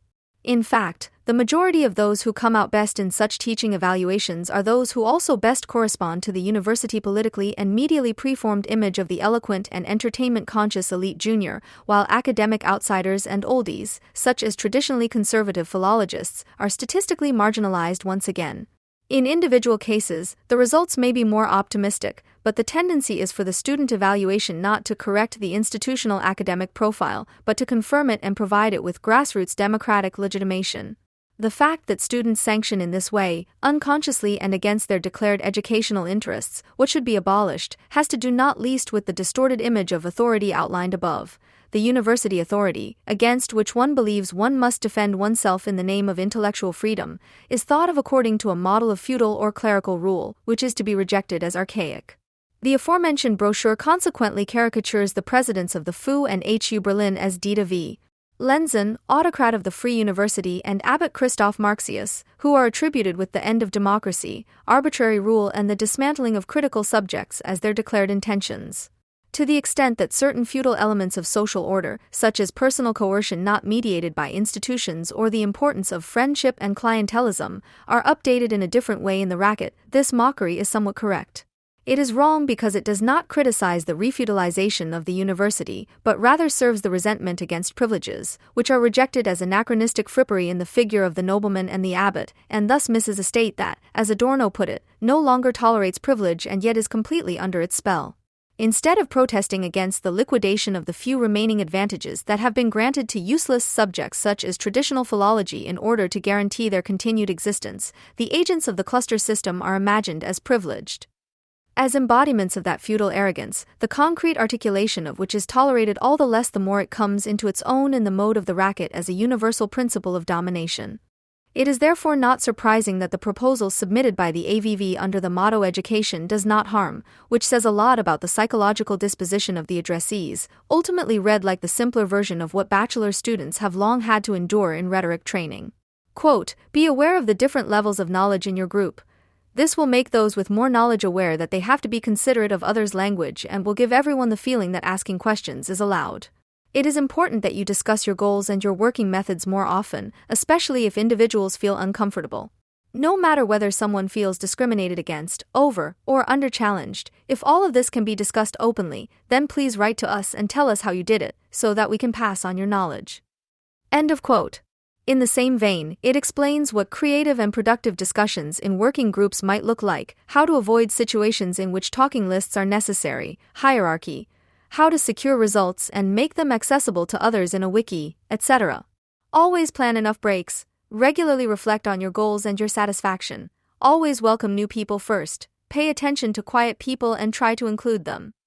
If nothing else, such recipes will at least ensure that no one except the quiet people feels uncomfortable, that consideration is given to the lowest level of knowledge, that this level of knowledge is secured and passed on, and that each individual does not experience themselves as the object of social therapy treatment, simply because they are a family, a clique, a network.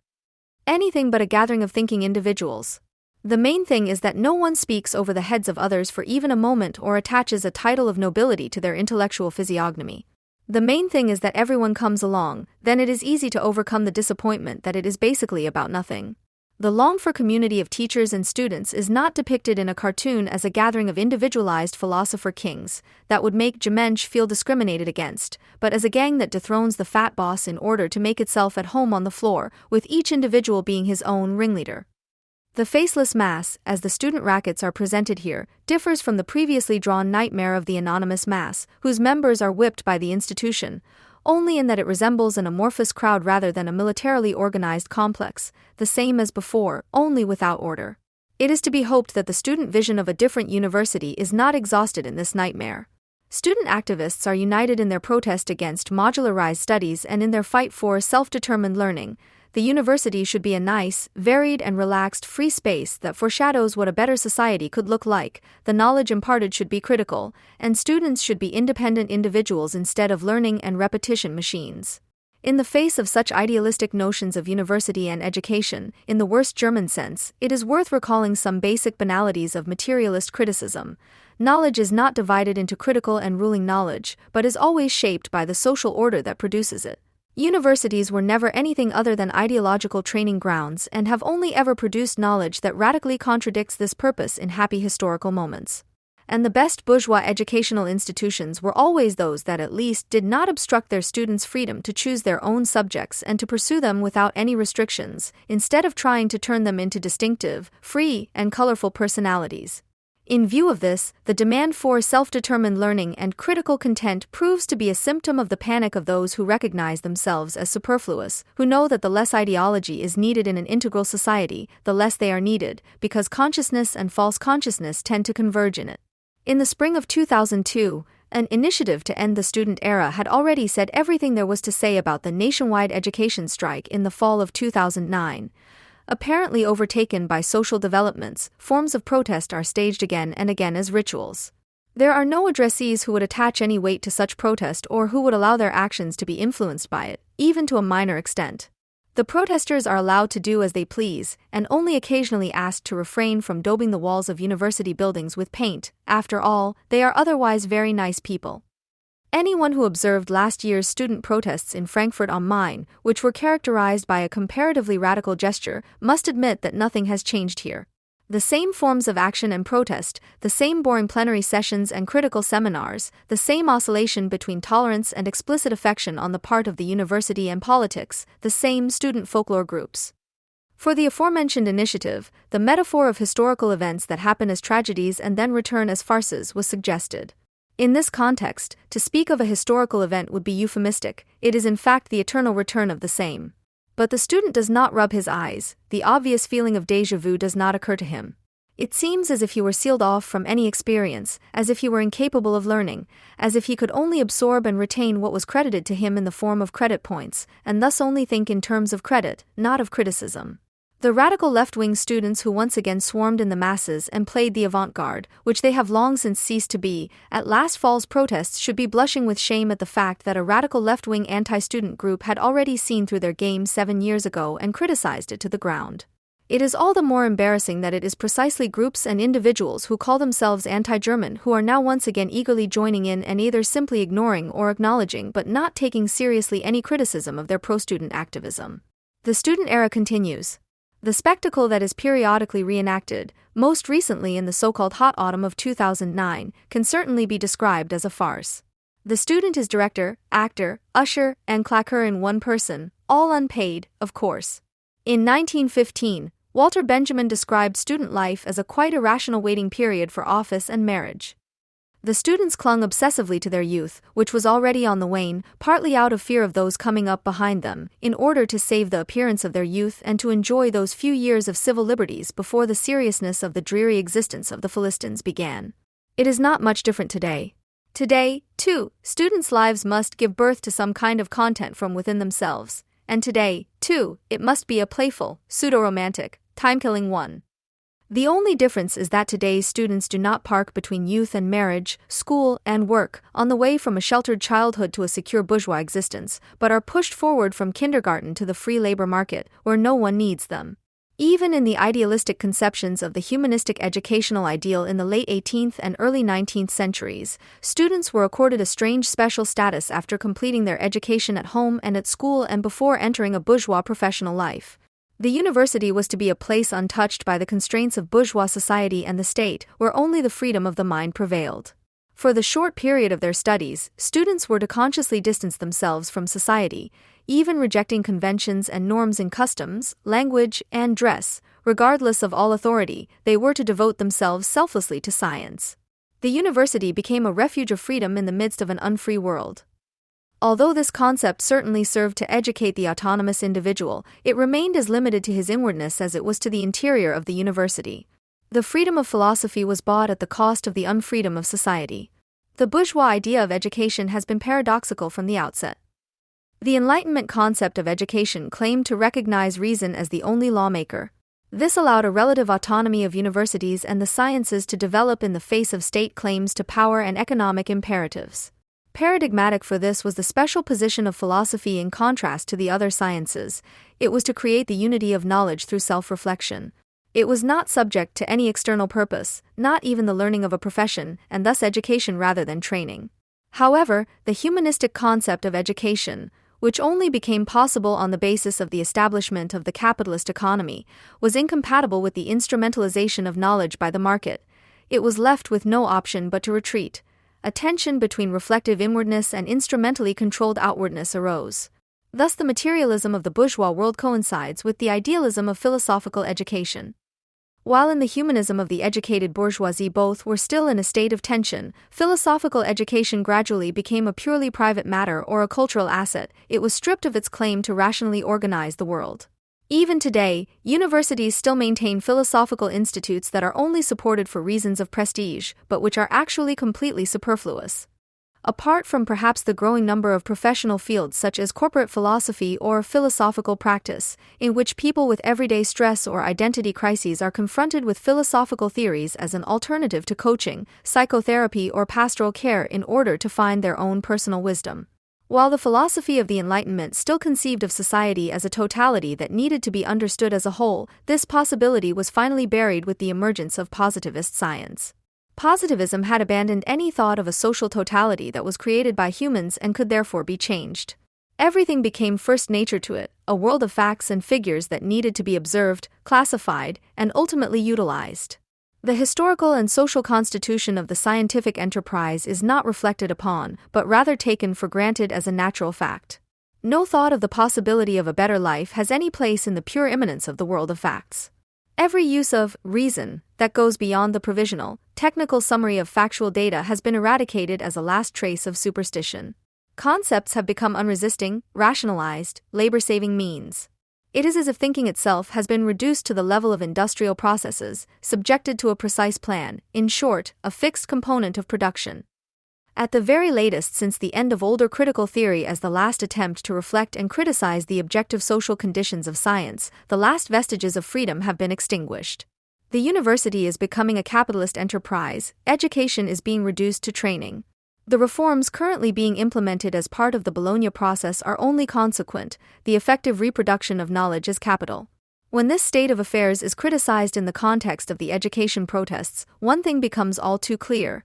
It is always assumed that it is external constraints that are to blame for the regimentation of studies, the rationalization processes, the reproduction of knowledge as capital. Ultimately, it is the greed for power of politicians and the unscrupulousness of private university financiers that steal our education, as a popular slogan of the protest movement goes. Because it is not considered that the standardization, economization, rationalization, and schooling of knowledge are only the consequent expression, the only appropriate form of this knowledge, or in other words, that the utilization of thinking does not remain external to it, that it transforms itself, education and knowledge can be kept pure and defended against their defilement by nasty economic powers. When it is then stubbornly claimed that education is not a commodity, this is not only wrong, because it has not only been a commodity since modern industrial capitalism, but it also shows that education is imagined and taken as a basis by the protesting students as supposedly unspoiled and original.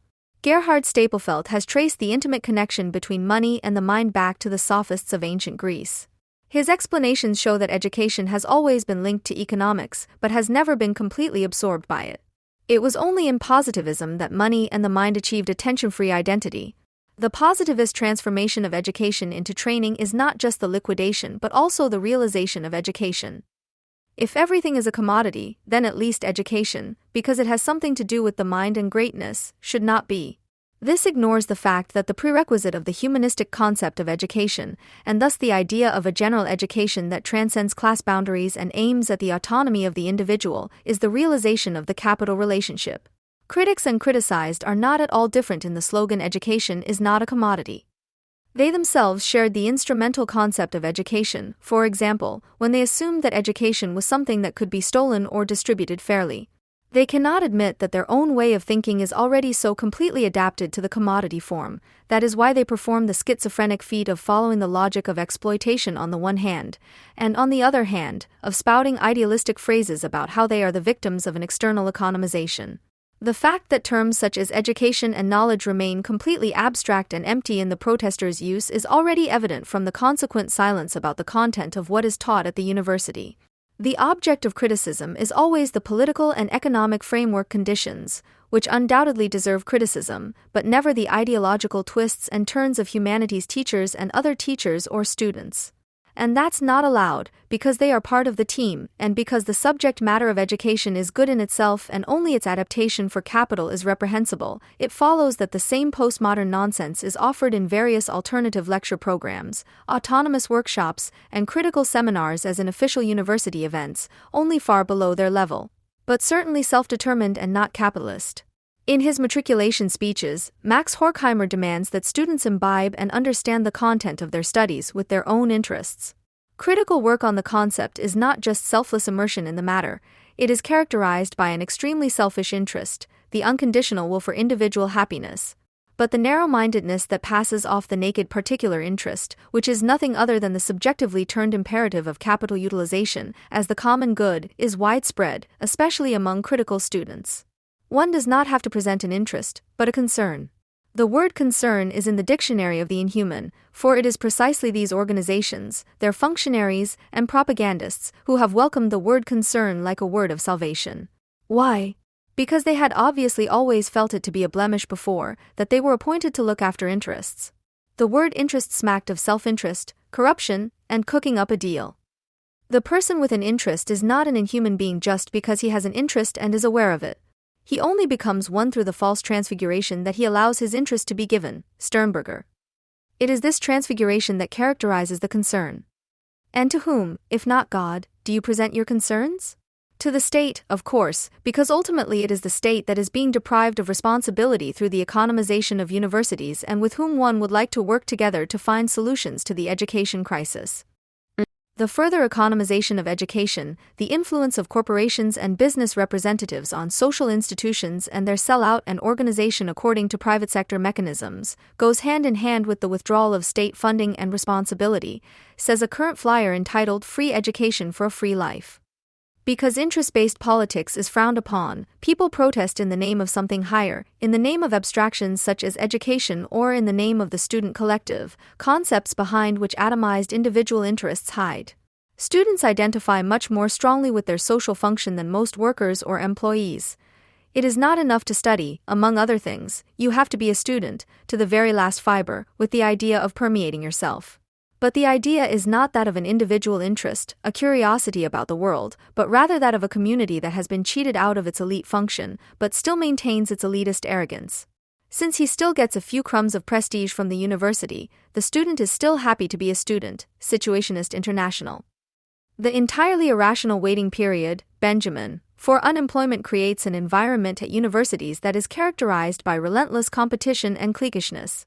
Benjamin's early essay on the life of students certainly reveals a truth about the modern university. He criticizes the rigidification of studies into a pile of knowledge. The problem arises when immediate creation as a form of community is brought into play against the ideology of the profession. By taking up this ideology, which has long since been discarded as superfluous, the cultural pessimist reformer can revive Benjamin. Today's students are by no means to be found in the places where the nation's intellectual advancement is being fought for, by no means in the field of its new struggle for art, by no means at the side of its writers and poets, by no means at the sources of religious life.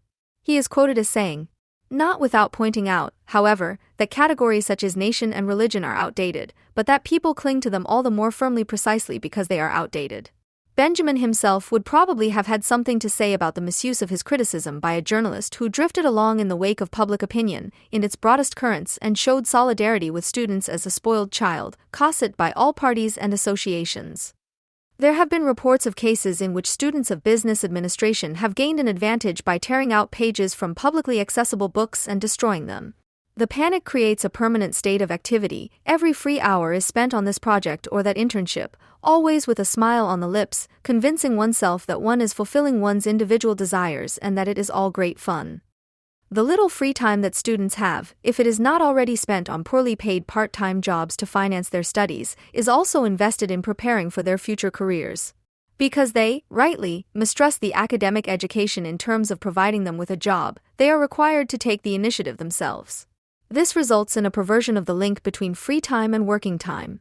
This link was once called leisure. It described strenuous, productive work for one's own purposes in free, fulfilling time.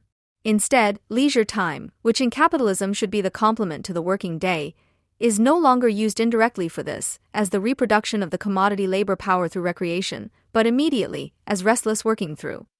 The insultedness of those who fall by the wayside in this race is the whole point of the student protests.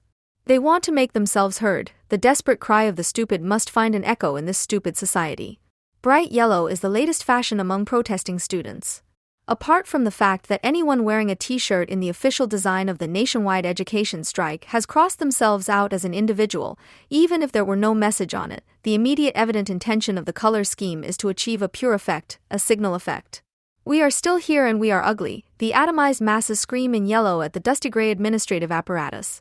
Those who have not kept up with the times complain about the pressure of time and performance not because of the shame of becoming a functioning cog in the machine. Rather, the disadvantage is the reason for their protest, to be a poorly functioning or idling cog. The primary object of their anger, of their covert self-hatred, is the pragmatist, the Americanized student, whom Max Weber describes as someone who respects nothing but his own achievements. The situationists already denounced the hatred of the SWAT and the fake. Without being forced to, the student separates work and leisure on his own initiative, displaying a hypocritical contempt for the SWAT and those who chase after the certificates. Such a person is not made to be a critic, but he is immune to collectivist ideologies, such as those of the left-wing German student with all his critical awareness. Anyone who openly says what everyone is thinking, namely that they will do anything to get a place in the company, will quickly be denounced as a scab and class enemy, and is still closer to the truth than those who want to protect the university as a haven of knowledge and inwardness from foreign influences. No one can accuse the career-oriented student of wanting to join in at any price, when in the age of conformist revolt, everything is done to join in at any price. They hate in him what they are not allowed to admit to themselves, that studying is not a privilege, but work for the purposes of others. The American student has no problem with authority. The teacher is like the vegetable seller to him, except that he sells knowledge and not cabbage. The anti-authoritarian German student, on the other hand, attacks the authoritarian teacher because he wants to take his place. He mobilizes the supposed closeness and warmth of the student collective against the objective, impersonal authority, as it is also shown, for example, in the so-called rule of the white wall, which has little to do with fascism and much more to do with the fact that not every idiot who comes along is allowed to leave his silly slogans in the university rooms like on a toilet wall. Institutionally conveyed authority has always been considered repressive, while the anti-authoritarian collective rejects authority altogether. But, in the process of dealing with authority, the individual first acquires the knowledge of the dialectic of autonomy and recognition, through which individuality in the empathic sense, however precarious and unstable, can perhaps be gained. If recognition is lacking, autonomy is simply set as absolute, creating a climate of tension in which no one is allowed to be better than the other, because that would lead to the emergence of hierarchies, and in which, accordingly, nothing is achieved. Where the principle of performance is rejected, the only alternatives to doing nothing are to live out one's immediate, spontaneous ideas in a casual manner, which is what we call creativity. The huge amount of creative energy that a young person brings with them when they start their academic studies, but which is so overdimensional that it cannot be fully utilized even in a week crammed full of creative seminars, finds its substitute object in which it can let off steam in the small-minded and embittered form of imaginative protest. It extinguishes all possibility of imagination and with it the possibility of criticism. The murder of the mind and the lust that is committed when students occupy spaces of their own choosing is inadequately described by the regression to kindergarten age. It is not children but old men who act there and live out their eternal youth, with the awareness of reality of adult people. Whether Benjamin was right in his claim that it is the missed youth that the student seeks to make up for through pseudo-satisfaction. Whether the cunning rationality of adult and self-responsible organizers creates a stuffy bureaucratic climate. Whether hordes of children in an infantile stage of development paint the walls like crazy because they can't cope with their parents taking away their crayons. Or whether youthful old men give the whole event the dusty flair of a retirement home, remains to be seen. What these students present as the better life turns out to be the worse. Where pumpkin soup in the Vocacanona, a communal kitchen, argues with a PowerPoint presentation of Marxist educational criticism in the Democratic plenum, neither the critic nor the gourmet has anything to lose. The whole thing is an occupational therapy for the semi-retarded, who combine the practice of team skills with the realization of unbound asociality, the community at the height of time. Somehow, an attempt is made to sell this mass spectacle as an attractive event, but even that does not really succeed due to a lack of ideas. Even the hated private financiers of the university probably put on even better student parties. The role that the radical left-wing students play in the hopeless confusion of this circus is as clear as it is inconsequential. They are the cue-setters. Not as an avant-garde that theoretically thinks ahead of what will later be read on the posters, but as the rearguard that gives the existing resentment a pseudo-critical veneer. Often trying to make a critical contribution to the regular university principle, the leftists among the demonstrators hang on to the mainstream, turn the sheer panic of the dissatisfied, who are worried about their future, into a hidden potential for resistance, and act against their better judgment as if their slow-witted critical behavior had any influence on the protest culture. What they have to offer instead on the market of student opinions is a vaguely undefined attitude to life, to be somehow left-wing and thus to belong. It is the thousandth repetition of a revolt that, however voluntarily or involuntarily, contributed to the university reforms of the 1970s and thus to the state of the university today, and which nevertheless consisted not least in the denunciation of post-fascist continuity. Whatever one's opinion of the wave of protest of the 1968 airs, however terrible the conformity and Germanic nature of it may have been, it must appear as a paradise of critical conceptualization compared to the mustiness of 40 years, the media-processed set pieces of the student movement, which, robbed of their last content, still represent the gesture of rebellion today. The cozy ambience that prevails in occupied lecture halls is not only in Jena a mixture of hippie commune, anti-fascist camp, and petit bourgeois living room. Quote, a whiff of 1968 is in the air in the occupied university corridor. Where they would otherwise listen to lectures, the occupiers sit and lie with long hair, hooded sweaters, and Palestinian scarves on mattresses with flower patterns, drinking mate tea and beer. They argue until 3 a.m, they call it hierarch-free discourse, Kölnerstadt Tanzeiger, June 16, 09. This is a generation that has not even emancipated itself from its parents in terms of clothing style and language, not even those whose rebellion against their fathers consisted of re-establishing the principle of performance and adopting the previous generation's attitude of refusal as a laissez-faire principle, merely to adorn their own workaholism. The right to strike, or even the obligation to strike, is inscribed in the matriculation certificate of every student of the humanities or social sciences, and anyone who holds themselves in any esteem could hardly deny that it is good form to protest at least once during their studies. Wherever this melange of graded stupidity made up of autonomous mavericks, Marxist agitators, left-wing alternative 68 heirs, openly conformist participants and nonconformist clowns appears, the student demimonde is on the move. It is primarily comfortably ensconced somewhere between the academic middle class and non-capitalized spaces. There are the hobby philosopher who finds dialectics exciting and sometimes trains for relaxed discussion rounds in the philosophical quartet, the political scientist who anticipates his later work in political consulting through voluntary asked-to-work and political group associationism, the ethnologist who is not satisfied with being a cultural scientist and therefore is a cultural human being with heart and soul, the tomboyish student who is mainly found in the field of education and who is cheered as the successor to the ugly old teacher. Not to mention the gang that prefers to do something with media or something with art and ends up either in the state cultural clits or the advertising industry. The engagement of left-wing initiatives does full justice to this pluralism. When they are not planning the social revolution in fits of megalomania and loss of reality, and when they do not see the education strikes as part of the preparatory phase of that revolution, they claim the university as a space that can be appropriated, i.e. in which one can get involved, just as unrealistically. So-called alternative lectures are organized according to the principle of anything goes, not with the aim of denouncing the Reflection Prevention Institute of the university, Ulrich Enderwitz, but rather to expand its program with a few interesting critical offerings. The lack of planning and discipline, the refusal to accept the necessary rigor that conceptual work requires, is openly discussed.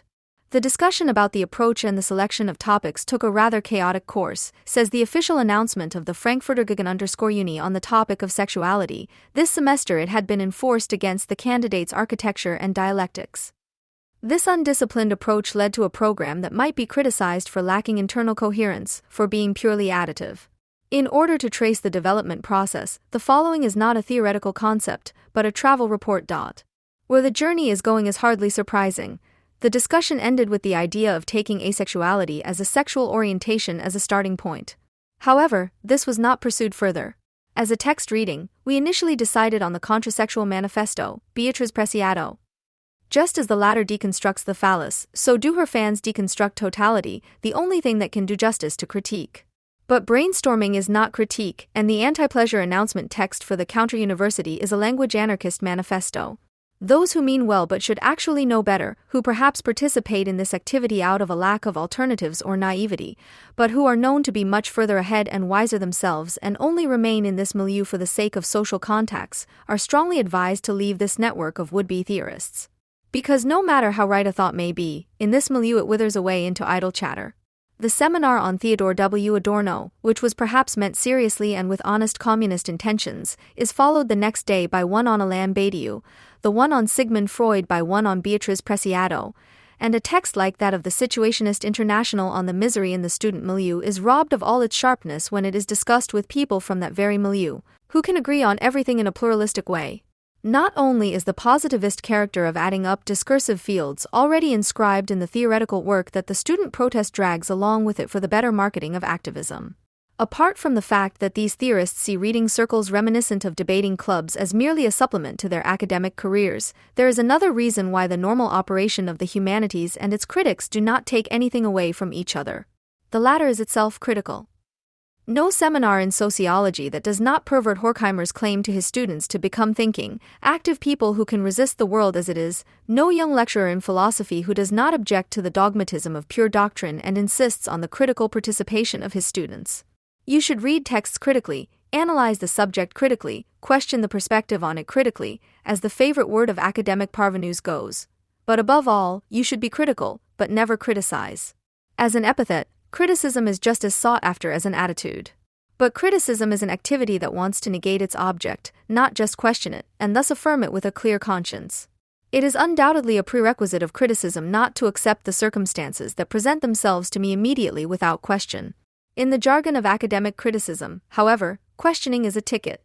It does not lead to a judgment, but to a further question. The perspective from which I view the circumstances is then questioned, but not the circumstances themselves. It is related to the enlightenment of the individual and social unconscious, but in the desire for education, there is precisely this will to become powerful, not to be dependent on blind forces, on illusory ideas, outdated concepts, dismissed views, and imaginations. Horkheimer was well aware of the difficulties of this enlightenment as long as the university was not seen as part of this society, which reproduces the unconscious and makes it impossible to understand its laws of motion, but was to be lifted out of the life of society as a privileged district. In 1952, he gave the students a rather optimistic message to take with them. It is important that each and every one of you experiences in his or her own way that the dream of a meaningful life, which is therefore a happy one, does not fade away at the university, but is realized. 17 years later, when the left-wing students committed patricide on him and his fellow campaigners, to whom they owed a large part of their theoretical insights, he had to resign himself to the fact. It is becoming increasingly clear that the students' rebellion is a consequent form of positivism. If you strip away the ideological embellishment, the general and confused objectives of a just new order freed from all coercion, then their demands amount to the fact that nothing is allowed to count that cannot be proven. The educational reform that followed the economic crisis of 1967 established the university as an instrument of state labor market policy, Enderwitz. The university reformers set out to create a parking station or a marshalling yard for young potential unemployed people. This is the only function of the university today. The unreflected reaction, which manifests itself in the nationwide education strikes characterized by a manic compulsion to repeat, is the panic response to the crisis. The permanent oscillation between stagnation and rebellious activism, the unity of total satisfaction and adaptability on the one hand, the awareness of having to finally do something out of powerlessness on the other, and the defiantly rebellious attitude while simultaneously currying favor with the state and institutions are the hallmarks of this conformist revolt. Only those who think, who do not allow a certain degree of desired passivity to wither away, can be active. Mere action always remains merely a function of existing, predetermined conditions. The Twitter campaign I Am Hannah, launched in 2021, was created in response to an advertising film by the Federal Ministry of Education and Research, BMBF, in which a doctoral student of that name glorified the precarious employment conditions of young academics in Germany as an opportunity for flexibility and intellectual freedom. Since then, doctoral students, postdoctoral students, and professors have been using this hashtag to campaign for a reform of the German Temporary Employment Act for Scientists, which, even in its version in force from 2016, favored insecure employment relationships such as temporary, project, and chain contracts for young academics. In Germany, 93% of non-doctoral academic staff at universities are employed on a temporary basis, while the figure for doctoral and postdoctoral students is 63%. Irregular employment relationships are the norm, and the criteria for selecting applicants for a position and extending contracts are often unclear. Now the BMBF wants to reform the Wissenschaftszeitvertragsgesetz, Temporary Employment Act for Scientists, again in order to improve the predictability and commitment for postdocs and to create more permanent positions for permanent tasks at universities. The key points of the reform include employment conditions that were the minimum standard at universities until the Bologna reform, which are now set out as target regulations, i.e. as recommendations. Accordingly, the initial contract before the doctorate has a minimum term of 3 years and a maximum term limit of 6 years, while the minimum term for student employees is 1 year and the maximum term limit is 8 years. The minimum contract period for postdoctoral students is to be reduced to 3 years, while their first contract is to be valid for at least 2 years. The initiators of the I Am Hannah movement are right when they say that science as a profession will become even less attractive and that a system change is not forthcoming. The status of postdoctoral students would be further downgraded by the reform, as they would be granted a shorter minimum contract period than doctoral students for work projects that are usually more extensive than those of doctoral students. The fact that they are then obliged to teach, usually unpaid, in order to retain their title, which makes the private lecturer rank the most unattractive in higher education, does not occur to the BMBF. At the same time, the status of student assistants is strengthened by the possibility of longer contract periods, signaling that the university is primarily interested in cost-effective assistant work. The greater planning security granted to doctoral students is an expression of the desire to bind them to the universities and research communities at an early stage. Resistance to such an out-of-control administrative system is hardly to be expected from the I Am Hannah movement either. Those who elevate science as a profession to an ideal, instead of asking whether it is desirable to view science solely as a profession, mean by system change the intensification of supervisory relationships and the integration of each individual into the science administration that has become the main focus.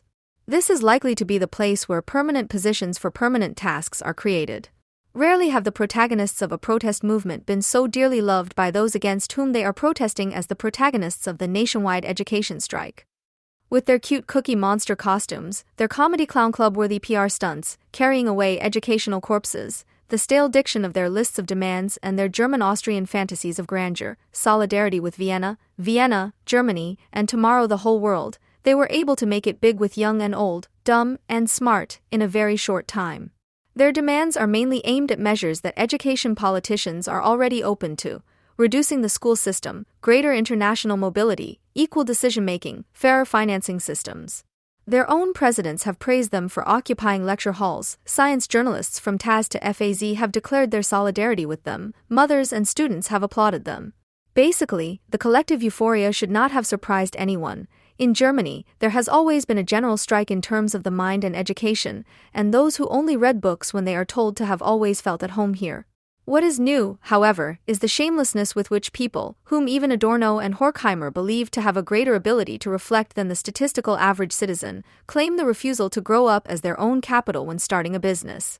More childish than their younger siblings and more worldly wise than their own parents, they are preparing to prove to their professor that they are better at doing bad things than he is.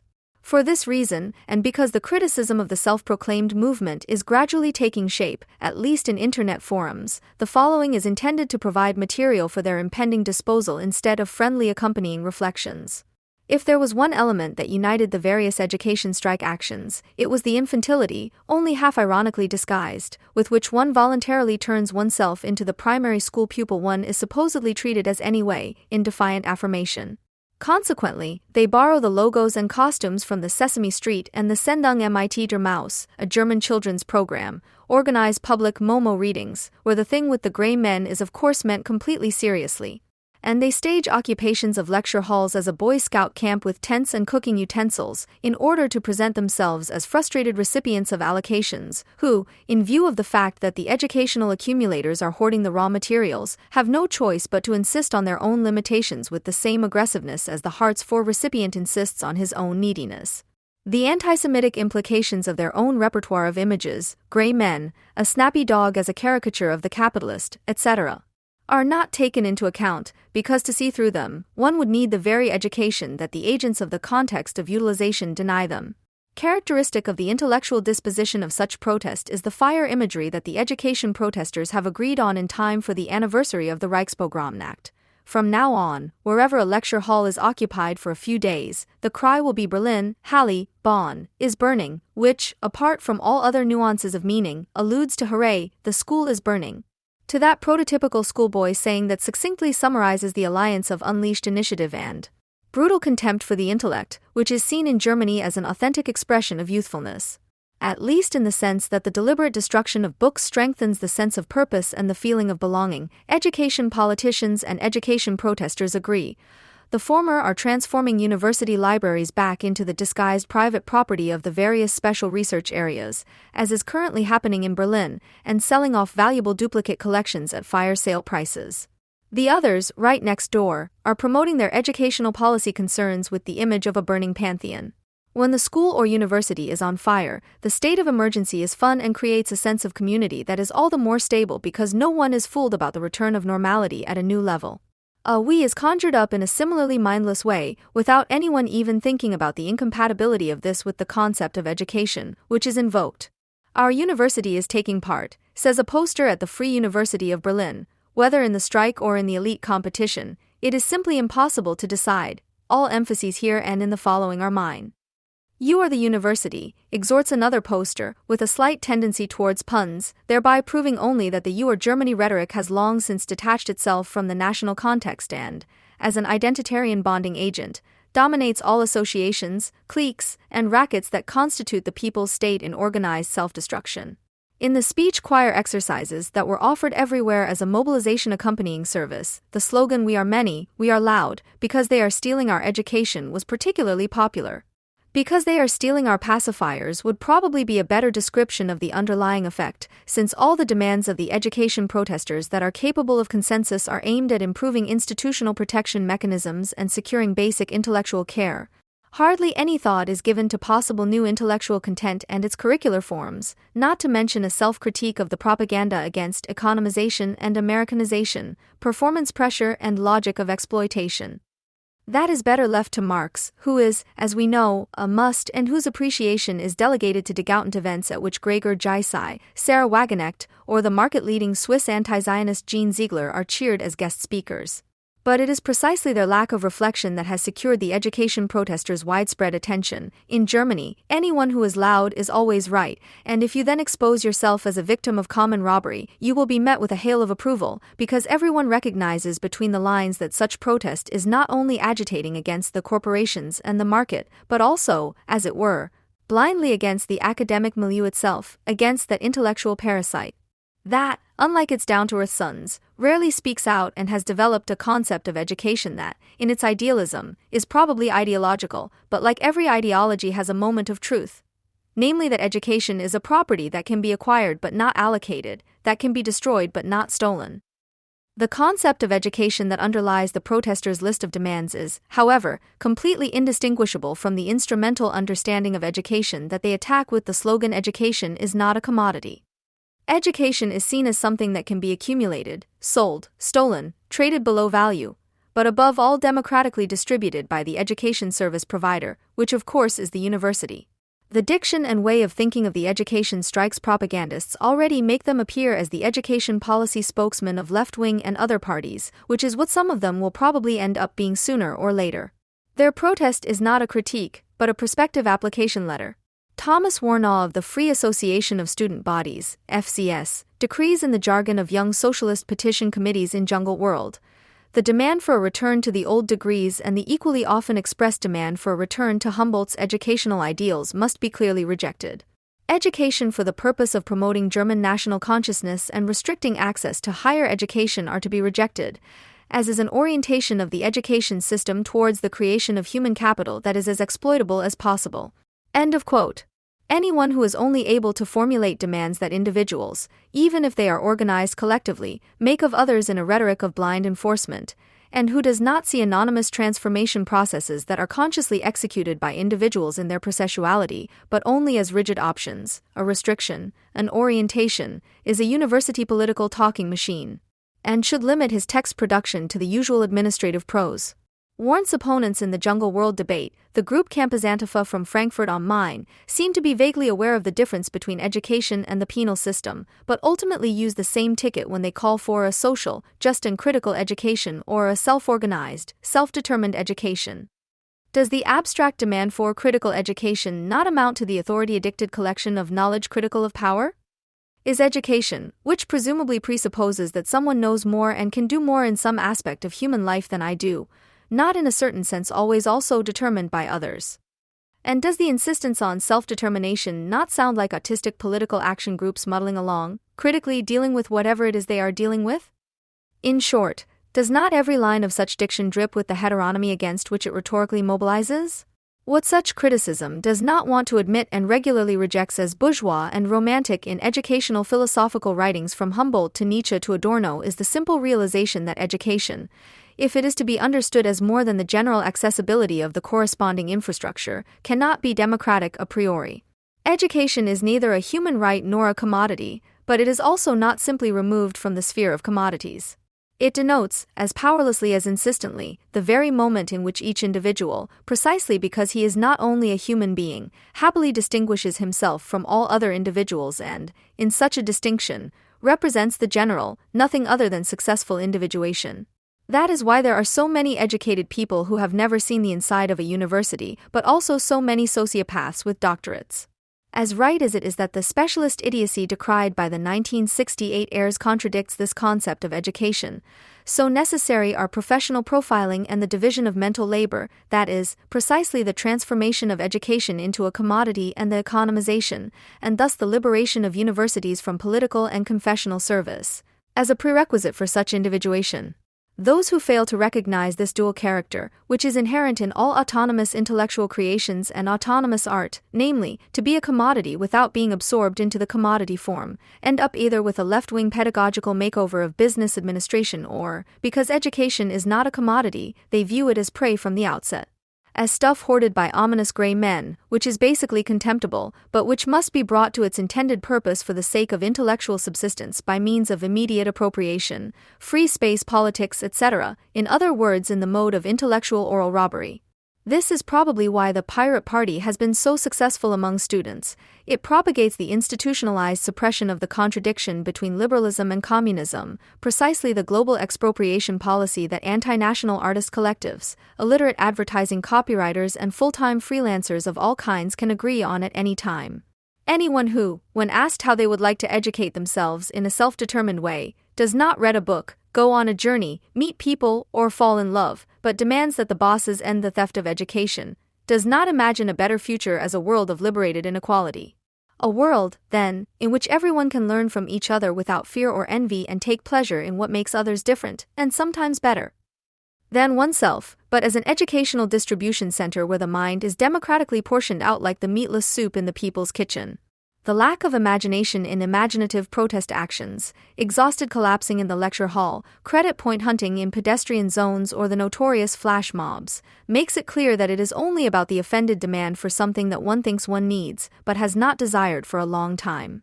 Where desire withers and dies for good with slogans like the desire for education, the mind also withers, which, when it comes to itself, is one with desire. Without recourse to what could be described as the drive substrate of all intellectual knowledge, it is impossible to understand what critical theory, in its intensification of the materialistic moments of the romantic concept of education, defines as the corporeal core of all knowledge. Reason, writes Adorno in his Minima Moralia,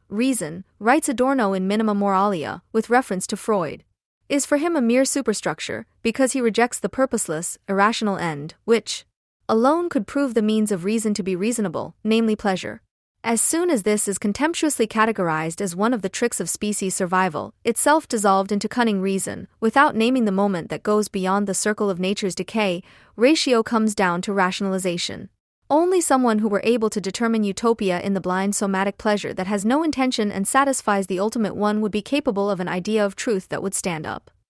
As the purpose of rational knowledge, pleasure is not unreasonable, as is the case with ratio, which has degenerated into rationalization, but rather unreasonable, free of reason and its false opposite, which are suspended in it.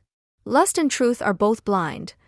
Not in the sense of the unilluminated drive that psychoanalysis speaks of, which refers to the split-off drive that turns destructively against the subject, but in the sense of a lack of intention that no longer recognizes particular desires because all desires are fulfilled in it, blind like happiness.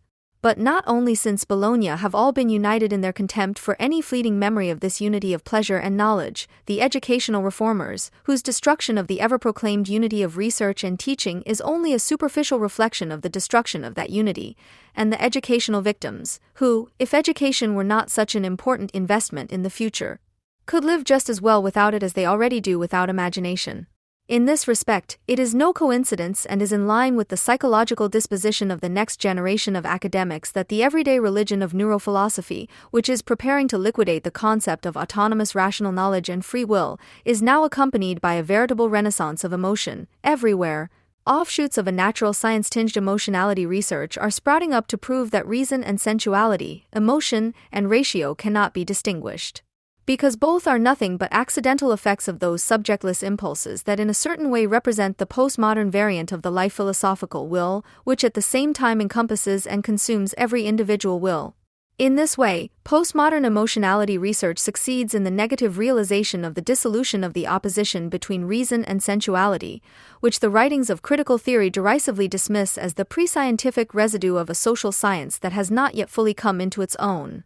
In the section Intellectus Sacrificium Intellectus in the Minima Moralia, which describes the exorcism of desire from the process of knowledge, which has been reduced by the dimension of comprehension as a self-sacrifice of reason, it says, Nietzsche's aphorism, the degree and nature of a person's sexuality reaches up to the highest peak of his mind is more than a merely psychological fact.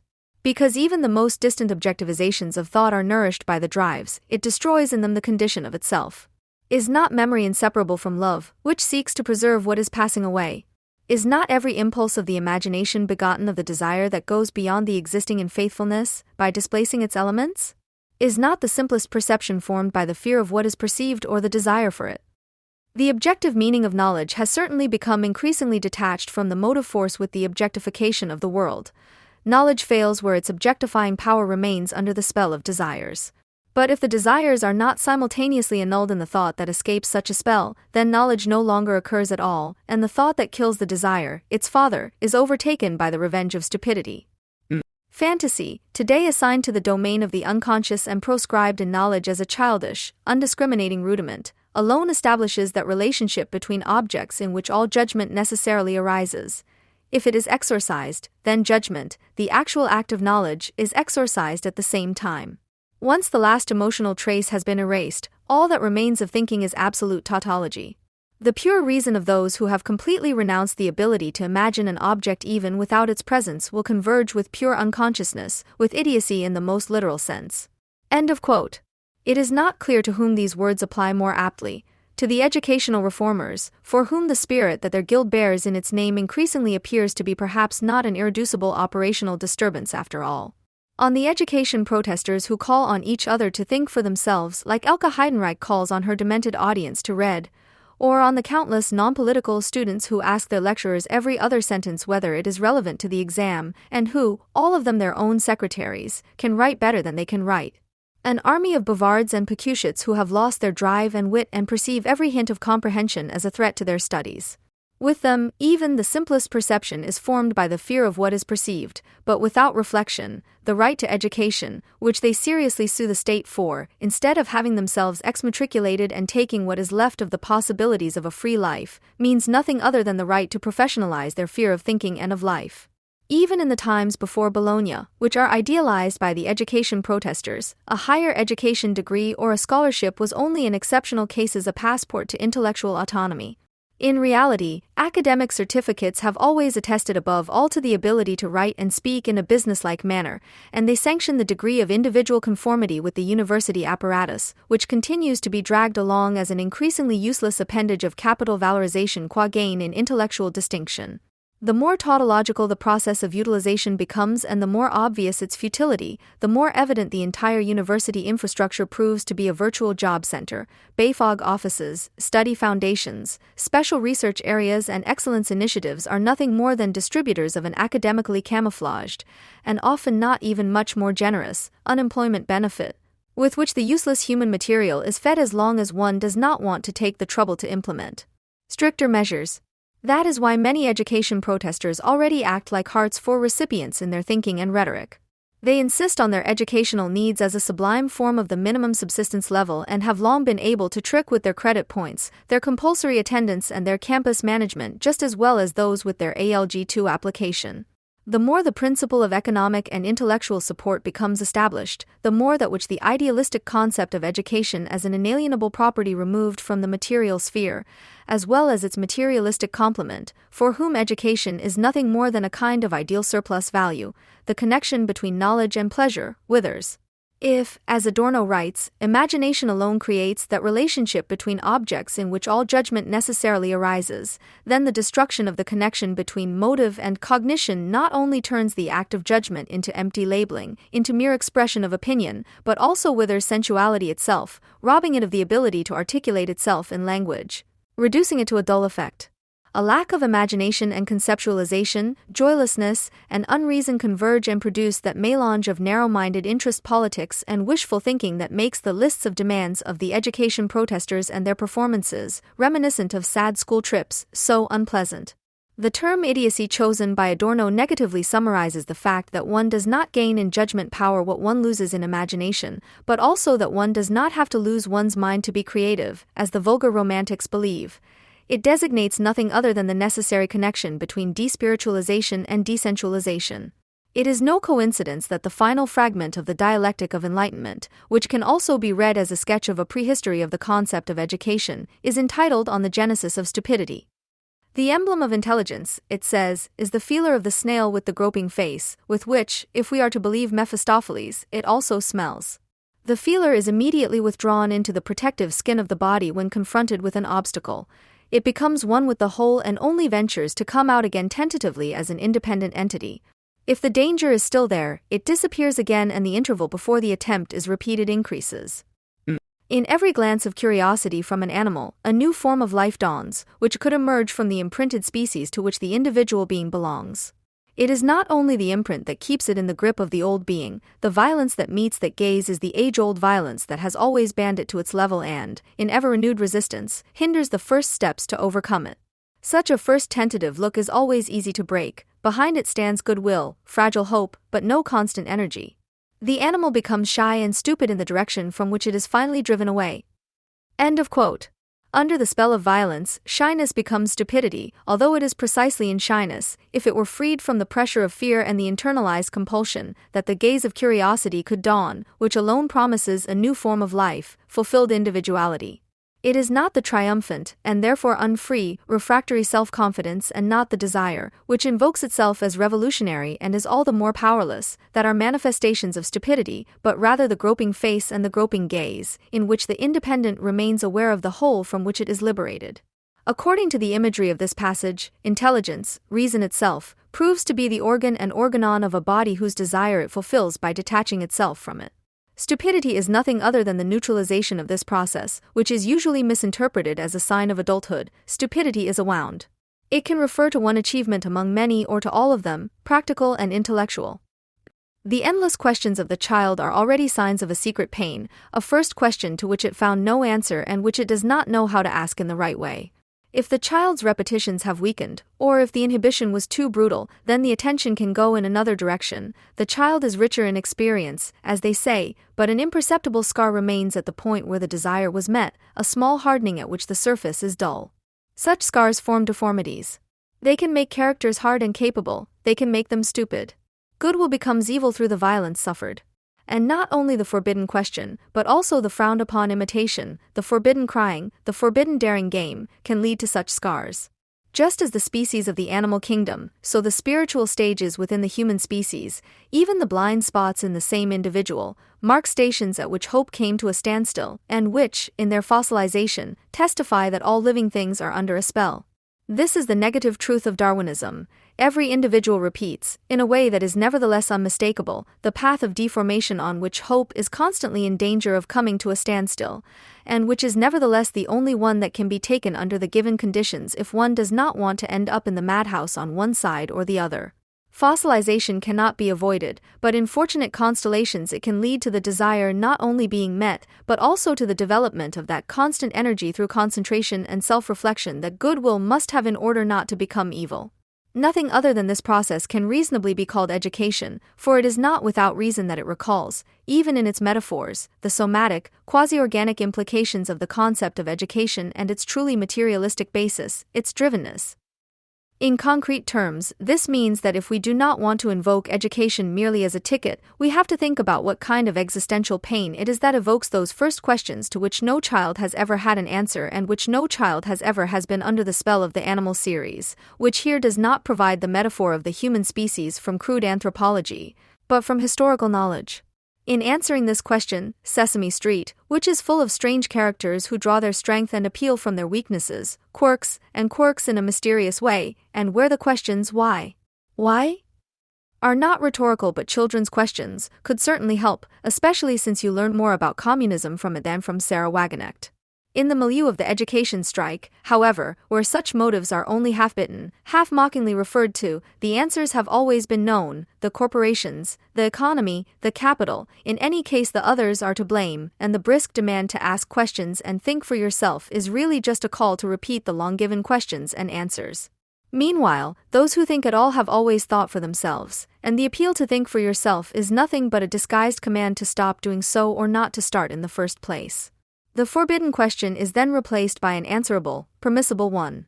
This is precisely how the child becomes a pupil who asks not childlike but at most childish questions, and whose desires, unlike those of the child, which are still unredeemable, are just as easy to satisfy as the adolescent longing for socially sanctioned discharge of the drives. The child, by no means naive or innocent, is at least potentially responsive, whereas the pupil is the embodiment of stupidity. Nowadays, and it is precisely this trend that the education protesters are reproducing without even being remotely aware of it, the tendency is to turn everyone from the womb to the deathbed into pupils. The Society of the Omnipresent Assessment Center is at the same time a huge kindergarten in which adult people treat each other like minors, while the minors are encouraged to imitate an autonomy at the creche age, the realization of which is denied to them at all costs. Toddlers are turned into schoolchildren through preschool cognitive training, students are turned into schoolchildren by turning universities into schools, adults are turned into schoolchildren through compulsory in-service training for subordinates and superiors, as well as through a dense network of job creation and training measures, in which the job agencies act as idealistic overall educators. The elderly become pupils through multigenerational houses and infantile senior citizen leisure activities. Even the unborn become pupils through prenatal education courses for expectant mothers. It is precisely this incapacitation, this comprehensive schooling of all great citizens and small earthlings, that is called lifelong learning, and everyone craves lifelong learning with the same aggressiveness with which they fend off every spark of memory of a state in which there would be no more work or play, but only happiness, and which in the heyday of bourgeois thinking was called, in a word that today already sounds like a threat, eternal peace. Lifelong learning condemns both fulfilled activity and laziness, freedom from purpose and luxury. It marks the historical liquidation of the possibility of eternal peace in the name of a permanent state of being busy, which ironically is becoming increasingly difficult to distinguish from a state of universal unemployment. However, anyone who, instead of rejecting the demand to be the object of educational measures, actively demands education and, for this purpose, possibly even voluntarily takes part in collective chanting exercises, is only making himself a pupil once again and, whether willingly or unconsciously, admitting that he never in his life, that he would prefer to have his little and big breaks at university too, that he only asks questions when prompted, only gives answers when asked for them, and stops whining as soon as daddy comes home with the longed-for new toy. He voluntarily and preventively turns himself into the child he is supposed to become anyway, via the detour of institutional education, and no longer experiences the conflict, the wound that Adorno and Horkheimer talk about, in its painful and conflictual nature. Such evidence of one's own voluntary self-infantilization is, of course, the best prerequisite for being accepted into the club of regressed elites sooner or later by those against whom one rebels and whom one already resembles. These elites, who swear by excellence all the more brutally the less they know or want to know about the aristocratic privilege, which after all also held out the promise of happiness. No wonder, then, that the actions and events of the education protesters are mostly so brainless and joyless, spreading the mood of a rainy East German anti-fascist camp. No wonder, too, that anti-sexism, which had been thought to have died out for some time, is making itself heard again, as a kind of secondary motif. After a sexual assault, the details of which were not described in any detail in the media, and chauvinistic insults had occurred at the University of Vienna, various anti-sexist initiatives in Berlin declared their solidarity in a poster campaign that was tolerated without any contradiction and gave their fellow students advice on sexual consent regulations, which demanded to set up a women's room as a place of retreat at all universities, and the principle of sexual consent was defined as obtaining consent before sexual acts each time and in every single case, even from a steady partner, whereby sexual acts were defined as kissing, caressing, and fondling the back. Facial expressions and gestures were also permitted, it continued, but had to be clarified beforehand. Sexuality, too, is apparently only to be experienced in an educational way, as something that, just like education, absolutely has to be regulated exactly, where there can be no ambivalence, no abysses, no spontaneity, and above all no individuality, which is to be democratically distributed and contractually fixed, in short, in complete contrast to both adult and child sexuality, namely infantile. Even if only a minority may agree with this, no one has contradicted it, no one has said that it is an insult to women to demand a protected space for them within the university, as if they could not stand up for their rights and desires themselves, especially at the university. It is therefore nothing but cynicism when the education protesters at the Foo place articles about the student protests in Iran, which are fighting for everything but the voluntary withdrawal of women from the university public, on the display boards on which they document the media response to their supposedly international movement. The way sexuality is imagined here, namely reduced to that cowardly shyness that, according to Adorno and Horkheimer, is an expression of stupidity, is also the way the mind is imagined, and the call on an old flyer from the Socialist Forum Initiative, "Stop studying, start understanding," would probably be understood today as a call to overstep the mark. Of course, it is impossible to think without understanding, and those who shake their heads in confusion at such posters may finally begin to do so. On December 5, 2013, the Berlin HU received an application for the positions in the yet-to-be-created excellence clusters, the Humboldt University in the Third Reich and critical colonialism research. A protest guerrilla called Wissen im Widerstand, Knowledge and Resistance, had kidnapped a portrait of the Nazi chemist and Nobel Prize winner Adolf Butenandt from the main building, where, as the aspirants put it, Nazi Nobel Prize winners are honored in a patriarchal ancestral gallery of scientific fathers, and hung a portrait of the refugee activist Napoli Paul Lenga in its place. Butenandt had been director of the Kaiser Wilhelm Institute for Biochemistry since 1934, joined the Nazi Party in 1936 and worked with Nazi eugenicists. After the Second World War, he tried to legitimize his work as a contribution to politically neutral science. In this respect, he is an example of the post-Nazi continuity in the academic establishment of the old Federal Republic, to which the HU, as a former GDR university, was not part of.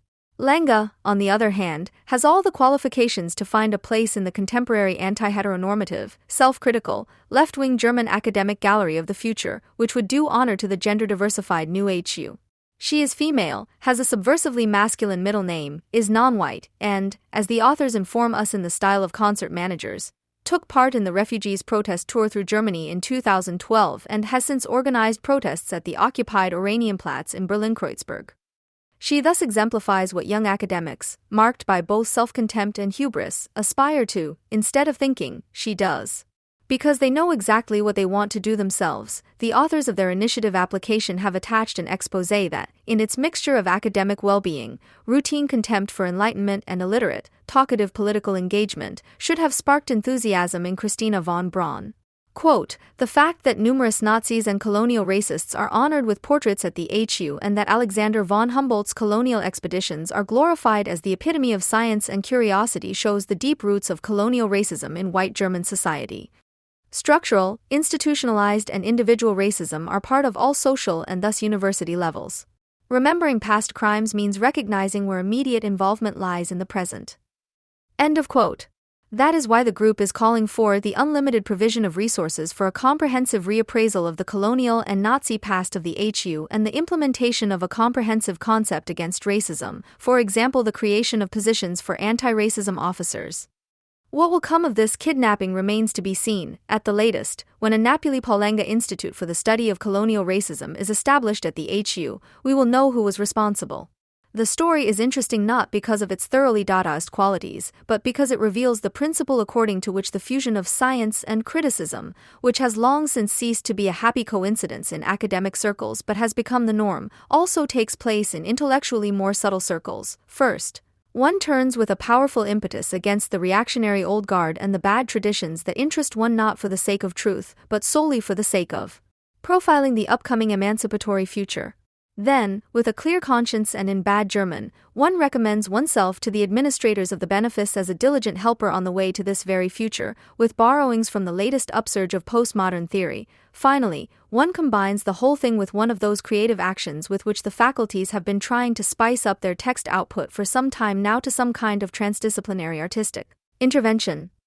Above all, however, there should be no doubt that the aim is not to engage in thought that tends towards a sadness that is potentially hostile to engagement, but to take pragmatic and optimistic action, in the words of the applicants. Remembering means taking this as an incentive to change social conditions.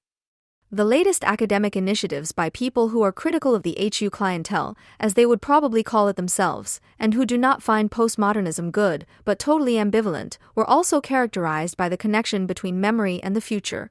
At the end of last year, 2 conferences took place in Berlin, organized by young students and doctoral candidates, with doyens such as Detlev Clausen and Helmut Dahmer as guests of honor and a cross-generational audience that exceeded even the already high expectations.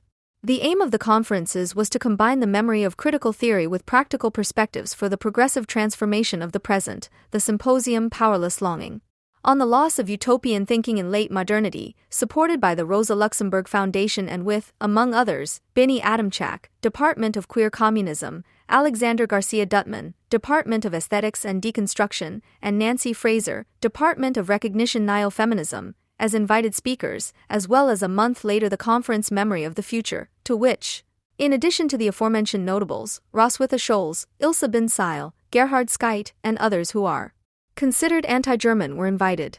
In the announcement of the first conference, the disappearance of the sense of possibility, Robert Musil, and the exhaustion of utopian fantasy were lamented in a turn against the formula of the end of the great narratives, in order to then investigate the question of what consequences the tendency towards the loss of utopian thinking has for contemporary society. In the usual discursive redundancy, quote, how is this change reflected in theory and what consequences does it have for critical thinking? The conference will address these and other questions in various panels on fantasy and art, utopia and tenor, politics and resentment, techno-fetishism and ahistoricality, as well as messianism and religion. End of quote. The Second Congress also offered panels and workshops, for example on feminism, the critical theory of antiziganism and, unsurprisingly, on utopia, which is currently very much in vogue and has almost been forgotten as a historically popular form of state theory and therefore not very anarchic. Imagination and art was outsourced to an accompanying exhibition. It was no coincidence that both events were not limited to the unspectacular, but often fruitful business of immanent philology, but rather set out to do what one can hardly ever do with significant philosophy, to think it further, to relate it to all kinds of new social processes and to open it up for the present, instead of taking it seriously in those experiences that contradict the present. It was not the present that was to be exposed as bad in the light of critical theory, but critical theory that was to be examined in the light of the present for its epistemological value. Both events were united by the decisive will to protect critical thinking, hypostatized as a branch of the mind, from the threat of exhaustion by demonstrating its practical relevance. As if thinking, as an equally persistent and patient contradiction to a reality characterized not by paralyzing inactivity, but by paralyzing restlessness, did not presuppose exhaustion as a somatic impulse, because this, insofar as it becomes reflexive, is more likely to produce resistance in the individual than the doggedly productive struggle against the thoroughly justified boredom of daily life. This is related to the second common feature of both conferences, which indicates that many of their participants may be closer to the guerrillas of the HU than they think. In them, the need to escape the ivory tower, which has not seriously threatened anyone since the widespread introduction of third-party funded project positions, is combined with the conviction that they have a monopoly on fundamental criticism.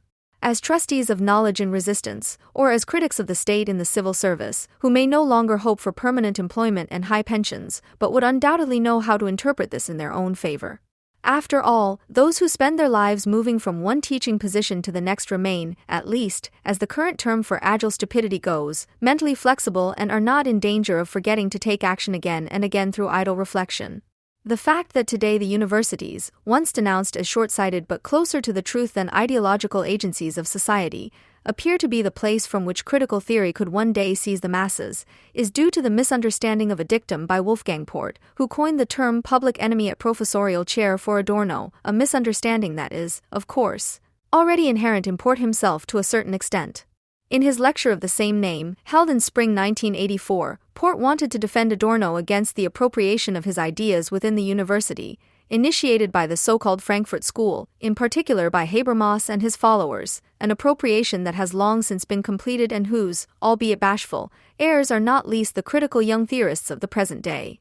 At the same time, Port felt encouraged by the drooling of Hans Filbinger, Gunter Rohrmoser, and other right-wing conservatives, who had accused critical theory of being partly to blame for the terrorism of the Red Army faction, RAF, and whom Port attests to having a sharpened view of irreconcilable political enmity view, encouraged him to assume that Adorno and Horkheimer, in the form of public enemies, had actually once taken the lectern, which had become a reality in a false way in left-wing terrorism, by a happy coincidence, albeit largely without historical consequences. To what extent not only left-wing terrorism, but also the majority of the radical left in the Federal Republic of Germany was a genuinely German event and therefore incompatible with everything that critical theory strove for, seems to Port, who himself is trapped in the leftist legacy, to have underestimated. Otherwise, he would not have countered the counter-enlightenment, which is expressed in religious fundamentalism by peace Christians and Khomeini supporters alike in the same lecture with Adorno's very sentence, uttered on the occasion of the suppression of student protests, which proves that the Shoah also occasionally became a metaphor for the professor, for one day, the Berlin students were the Jews of the city. The need for a fusion of theoretical critique and practical militancy, which does not care about the validity of its exaggerations and abandons the claim of polemics to aim at the thing instead of making it subservient to its own purpose, can also be heard in Port's text, where he laments, half regretfully, half understandingly, that Adorno, despite better insight, somehow also settled in, not only criticizing but also handing down the stuffy, bad German-educated bourgeois tradition. He explains this judgment with a consideration that provides an anticipatory explanation of the current enthusiasm for the seemingly more bohemian existential philosophy with which Port himself could not begin to do anything. Quote, in the end, Adorno, unlike Sartre, Gunther Anders, Jean Amory, had become a German professor, a teacher, and civil servant, with the associated privileges and duties, quirks, and the resulting complexity of the phenomenon offers very different starting points for admiration, imitation, and identification, depending on whether you choose the civil servant or the enemy of the state. End of quote.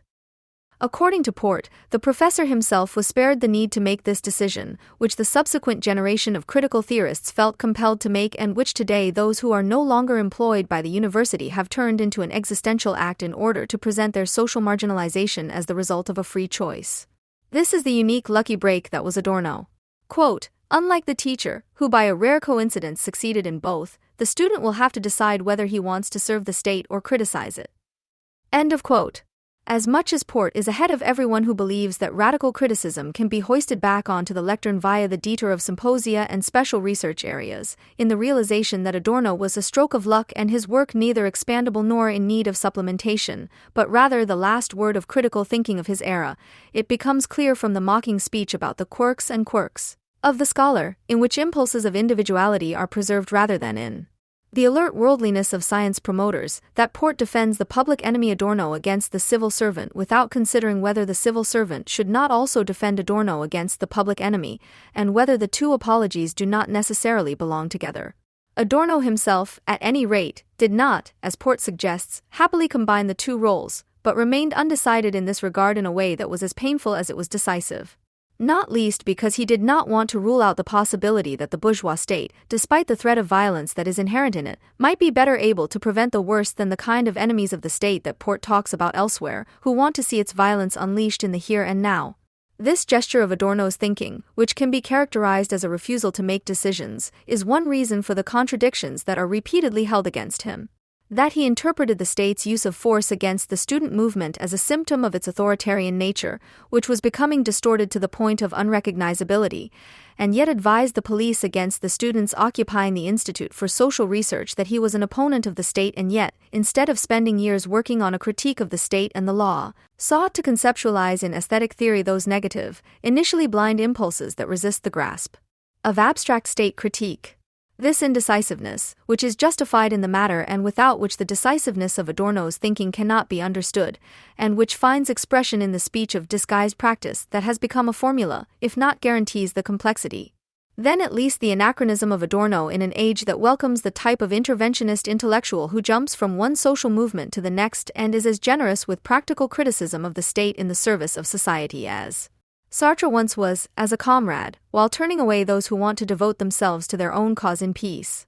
It is precisely this type of interventionist intellectual, however, that demonstrates that the historical conditions have changed since Port's criticism of the hubris with which critical theorists think they can combine state criticism and academic renown.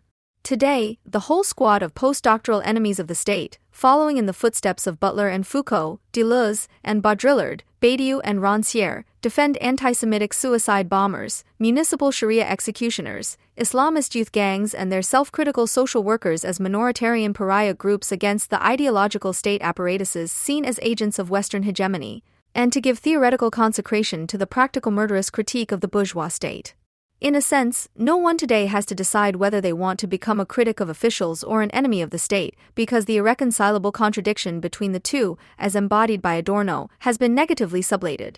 In the bourgeois state, which promotes its own disintegration into anarchic cliques, nothing is as cheaply available as the academic approval of regressive hostility to the state in collusion with various civil society gangs, with whom the university milieu, in which there are now more freelancers than civil servants, agrees in its contempt for bureaucracy, the rule of law and the separation of powers. The radicalism of critical theory would have to be defined in a completely different way than its reanimators would like in order to counter the murderous militancy with which the hostility to the state is preached by outsourced civil servants. Adorno's work was only able to figure as the last word of critical thought of its era because it did not want to be the last word. Because it never spread itself out into an uncompromising final judgment in the hope, never completely abandoned, that people could make it superfluous by finally setting up the world correctly, and because it lacked the kind of petty and pretentious self-righteousness that drips from every line of its adepts. Critical theory has described itself as a message in a bottle, not because it heroically glorified its own outsider status, but because it did not know who would find its legacy one day, if anyone at all, and what they would do with it. In this sense, Adorno and Horkheimer not only had no children of their own free will, but also no heirs. Not having heirs means not being able to connect with new theoretical approaches of any kind and to resist any conformist updating, any discourse that puts you in the wrong by giving you the right, but it also means preserving sexus and, negatively, an inheritance that would only be taken up by a free humanity. This lends critical theory, even in its linguistic form, a moment of patient caution and self-restraint, which those who fetishize its supposed intellectual militancy have never been able to do anything with. This is clear from Adorno's repeated references to the differentiated nature of thought. This means the opposite of what is usually praised as differentiatedness, not a stale talking down of irreconcilable contradictions, not an equidistant devotion to so-called intellectual schools, but also the opposite of what post-Adornian subalterns wrongly consider an expression of radicalism. Not to engage with the object of thought in the first place, because one already knows the same negative truth about it anyway. That is, not to judge sharply but bluntly, that still brings down the powerless appearance of the beautiful only to the context of delusion and the meager lift of the world of appearances to the sovereign. Differentiatedness, as understood by critical theory, is not merely a function of the mind, but also, in the somatic sense of the word, its organon, and thus incommensurable with the empirical subjects without whom it would not exist. While in the subject, precisely that which it fetishizes as its own essence represents the bad general. In nothing do people resemble each other as much as in the stubbornness with which they cling to their changing tics, resentments, and murky needs. The subject, encapsulated in itself, experiences in the subject removed, the unavailable, what it could be itself, as its own limit. Only the unconditional experience of objectivity, not the notorious self-awareness of the individual hallucinating in his limitations as a realized possibility of freedom, in truth interchangeable, can stand up for the subject who cannot stand up for himself. This is the aim of the talk of the primacy of the object, as well as of the differentiated thinking that surrenders itself to its object down to the subtlest nuance. The incommensurable in the subject itself, however, is remembered in the reflection on the drives. In the spirit of Nietzsche's aphorism, the degree and nature of a person's sexuality reaches up to the highest peak of his mind, which, by distinguishing between degree and nature, already sets sexuality as the sphere of pure nature, transcending it. In Intellectus Sacrificium Intellectus in the Minima Moralia, Adorno describes the mind as a reflected sensuality that has developed into nuanced knowledge. Because even the most distant objectivizations of thought are nourished by the drives, it destroys in them the condition of itself. Is not memory inseparable from love, which seeks to preserve what is passing away?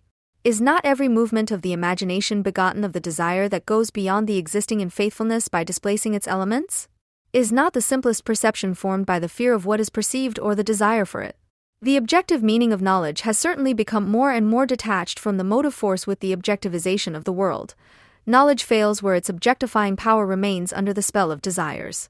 But if the drives are not simultaneously suspended in the thought that breaks free from such a spell, then knowledge no longer comes about at all, and the thought that kills the desire, its father, is overtaken by the revenge of stupidity. Once the last emotional trace has been erased, the only thing that remains of thinking is absolute tautology. The pure reason of those who have completely renounced the ability to imagine a thought even without its presence will converge with pure unconsciousness, with mental deficiency in the most literal sense. That this is about far-reaching tendencies is evident at every turn in the scientific establishment, which is about to subjugate even the remnants of the world, defenseless ruins. End of quote. What makes this passage almost anachronistic is the criticism of old-fashioned positivism, which, in comparison to the postmodern fusion of mind, art, and nonsense, seems almost venerable in its old-fashioned honesty. The defenseless ruins have been turned into transdisciplinary knowledge and entertainment centers, as the academic reanimators of critical theory make evident with their workshops and art events. The culture industry, which has not only leveled the distinction between high and low art, but also that between art and science, is no longer limited to its own sphere.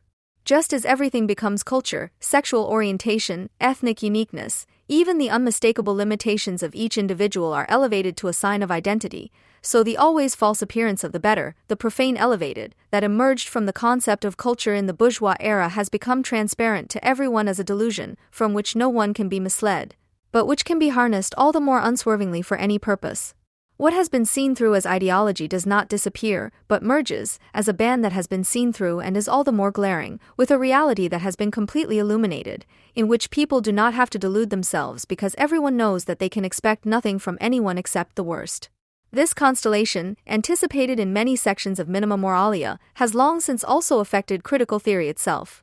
With the eradication of the last emotional trace that binds the thought, even if only as a memory, to the somatic impulse to which it owes itself, the latter itself threatens to be annulled.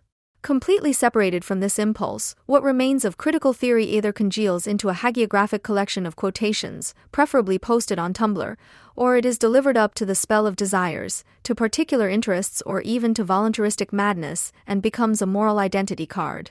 A lifeline from the quagmire of banality, thrown out by people who take their objective social isolation, their own written-off status, as confirmation of the radicality of their thoughts.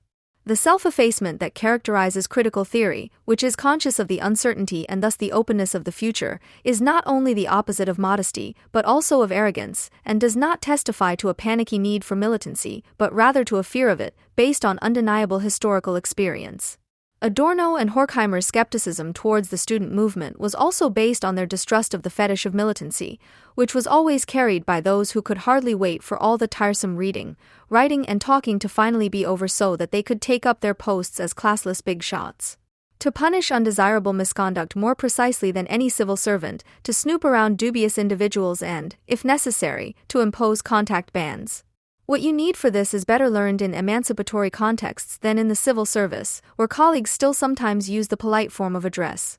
It is not militancy, which is always associated with moral blackmail and which wants to call people back to their unchangeable way of being under the guise of subjective responsibility instead of letting them come to their own, that has characterized the thinking and linguistic gesture of critical theory since its beginnings, but an unwavering, brittle tenderness that defies all sentimentality and trusts the individuals to whom it is addressed to have insight.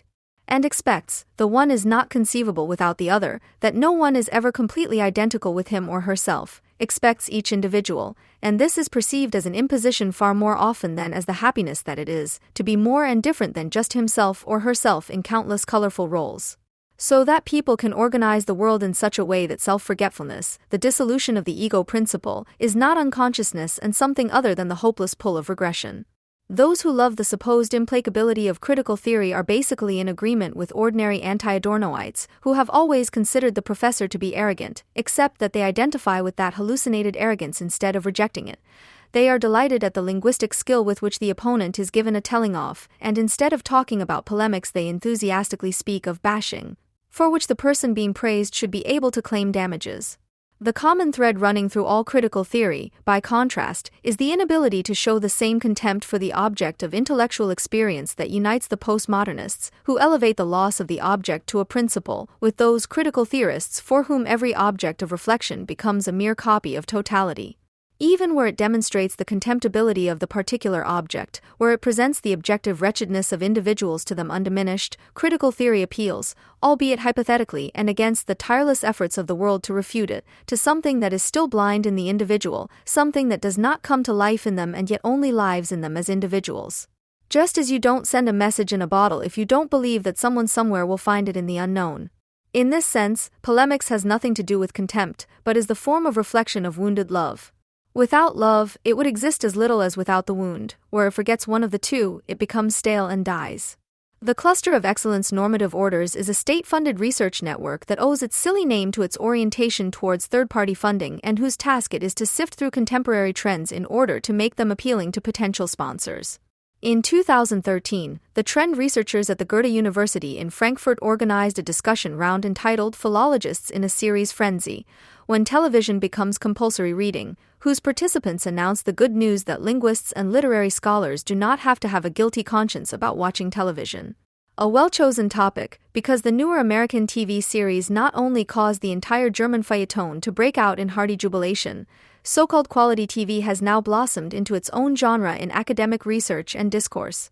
TV series such as The Sopranos, 1999 to 2007, 6 Feet Under, 2001 to 2005, Deadwood, 2004 to 2006, The Wire, 2004 to 2008, Breaking Bad, 2008 to 2013, True Blood, since 2008, Walking Dead, since 2010, Mad Men, since 2010, Homeland, since 2011, are once again plowed through in seminars, symposia, and anthologies and canonized as contemporary art and cultural treasures. This tendency towards a complete fusion of cultural industry preferences and academic operations, the symbiosis of series intoxication and required reading, is mutually beneficial.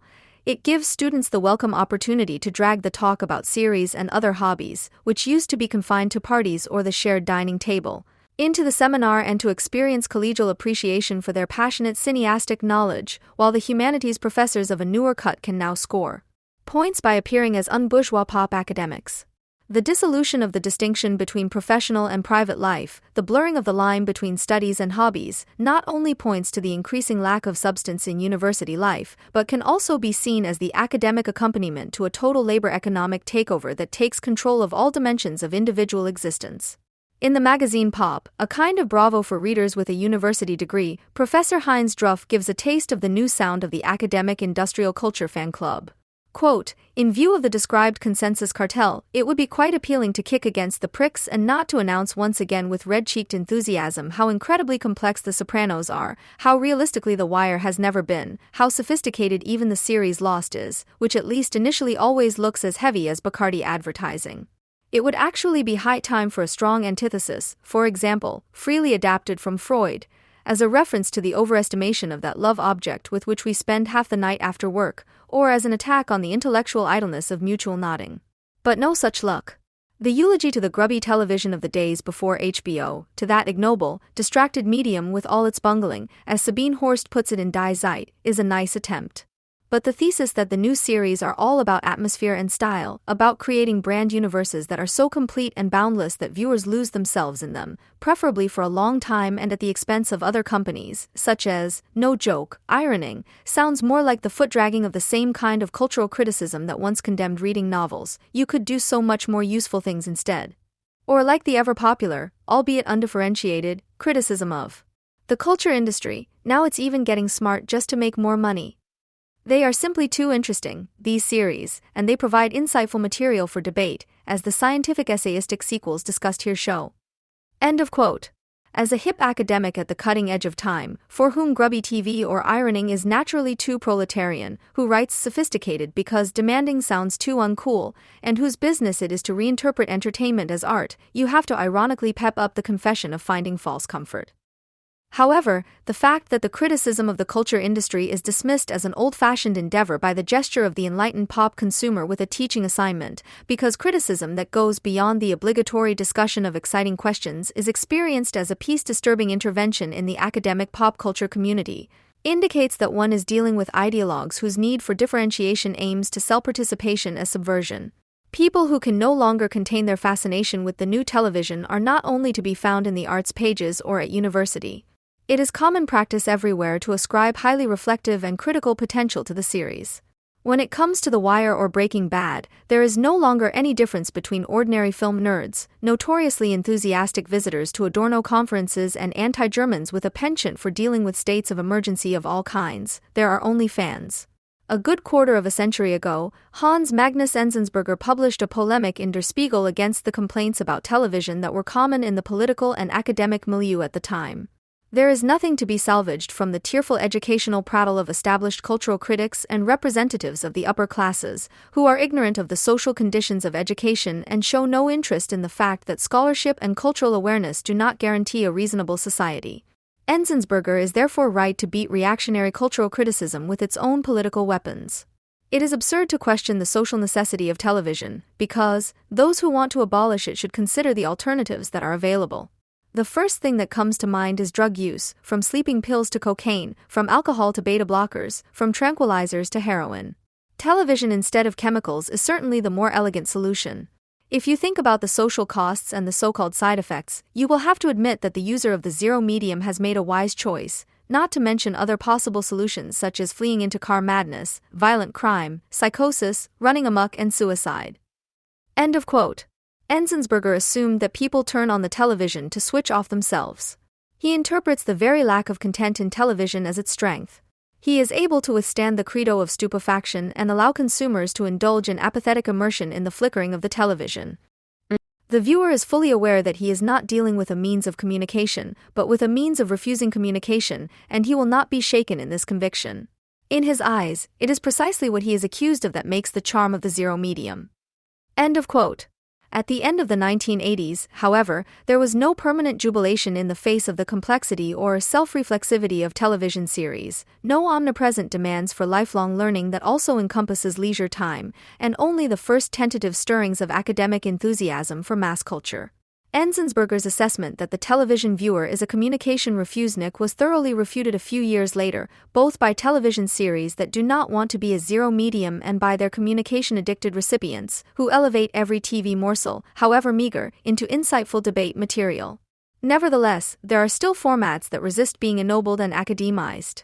The practical value of television as a means of combating depression and isolation should not be underestimated today. For many old people, the unemployed, or the socially neglected, the television program is the only constant diversion. Ever since the hype surrounding the mafia series The Sopranos, in which a mafia boss with a human face and psychological afflictions became a worldwide favorite with audiences, TV narratives that span multiple episodes have been considered essential reading for a liberal media elite. The pay-TV channel HBO, which produced and broadcast the series between 1999 and 2007, is considered the founder of quality TV and thus the avant-garde of popular culture.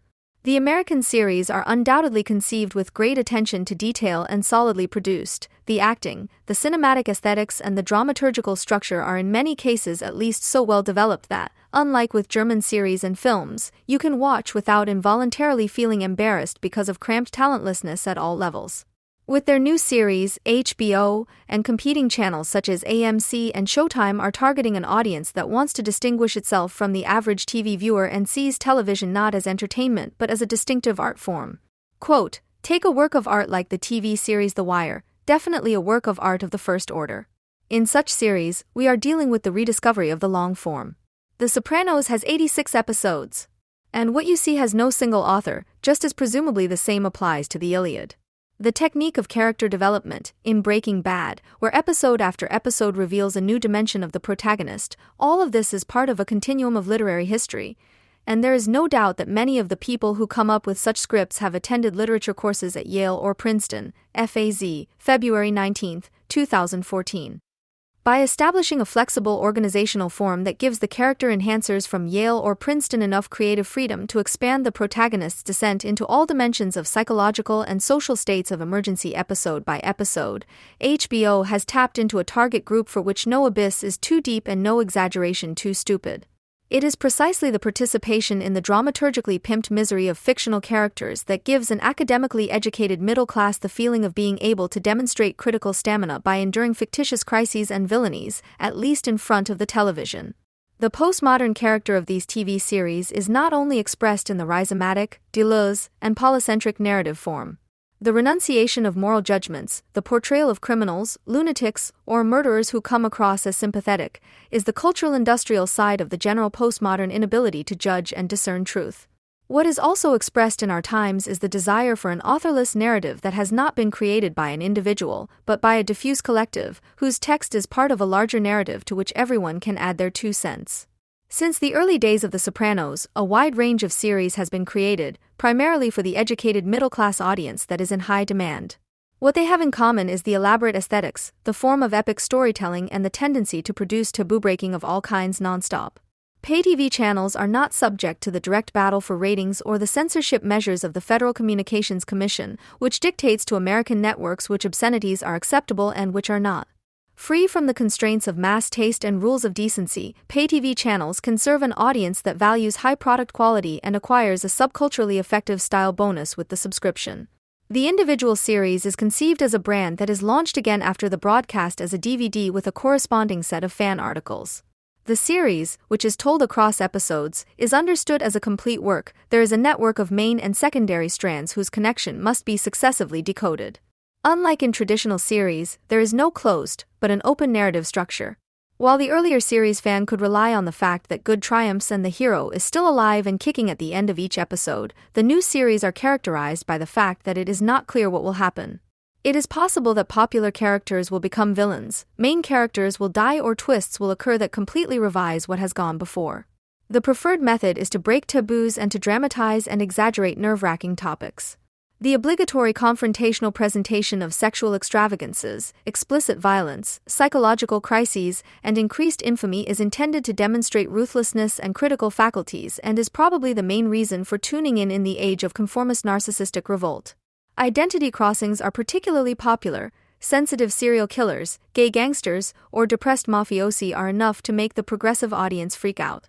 In times when post-structuralist identity carnival passes as social criticism, it is not surprising that television consumers with a university background develop dissident high feelings in the face of psychosexual stimulus figures.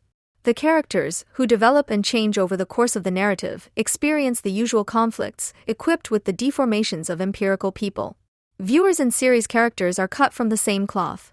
They are not images of a different way of life, but rather moods and types of the same life, which serve more as an affirmation than a negation of the existing order. Even in the serial fantasy land, in the gang or in the historical setting, the conflicts and motives are a pale imitation of everyday trials and tribulations. What distinguishes contemporary series characters from the viewer is that the figures they project do not repress the staged fears and ambivalences, but live them out or express them verbally, thereby having a quasi-therapeutic effect on the viewer. The individual, forced to function optimally, reacts automatically, according to the general patterns of adaptation. Under the pressure of social conditions, the outside world appears as a psychosocial prey for self-preservation, which is appropriated arbitrarily. Behind the casualness of today's consumers is the convulsive need to wring a practical or habitual benefit from even free time. The instrumental relationship to art and entertainment of those who consider themselves a cultural elite has already been described in Leo Lowenthal's essay on the reception of Dostoevsky. With regard to the national bourgeoisie at the end of the 19th century, he writes, the politicizing of a work of fiction such as the Karamazovs, which seems to challenge the reader to engage in aesthetic and philosophical reflection, is just as characteristic of the collecting, anal tendencies of classes that want to have and hold on to everything, including knowledge. As for the conviction of the same circles that this learning can also bring them something, the subject, sealed off from the object, can only recognize itself in everything that confronts it, even in the dragon mother in Game of Thrones or the vampire groupies in True Blood. The obsessive preoccupation with the emotional and the vicious, the interest in the psychologically advanced battle of all against all, is the appropriate form of consumption for a society that lets its powerless inhabitants, threatened by superfluity, sense that one day it could really be a matter of having to assert oneself by force. Until that day comes, they can imagine what it would be like to dispose of the competition in the style of Tony Soprano or to really finish things off like Walter White. By constantly displaying intimate struggles, human and interhuman states of emergency, relationship dramas, or psychological deformations, these series are an excellent source of psychosocial help for postmodern seekers of meaning. Quality TV is a postmodern art form that can appeal to different audiences.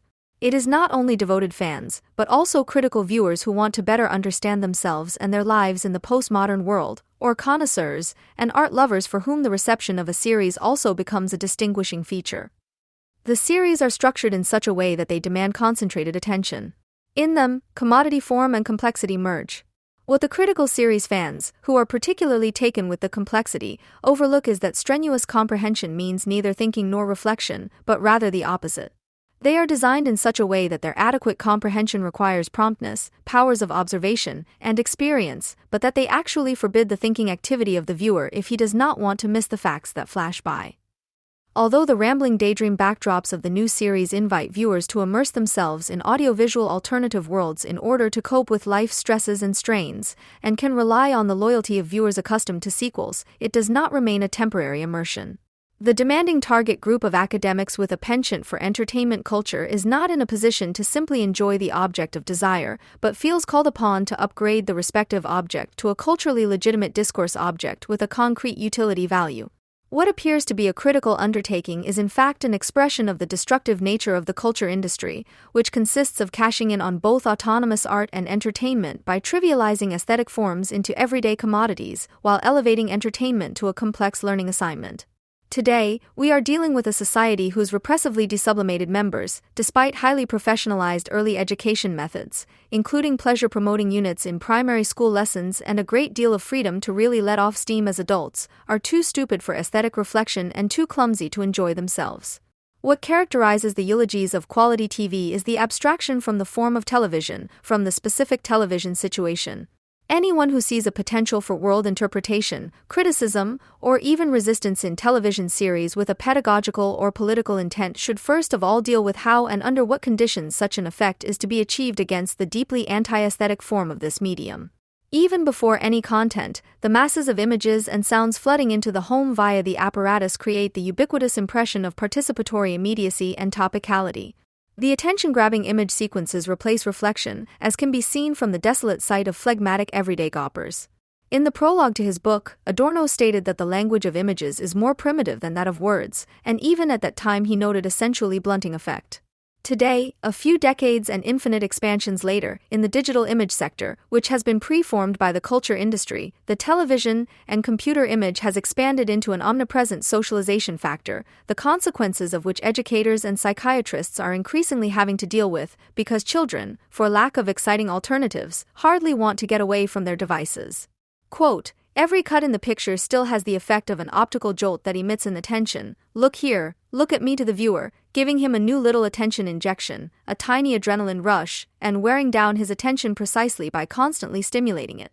The image shock magnetically attracts the eye with an abrupt change of light. It constantly promises new, unseen images. It practices the omnipresence of the market. Its look here praises the next scene like a market crier his goods." End of quote. You don't have to share Christoph Turk's brain theory analyses, his penchant for alarmism, or his pedagogical suggestions for solutions to realize that, despite everything, he is not so far off the mark. The situation of the home cinema is another specific feature of television. The TV consumer sits or lies at home in front of the TV. He does not even have to get dressed up, as is usually the case when going to the cinema. There are no social demands at home on the private or shared couch. No other medium than television promotes such an inclination towards apathy in the user. Cultural leftists and pop academics may try to dress up the new television as an elevated cultural practice. The textile equivalent of television remains the jogging pants, which Karl Lagerfeld quite rightly says have made their wearer lose control over his life. The series is replacing the outdated Hollywood cinema, according to the credo of those who want to recognize the new series as the new measure of all cultural things. And indeed, domestic television consumption is the contemporary form of display for a society that is increasingly in distress because its exhausted, depressed, or anxiety-ridden members are heading towards a state of complete social and public incapacity. The fact that the TV couch is supposed to be the place of critical reflection in current debates says more about the poor state of criticism than anything else. What fundamentally distinguishes the cinema, even in its ugly form of the Sinistar tin hut, from the living room is that it is a public place that is different from everyday life and where aesthetic productions take place that, however miserable, aim to make something special happen. The obligatory ice cream vendor, the cinema's own advertising, the remote-controlled curtain, or the darkening of the room are fixed procedures that tear the moviegoer away from a representation of the working and everyday world. Incidentally, the cinema is one of the few places where young people usually manage to put their cell phones away, which means that the cinema, by virtue of its aesthetic objectivity, is able to demonstrate far more radiance than threatening parents and teachers. The revolutionary hope for the cinema that is reflected in Siegfried Kracauer's early cinema and film essays has been historically discredited. Nevertheless, his aesthetic investigations, in their fundamental differences from today's cultural treatises, illustrate the prevailing lack of utopianism, which is expressed in the sad TV series Fan. Krakauer takes too much pleasure in the concrete, in films and film content, without identifying it in its particularity as an example of general disaster, and with his benevolent address to the masses, he falls behind Freudian insights. Although he recognizes the ideological core of film, he tries to save the form of cinema from the content of films. While Krakauer hoped that cinemas and films could contribute to the abolition of the prevailing order, today's apologists of film and television are content to be a talkative and affable part of an endless art and cultural chatter for its own sake. Krakauer counted the then emerging closed screening, in which the aesthetic work is at the center, the ornamental architecture of the movie theater and the specific situation of the foreign cinema audience, which flows into the cinema with the objectively generated need for distraction and is overwhelmed by the Gesamtkunstwerk of effects. Krakauer sees the large movie theaters in Berlin of the 1920s as material representatives of social conditions and individual desires. In his 1926 essay The Cult of Dispersion, he attributes a civilizing and enlightening effect to Berlin's movie theaters, which he believes put an end to the German urge for inwardness. He sees the addiction to distraction as an appropriate form of expression for the masses of the city, which they can become aware of in the cinema. By emerging into the masses, the homogeneous cosmopolitan audience is created, which is of one mind from the bank director to the clerk, from the diva to the stenotypist. The collectivization into a cosmopolitan mass predestines people who have been freed from natural, traditional, family and ethnic ties to reason, as their alienated existence is brought to their awareness in the cinema, and the damage to the social state is revealed. In the superficial gloss of the stars and films, in the pure exterior, the isolated mass man encounters his own fragmented reality in the fragmented sequence of splendid sensory impressions, which makes the antagonism of the ruling society sensually tangible to him. Krakauer hoped that the urge to escape from the confines of the home, to seek distraction and discover the unknown, would bring him something better. For him, cinemas, bars and fairs were places to flee from the misery of the family. Why do people go to bars so often? It's probably because they're miserable at home and want to share in the glamour. Even Adorno, who was much more reserved than his friend Krakauer when it came to trusting mass cultural phenomena, could at least see something positive in the way the cinema interrupted everyday life. Despite the films that are supposed to integrate them further, the darkness of the cinema grants the housewife a place of asylum where she can sit for a few hours without being controlled, just as she once looked out of the window when there were still apartments and the end of the working day. The unemployed in the big cities find coolness in summer and warmth in winter at the places where the temperature is regulated. Uncontrolled sitting, distraction and interruption of everyday life. Today's cineasts have as little use for this as they do for a critique in which the situation of housewives and the unemployed is shown to be just as much a part of the general disaster as the ideologized apologias of the established educated middle classes. The homogeneous global village mass of series viewers no longer wants anything, not even distraction. The retreat of pseudo-criticism into one's own apartment or shared flat is the adequate expression of the bad sublation of the mass cultural practice of distraction. Quote, "No novel in recent years has occupied me as much as the American television series The Wire. I watched it through whole nights. For weeks I wanted to talk to friends and colleagues about nothing else. Everywhere I looked, there were points of contact, parallels, comparisons. The title song Way Down in the Hole, which always came on after the prologue, the cold open of the individual episode, became the soundtrack to my entire day. I lived in Baltimore, Maryland, was a corner boy and drug enforcer, teacher and social worker, mayor and junkie. A serial killer, a sex offender, a TV addict." End of quote. Confessions like these, which you can make in the arts section of the FAZ, but which you should avoid making to your doctor, are among the chronic side effects of the TV series The Wire. The headline of the feuilletonistic excursion into the adventureland of Baltimore is The Wire, a Balzac for our time. This coquetry with multiple personality disorder is probably simply the last resort of a journalist to express his overwhelm, because extravagant superlatives for The Wire have become scarce. The elevation of the series to an epical contemporary novel, with recourse to literary classics, is meant entirely seriously, however, because one wants to scrounge a little from the splendor of past days and can trust that such historical and aesthetic presumptions will not offend anyone. The fact that the queen of series, Zeit, which is considered a socially critical masterpiece, Spiegel, and the best show in the history of TV, FAZ, is not only a hit in the German opinion-making industry, but is also one of the favorite series of radical leftists and anti-Germans, even ahead of The Sopranos and Breaking Bad, is one of the curiosities of this TV event.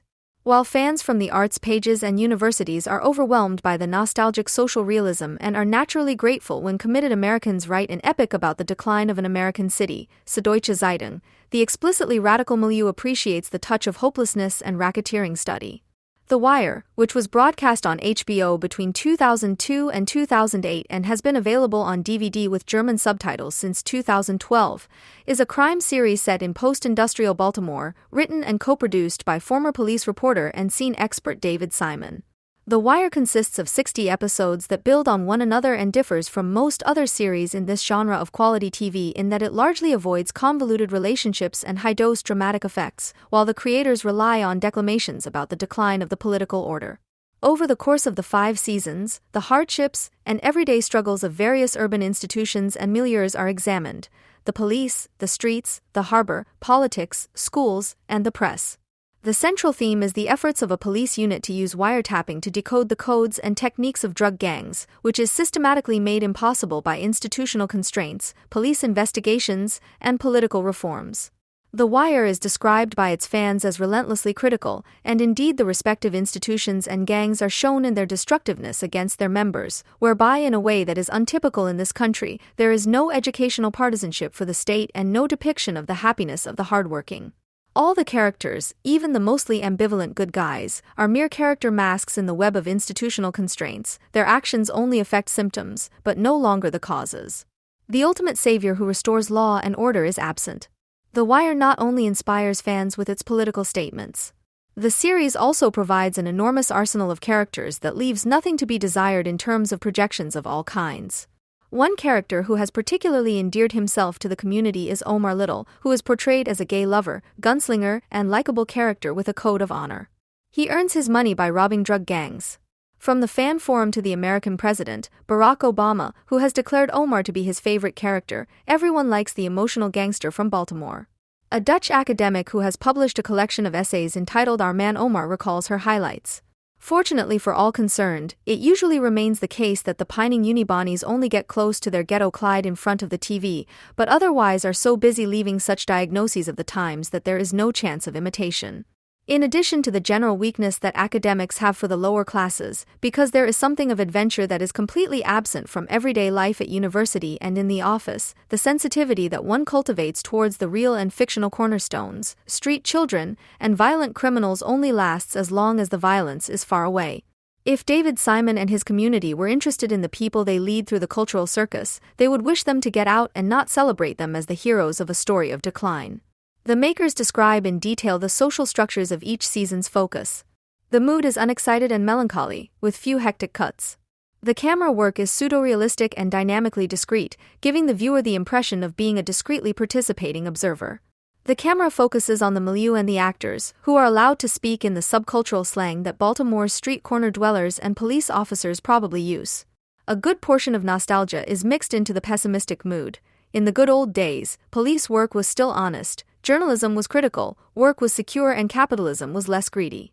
This message is not only spread by the series' characters, but also by David Simon, who never misses an interview to explain in the heat of indignation that he is concerned with politics and the people.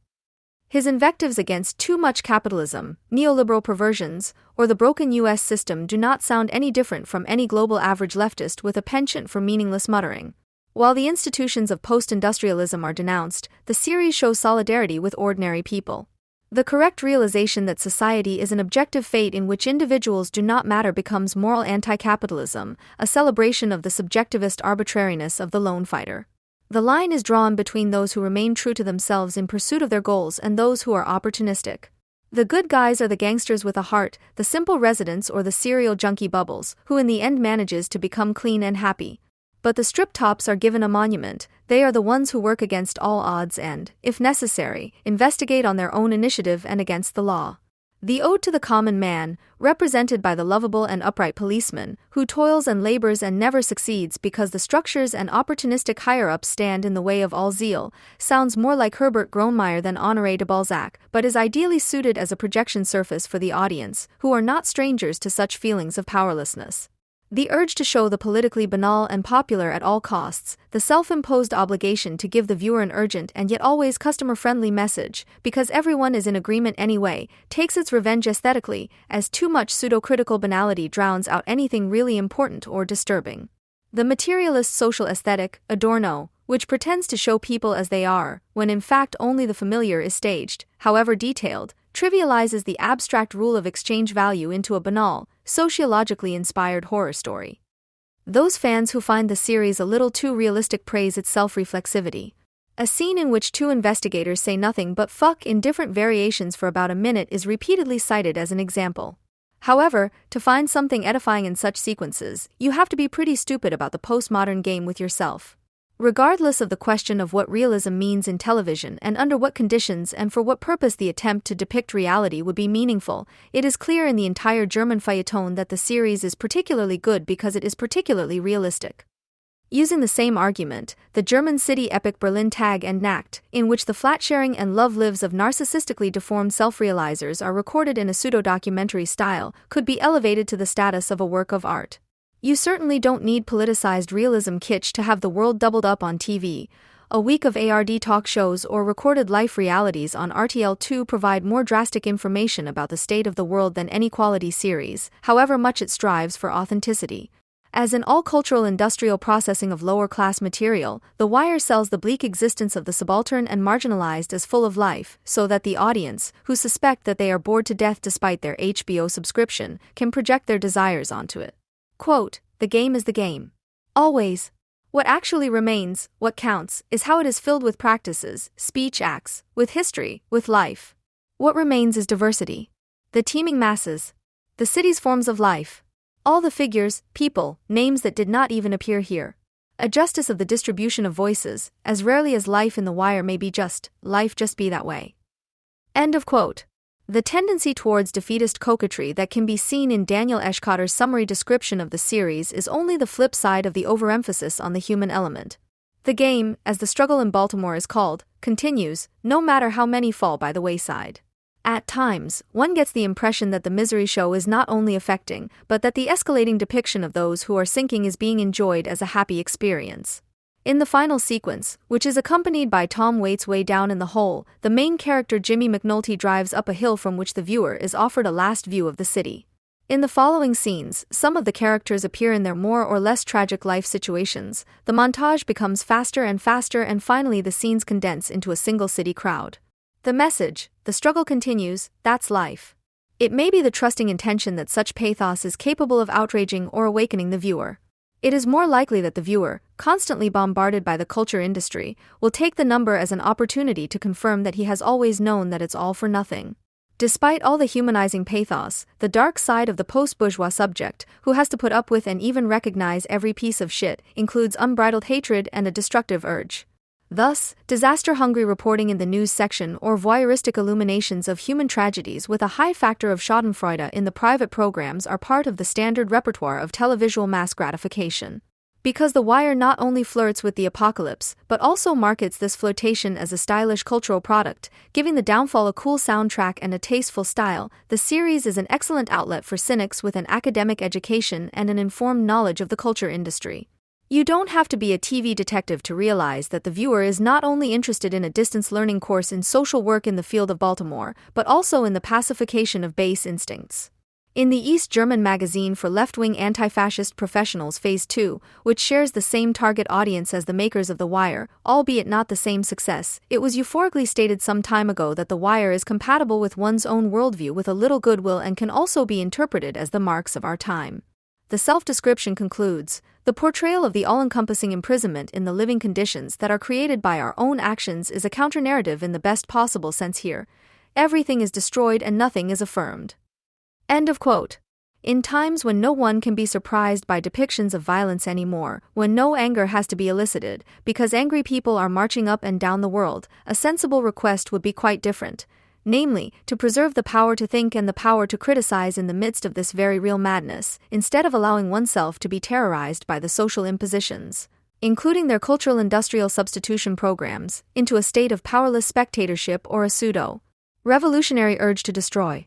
Horror as Everyday Life is the title of a heavily promoted collection of essays on the Buffy the Vampire Slayer series, published by Verbrecher Verlag. Some of the contributions, by Dietmar Dath, Carmen Dennert, Lars Quadfassel, and Jasper Nicolaisen, among others, go back to an event at the Berlin Volksbühne.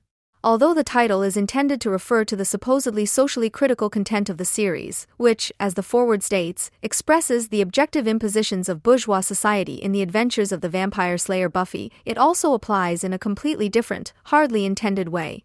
At the beginning of the 21st century, horror has become everyday not only because the everyday life of most people is also their horror, but because the figures, topoi, and narrative forms of the horror genre have become everyday to an extent never seen before.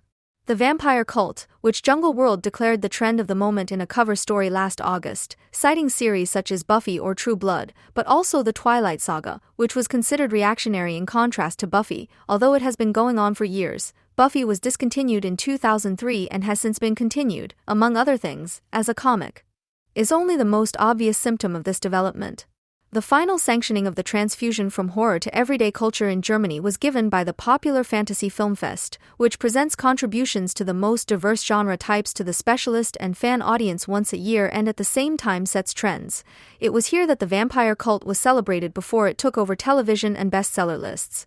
It was here that the triumph of Asian horror cinema, which has also become a mass phenomenon, began, and it was here that the French genre of torture porn, a particularly gruesome variant of the realistic horror film based on the aesthetics of Pasolini's Sodom film, was presented a few years ago. There are also horror magazines such as Splatting Image, which is somewhere between a fanzine and a trade journal, children's and youth series about vampires, countless parodies, pastiches, sequels and sequels of vampire, werewolf, or zombie material.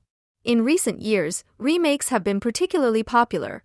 Many of the founding films of the splatter, exploding heads and bodies, and slasher, mad killer slashes upstone teenagers, genres have been remade, that is, less trashy, less underground, technically pimped and with more explicit brutality, including John Carpenter's Halloween and Wes Craven's The Hills Have Eyes. In youth culture, too, the use of horror props, prepared by the fusion of horror and youth aesthetics in the gothic scene of the 1980s, has now become completely normal.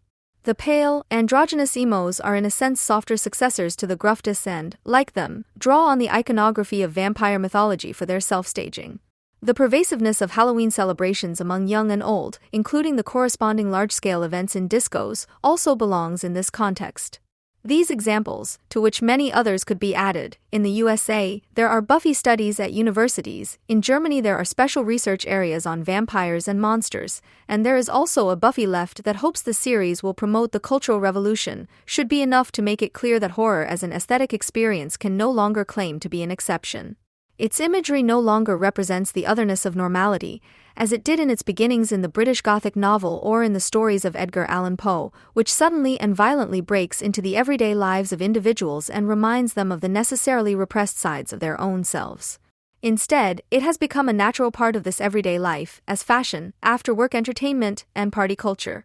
What now seems unusual, disturbing, even offensive is the evocation of beauty rather than ugliness, which is itself perceived as an almost realistic representation of the status quo. Has beauty not always been a grotesque lie? Are we not all monsters, cyborgs, the undead? Isn't the world that horror shows us more real than the repressed aspects of our own world of experience? This is the unanimous opinion of the apologists of hybrid and prosthetic beings, who consider human beings to be an invention of the humanities that should be abolished, and the tragic ambivalence of reason and instinct, temptation and threat, which almost all traditional horror stories revolve around, to be an old hat from the bourgeois era. They find the anachronistic moment of horror disturbing, which always reminds us of something past but unresolved, whose spell dominates the self-forgetful present. They find the freakish attractive, which is no longer perceived as a split-off, antagonistic and therefore threatening moment of one's own self, but as its unbroken mirror image. This is why horror is becoming more and more prevalent in everyday culture, the less the horror inherent in it is recognized. This is also unconsciously expressed by the formula horror as everyday life. The popularization of the vampire material is an example of the difference between the culture industry and mass culture, which is usually lost on propagandists and enemies of popular culture. Unlike mass culture, the culture industry does not stand in contradiction to high culture, but rather integrates it by neutralizing the antagonism between high and mass culture. The culture industry has as little respect for the autonomous work of art as it does for the frowned-upon base desires that mass culture panders to. By amalgamating the two spheres, it also disfigures both. High culture degrades it by trivializing its objects, its formal language and its imagery, and reifying them into a fungible format. It bestows uninvited consecration on mass culture by elevating its products to the status of objects of academic cult exercises. Both strategies are combined in the transformations of the vampire material by the culture industry. The vampire topos gained aesthetic status through works and texts that are now canonized as integral components of high culture, although at the time of their creation they were perceived as eccentric and disreputable, for example in Poe's stories, in which the figure of the ethereal femme fatale is combined with the images of the vampire and the undead. The romantic horror stories of E.T.A. Hoffmann, the images of the English pre-Raphaelites obsessed with the beauty of death, or the imagery of the decadent novels of Joris K. Huysmans, in which almost the entire iconography of vampire stories is laid out, without having already coagulated into a genre. It was only the standardization of the figures and topoi assembled here into a genre form that could be varied at will that produced the cultural industrial format of the vampire story, in whose genesis even Bram Stoker's Dracula, which is closer to the Gothic novels of the Bronte sisters in terms of formal language, plays more of a role as a forerunner. The cultural industrial format of the vampire story itself feeds vampirically on the repertoire of motifs and forms of these canonized texts, which, categorized as cultural assets, have long since been forgotten in comparison to their popular updates. Conversely, however, the products that arise from this leveling are also unashamedly academicized and snatched away from mass culture, which does not confer any consecration on its objects but wants to hand them over to enjoyment without further ado. A good example of this is the Buffy omnibus, whose analyses are consistently characterized by the attitude "I am an academic, but I am also interested in popular culture." Among other things, he wants to show that the undercomplexity of the monsters in Buffy is precisely what is important and right about them. It is only in their flatness and seriality that the monsters can become images of what ruins you so terribly: competition and the nuclear family, patriarchy and the military, work and the pressure to conform. Flatness and undercomplexity should not be taken for what they are, aesthetic procedures of stereotyping, which under the conditions of cultural industrial production are actually the only adequate form of representing individuality, but rather they should be given a critical surplus value that makes them attractive even to people with academic degrees and an interest in ideology critique. Whether you like it or not, it's about cultural industrial marketing that opens up new target groups for a supposedly profane serial product. It is only consequent that what ruins you so terribly comes across as just as shallow and undercomplex as the monsters. competition and nuclear family, patriarchy and military, work and pressure to conform. Anyone who can so casually reduce the false totality to a phrase no longer needs monsters to embody it. The tendency not to simply enjoy the object of one's own fetishism as it is, but to give it political and intellectual legitimization at any cost, determines the entire Buffy omnibus, right down to trivialities such as the biographical information about the authors, who are all presented as experts and fans. The need to present the simultaneous interest in trivial and highbrow matters as a contradiction that is easily reconciled in one's own life creates a series of embarrassments that are probably intended to be funny, for example when it is said of individual authors that their favorite topics are Hegel, communism, and Buffy, or that they think about literature, films, and capitalism. Because we know full well that our own claim to criticism and reflection will sooner or later land us in a university cluster at best, and our longing for affirmation and trivial pleasure will land us in the advertising industry at best, we gloss over our own powerlessness by claiming that the trivial and the serious, affirmation and criticism, are seamlessly compatible. But in doing so, one betrays both affirmation and criticism. Affirmation only has a liberating effect and only radiates beyond the reality in which it takes place when it affirms its object for its own sake, as in love. That is why the critical moment in the perception of art is precisely in its fetishistic dimension. There is no emphatic aesthetic experience that is not also fetishistic. Conversely, critique tends to become affirmative if it does not arise from the unregulated experience of the object, but from the heteronymous need to legitimize it. Where the fetishistic moment of aesthetic experience is as stunted as the free object reference of criticism, the murky hybrid figure of the fan academic or academic fan emerges, who somehow has to find everything he writes about good and write about everything he finds good. Because he is constantly concerned with the false reconciliation of triviality and seriousness, affirmation, and criticism, through his own work, which he can no longer distinguish from private fulfillment of desire, he is the born postmodern cultural agent. And the fact that no clientele is as disposed to this position as the left is not only proven by Dietmar Daff. The most striking thing about the left-wing cult of Buffy and the vampire theme is the idolatry of adolescence, which seems rather incompatible with the traditional vampire material. The eternal youth of the vampire, which has its predecessors in the death aesthetic of parts of Jugendstil, is not a promise but a curse. It has nothing to do with the usual topoi of youth, vitality, strength, unspent life force. Rather, its youth is virtually identical with the renunciation of it. Just as its life only perpetuates death without ever being able to fulfill it, its sexuality is not a blossoming one, but a necrophilic one. Its reproduction, its family, its form of inheritance are the negative images of the bourgeois. That is why the vampire, in the tradition of the motif, always represents the past, but never the future, unatone sins as well as unfulfilled promises. In the bourgeois world, which sees itself confronted with him, he is an anachronism and can only be fought with objectively anachronistic means, through magical practices. But exorcism is never a final solution, because it is directed against something that this society produces out of itself again and again, as inevitably as unconsciously. It is precisely in the fact that this society encounters a denied side of itself in the vampire that the vampire's seductive power lies, which always has something of a Don Juan about it. The fact that his eroticism is not aimed at biological productivity, that his life gets by without useful work, that the rhythm of the bourgeois world is suspended by him, in that he wakes up at night and sleeps during the day, makes him appear in almost all traditional treatments of the material as more attractive, more interesting, and above all more individual than his opponents. In parody, especially in Roman Polanski's Dance of the Vampires, they even come across as veritable fools in the face of the provocative promise of happiness that they embody. In the Buffy world, which its left-wing supporters see as an adequate representation of capitalist reality, any ambivalence has been eradicated from the vampire's physiognomy. At best, it survives in everyday conflicts, for example when Buffy falls in love with a vampire and goes through similar psychological crises as any college girl who has a crush on the school's bad guy. Otherwise, however, vampires here no longer embody the seductive evil that can only be seductive because the split-off self finds expression in it, but rather the banal evil that is only countered by a banal good. It is not for nothing that Buffy herself is already outwardly the pure embodiment of the average, boring, faceless, and featureless. In this respect, the series does indeed achieve horror as everyday life, not as a representation of the horror that has become part of everyday life and permeates all areas of life, but as its complete trivialization. In the Jungle World article mentioned above, Jungle World 33/2010, Heidi Lutosh describes capitalism, with which Buffy has to fight daily, simply as stress under the motto "Everyday life is horror," which simply reverses the book title. The creatures that are fought in this series, vampires and other monsters, have a similar effect on the lives of the main characters as capitalism has on the lives of those who, let's say, live in Leipzig or Berlin, are academically educated and in their 30s, and sit in front of the TV watching Buffy.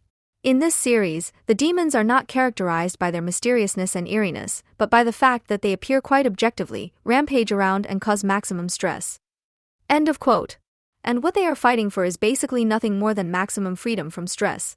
In Buffy, the fight against vampires is always a fight for the world, for hanging out and watching TV together, going to parties and eating pizza, going shopping, falling in love, building things, and reading books.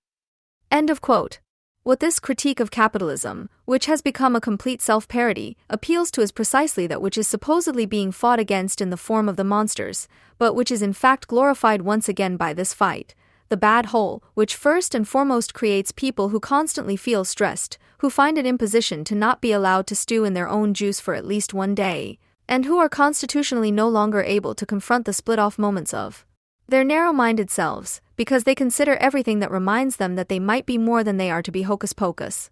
It is a society of permanently adolescent people who have long since come to regard falling in love, building things, and reading books as completely analogous activities in a thoroughly autistic everyday life, who will not let anyone spoil their party at any price and who do not want to let hanging out together escalate into sociability under any circumstances. Even the fight against the vampires themselves is nothing more than an annoying routine. It makes actions necessary that are never glossed over in their annoyance, but are nevertheless indispensable in order to preserve this world, this monster-free normality that only lasts for a few hours. All the phrases about capitalist everyday life, of which there is not even a rudimentary concept, serve only to keep one's own everyday life, which in view of its universal dreariness should rather be abolished, monster-free by completely integrating the fight against the monsters as an annoying but necessary day job into this everyday life. And Buffy, which is supposedly about exactly what academically educated 30-somethings in Berlin and Leipzig experience anyway, reflects back to them what they have always known, once again on the TV screen. Television can be so beautiful when you have as little desire for insight as you do for enthusiasm, and so the horror movie abolishes horror by normalizing it. What is particularly striking about the discourse on Buffy for unbiased viewers who do not move with such hermetic certainty in the series' cosmos as the fan academics do is the emphasis on her status as a girl, which probably makes her such an idol for some left-wing men who have temporarily lost touch with the intellectually initiated female students. The fact that it is not a woman, but a girl who fights monsters here is crucial both iconographically and sociologically. In the traditional vampire myth, there are usually no women on the side of the vampire hunters, but on the side of the vampires there are always incarnations of a femininity that, as untouched and demonic, can be particularly dangerous to male hunters. They are, in a sense, the complement to the vampiric Don Juan. However, anyone who falls in love with a vampire tends to exclude themselves from the human world, in which adults can only love other adults. In this respect, vampire mythology is entirely romantic. Unconditional love is simultaneously a social, an unconditional rejection of everything that is considered socially acceptable among empirical people. That is why those who want to resist demonic seduction must deny themselves and make do with the profane. This strict dichotomy reflects the ambivalence of sexual desire, which has never been overcome by bourgeois society, but merely suspended and neutralized in a variety of ways. In Buffy, the focus is not on a male vampire hunter, but on a girl, but the sexual ambivalence of puberty, experienced as demonic, is thematized in an almost obsessive way in other horror films about female adolescence, for example, in the very beautiful film Ginger Snaps.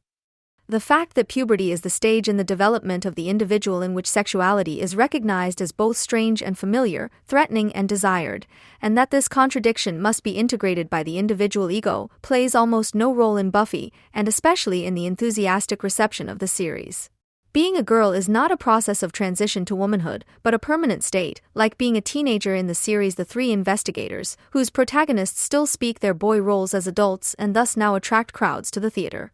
The intellectual self-reflection of one's own existence as a permanent state of immaturity and the inability to identify with any kind of sexual identity whatsoever seem to be the main reasons why that precarious in-between state, which should actually be overcome in the sense of a critical self, is congealed into a new identity in the figure of the strong girl, who has everything an adult has without ever having to grow up. And she is then also given the task of saving the world, rather the abstract world than the concrete life, which, when remembered, does not produce insight but stress.